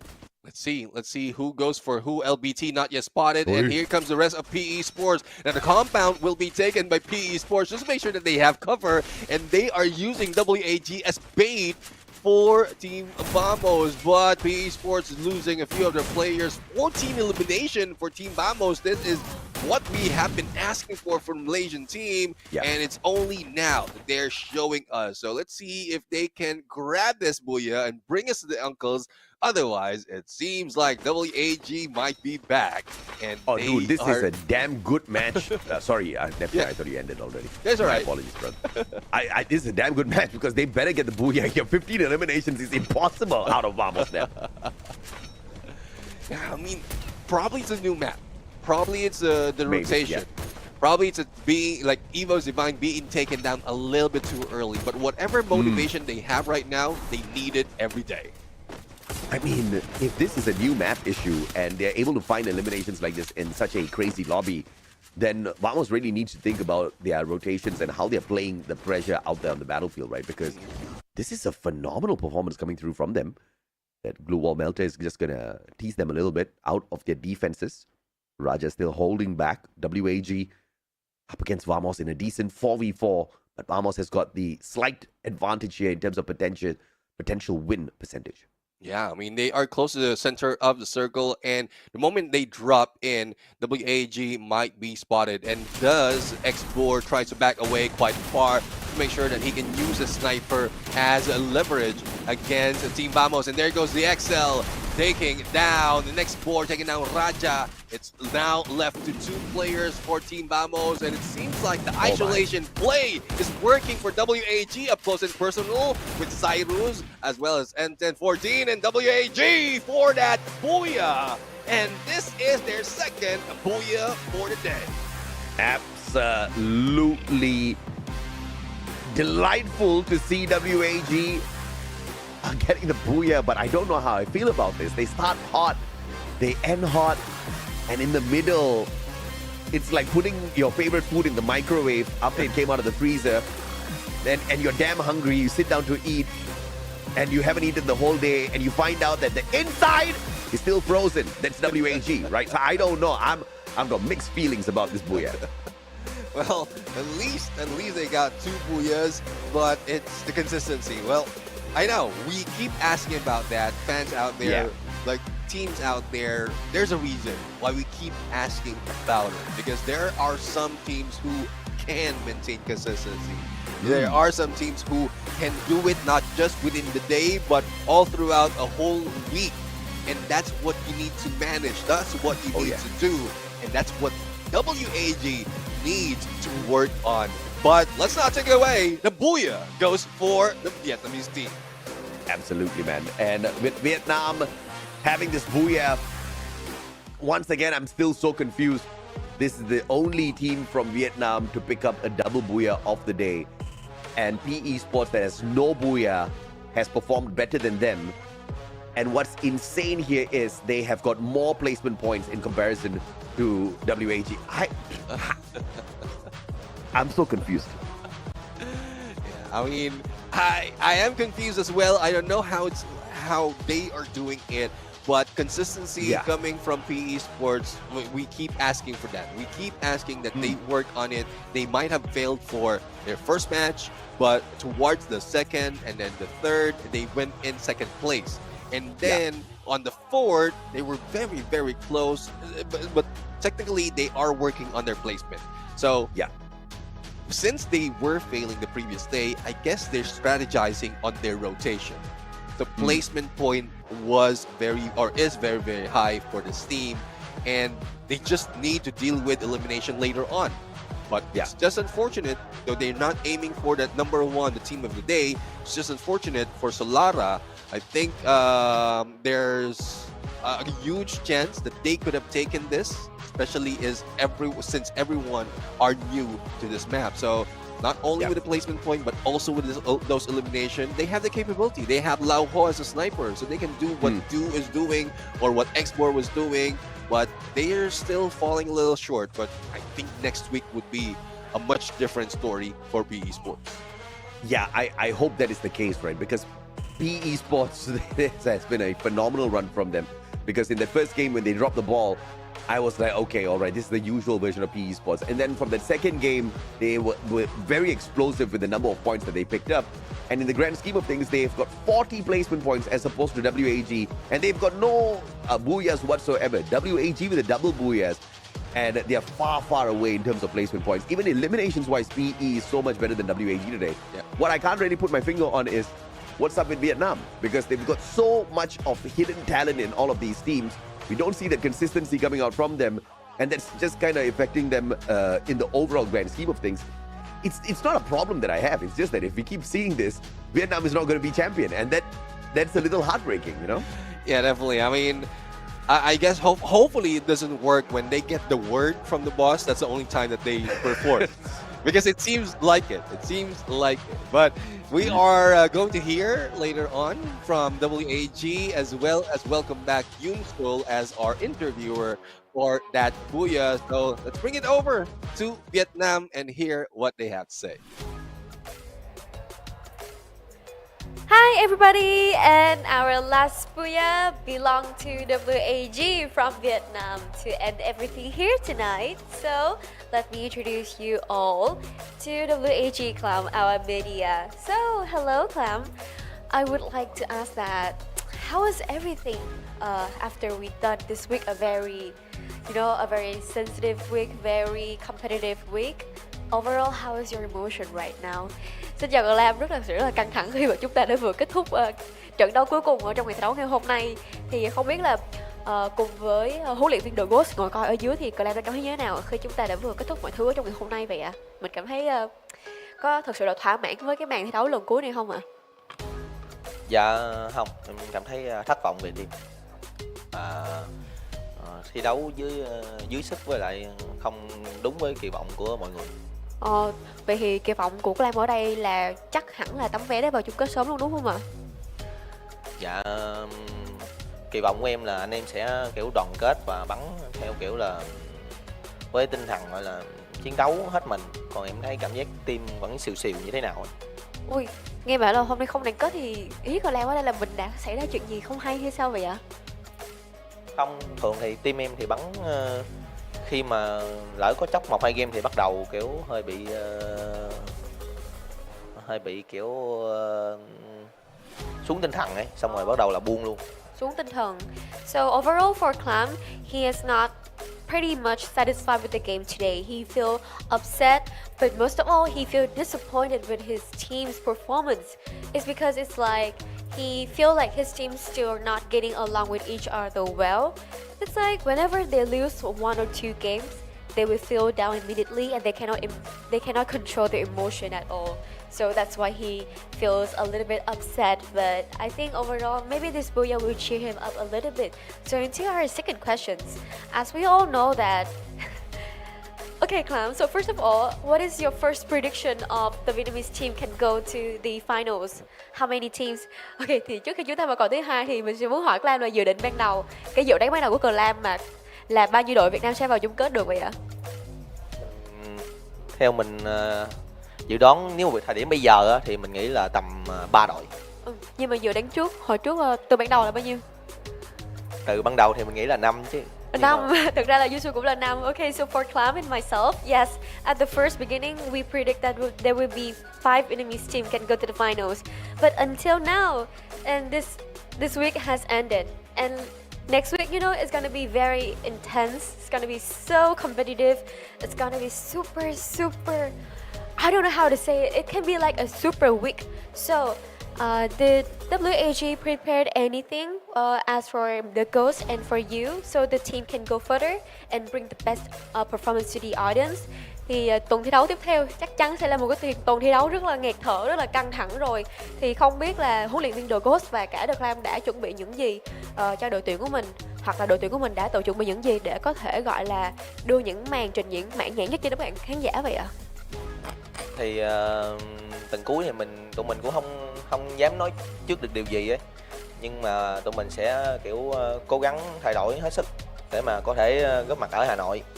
Mình không dám hứa trước nhưng mà tụi mình sẽ cố gắng thay đổi và có mặt ở Hà Nội trong tuần cuối.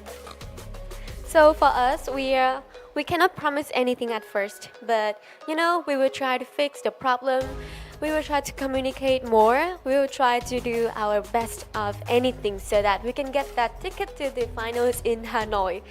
Again, he pressed that one again. We cannot promise anything at all, but we will try our best, especially for the WAG fans. So, Climb, since we finished everything here, can you talk about our little brother Tae? And would you like to say anything to the viewers? Thì dù gì thì ngày hôm nay cũng đã kết thúc rồi, mọi người cũng đã rất là vất vả. Cảm ơn mọi người rất là nhiều vì đã cống hiến. Không biết là Clam có lời nào muốn gửi đến người em tôi quý của chúng ta khi đã được một Booyah vào cuối ngày, và tất nhiên là những lời gửi đến các bạn khán giả không ạ? Đầu tiên thì em thấy quý vô khá là lửa, cố gắng mà phát huy. Còn mọi người thì Em thay mặt WC em cảm ơn mọi người đã theo dõi và ủng hộ team. Tuy là khiến mọi người thất vọng nhiều nhưng mà tuần cuối này tụi mình sẽ cố gắng thay đổi và lấy lại lòng tin của mọi người và không khiến mọi người thất vọng nữa. Em cảm ơn rất là nhiều. So from our little brother, Dewi, you were on fire. You were so amazing. But for everyone who's always cheered for WAG and especially the audience, we would like to say thank you and apologize for making you guys feel disappointed about us. We will try our best. We will promise that we will try our best to play as best as we could. We will do anything to get the tickets to the final to bring your trust back to us. Well, cảm ơn Clam rất là nhiều ạ và hy vọng là cái trận đấu cuối cùng này nó cũng sẽ đẩy tinh thần của mọi người lên khá một chút xíu để có thể chuẩn bị tốt nhất cho chế độ tự chiến và cả sinh tồn tuần sau. Dựa là một tuần thật sự rất là nặng nề cho WAG mọi người, nhưng mà mình tin rằng là mọi người sẽ cùng với Yusun ủng hộ hết mình cho những đội tuyển Việt Nam đang còn phải thi đấu ở chế độ sinh tồn và đặc biệt là tuần sau thì hãy cùng chúng mình theo dõi cả WAG chế độ tự chiến và sinh tồn nhé. Cảm ơn. Fighting. Thank you so much for watching our interview. And now let's head back to the caster and see the game starts.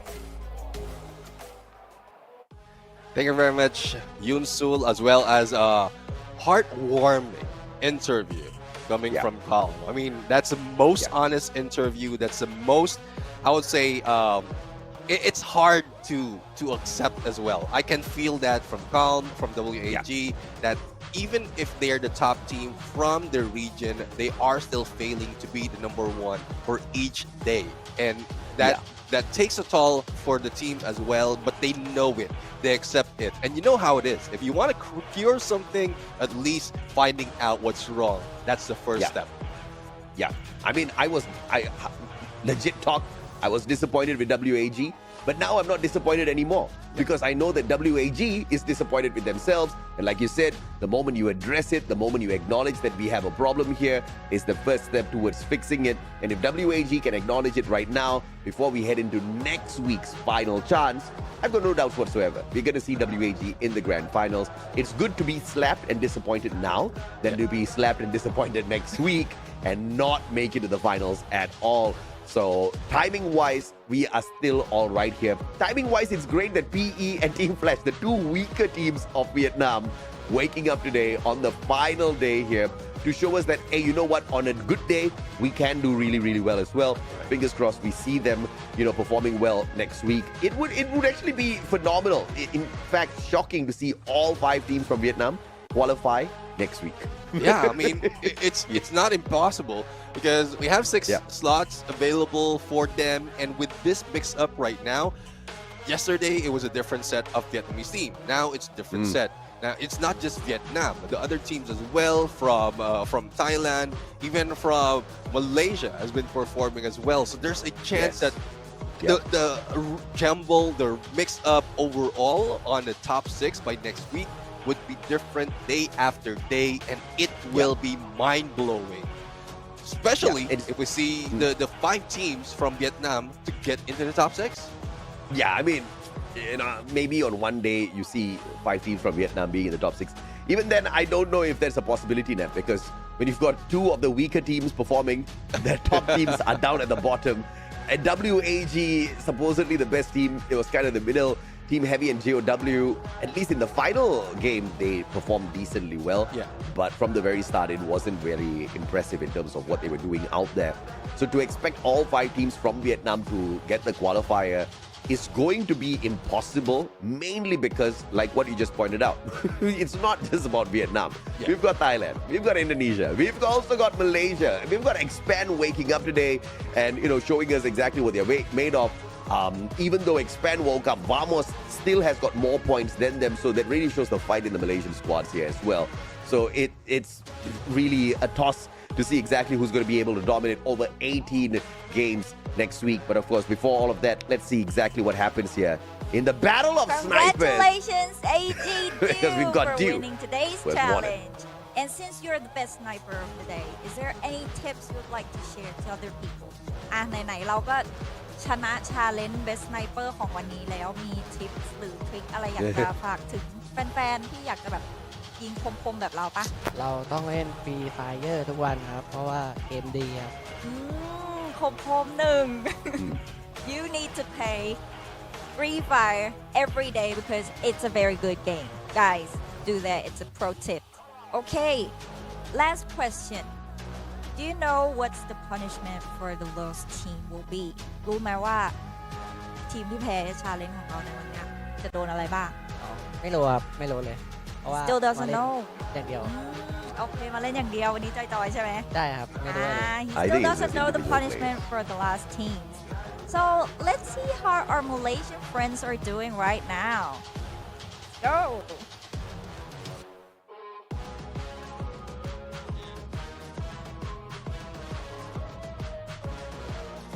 We accept the challenge. What has been punishment to our team from Malaysia? Then we have Vamos as the representative. We have Excel here. This man. 1, 2, 3, a 4, a 5, 6, 7, 8, I am a 9, noob sniper. 10. Done. So it's done for us. So now throw to Vietnam. See? Hello everyone, so it's our turn to return the bet. This is Hoàng Mơ from Team Flash, and the bet today is gonna be if the loser, they have to pull this up. I am a noob sniper and he has to do 10 swats. Xin chào tất cả mọi người, mình là MC Junsu và bên cạnh mình đây chính là Hoàng Mơ đến từ Team Flash. Và kèo thua cuộc ngày hôm nay sẽ là cầm một tấm bảng, có nghĩa tôi là một tay bắn tỉa gà và sẽ phải swat 10 lần. Ok, và bây giờ chúng ta sẽ bắt đầu trả kèo trước nha và sẽ phỏng vấn sau. Ok. Ok, làm theo Yusu nha. Biết swat chưa? Rồi. 1, 2, 3. 1, 2, 3, 4, 5, 6, 7, Did 8, say Yunsu was part of the challenge as well? 10. But Mệt quá. he's part of the team. We are done. So we play cool. Took one for So the into country. our first Yes, questions. sir. I've seen that in the first game, you guys have blasting out their fire wrist. But Oh, what is Malaysia wrong in didn't our ask middle questions. game? And Yunsul can you is just explain taking that the for us? A little bit of opportunity. sharing. Như Hoàng Mơ, rõ ràng là trong cái giai đoạn đầu trận của chúng ta thì chúng ta đã có một màn trình diễn rất là xuất sắc, rất là bùng nổ, nhưng mà có vẻ như là từ giữa trận trở đi thì mọi người có vẻ như là hơi hụt hơi một chút xíu. Thì Hoàng Mơ có thể chia sẻ cho Yusu và các bạn khán giả là chuyện gì đã xảy ra được không vậy ạ? Em muốn bắn tuần sau để chen đủ ngày cho chung kết thôi.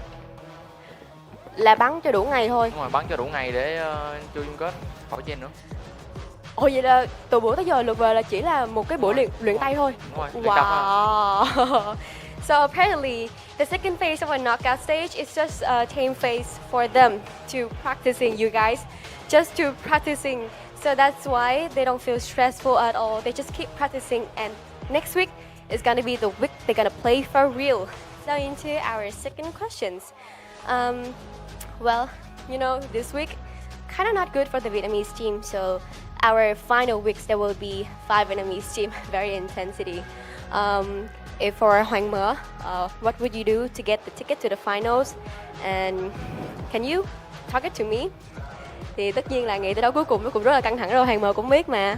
Nhưng mà Hoàng Mơ sẽ dự định là làm gì với đội tuyển của mình, cùng nhau họp gọi là hợp tác chiến gì đó không biết, nhưng mà có thể làm sao mà cho chúng mình nghe được là bạn có chắc chắn được xuất vào chung kết không? Em chắc chắn là 89%. 89%. Vậy thì số còn lại nó đâu mất tiêu rồi? 11 còn lại là cho chia mỗi đội tuyển 1%. Chia cho mỗi một đội tuyển phần trăm hả? Ok. Ok, vậy thì bạn có một lời nào muốn gửi đến các bạn khán giả Việt Nam không? Bạn hãy để tuần sau theo dõi team và cổ vũ cho team Flash của mình. Okay, continue to cheer for us, for Team Flash, and of course for the Vietnamese team as well. We are done here. Let's move on to other regions.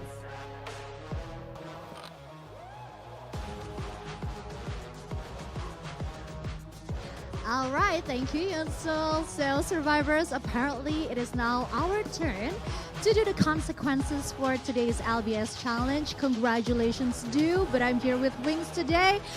Yes, we're gonna do 10 squats, but before that, I think it's better for us to have a bit of a chat first. Takutnya nanti capek ngos-ngosan, jadi kita ngobrol-ngobrol dulu aja deh ya, survivors.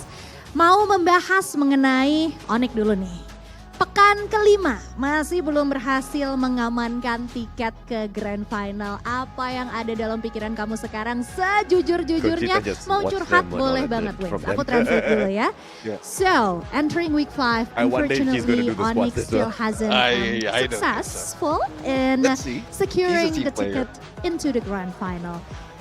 What exactly is running through your mind right now? I want you to be candid. I want you to be open. I want you to tell us what you're feeling deep inside. You may start. Kau boleh mulai sekarang. Yang pastinya sedih sih, tapi buat minggu depan kita bakalan improve lagi sih. Buat ini. Okay, so he's saying that of course he's feeling a bit down, he's feeling a bit sad, but this just fueled him more to do better next week to finally secure the ticket going into the Grand Final. So AG, we're coming for you, okay? Pertanyaan yang kedua, melihat hasil dari challenge hari ini, Dio akhirnya berhasil jadi pemenang, dia nggak harus squad. Apa yang mau disampaikan ke Dio? Is there anything you'd like to say to the winner of today's LBS challenge, Dio? Buat ke Dio ya tunggu aja lah di final. Oh, Wings just said that Dio, just wait for me on the final, bro. We're coming for you, we're gunning for you. You may win today, but we're still gonna come after you. Okay. Alright, I think it's time for us to finally do the punishment and I'm gonna do it together with him. Jadi langsung saja kita hitung 10 ya. We're gonna have to do 10 squats. Let me help you with the microphone so we can start. Ready? Alright, let's go. 1, 2, 3, 4, 5, 6, 7, 8, 9, 10. A round of applause for Wings, everybody! In the name of sportsmanship, we've done it. And that's it for tonight. Let's go back to the casters. Take it away, casters. Who's bringing it? All right.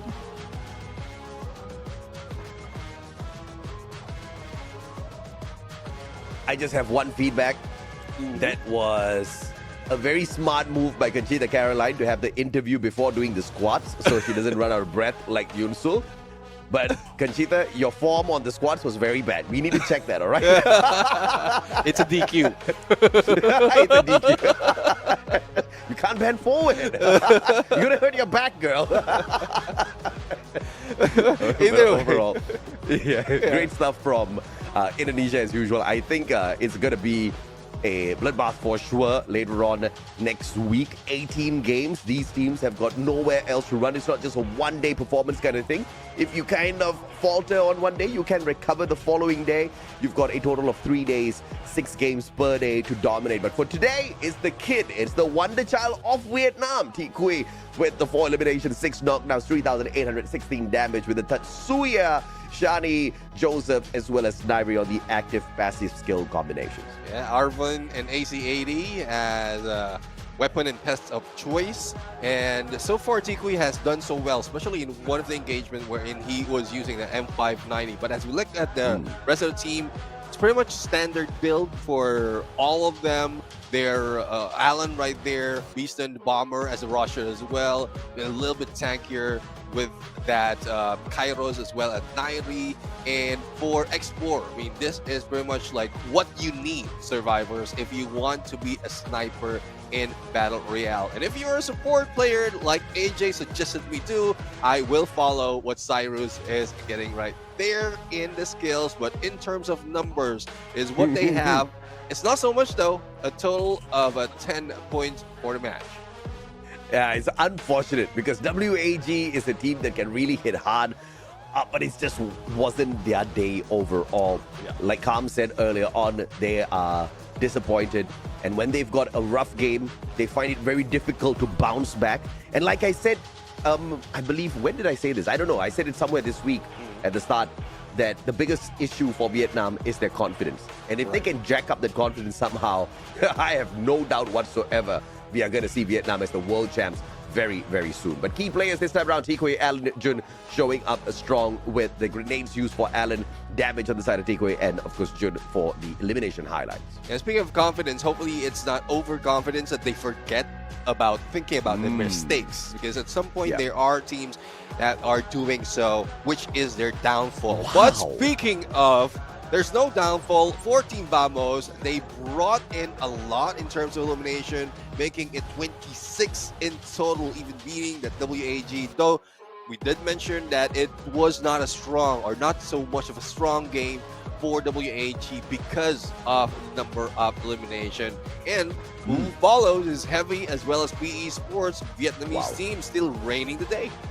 Yeah, I mean, Vietnam just kind of ending the day very, very strong here. But of course, the biggest flip of the day is once again the tie. And the tiebreaker for the Booyah cannot be counted on since AG and EVOS both have the exact same number of points. So we move on to the second criteria, and that is the eliminations.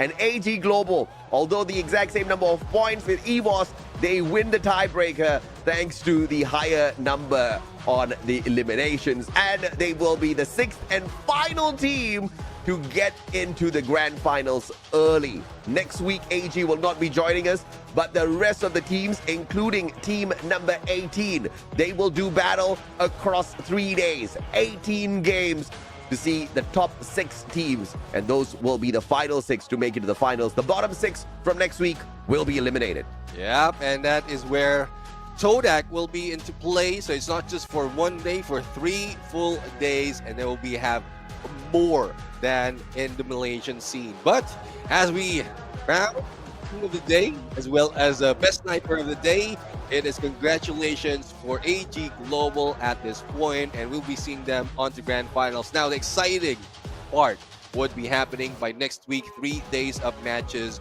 and for whoever has failed for today, especially for those who's trying to claim their spot on the grand finals, there's more chances by next week. But it's not just about 1 day. As you mentioned, it's just 3 days of consistency that we are asking for. Whoever is strong enough mentally as well as mechanically skilled into the battlefield, they will take those spots.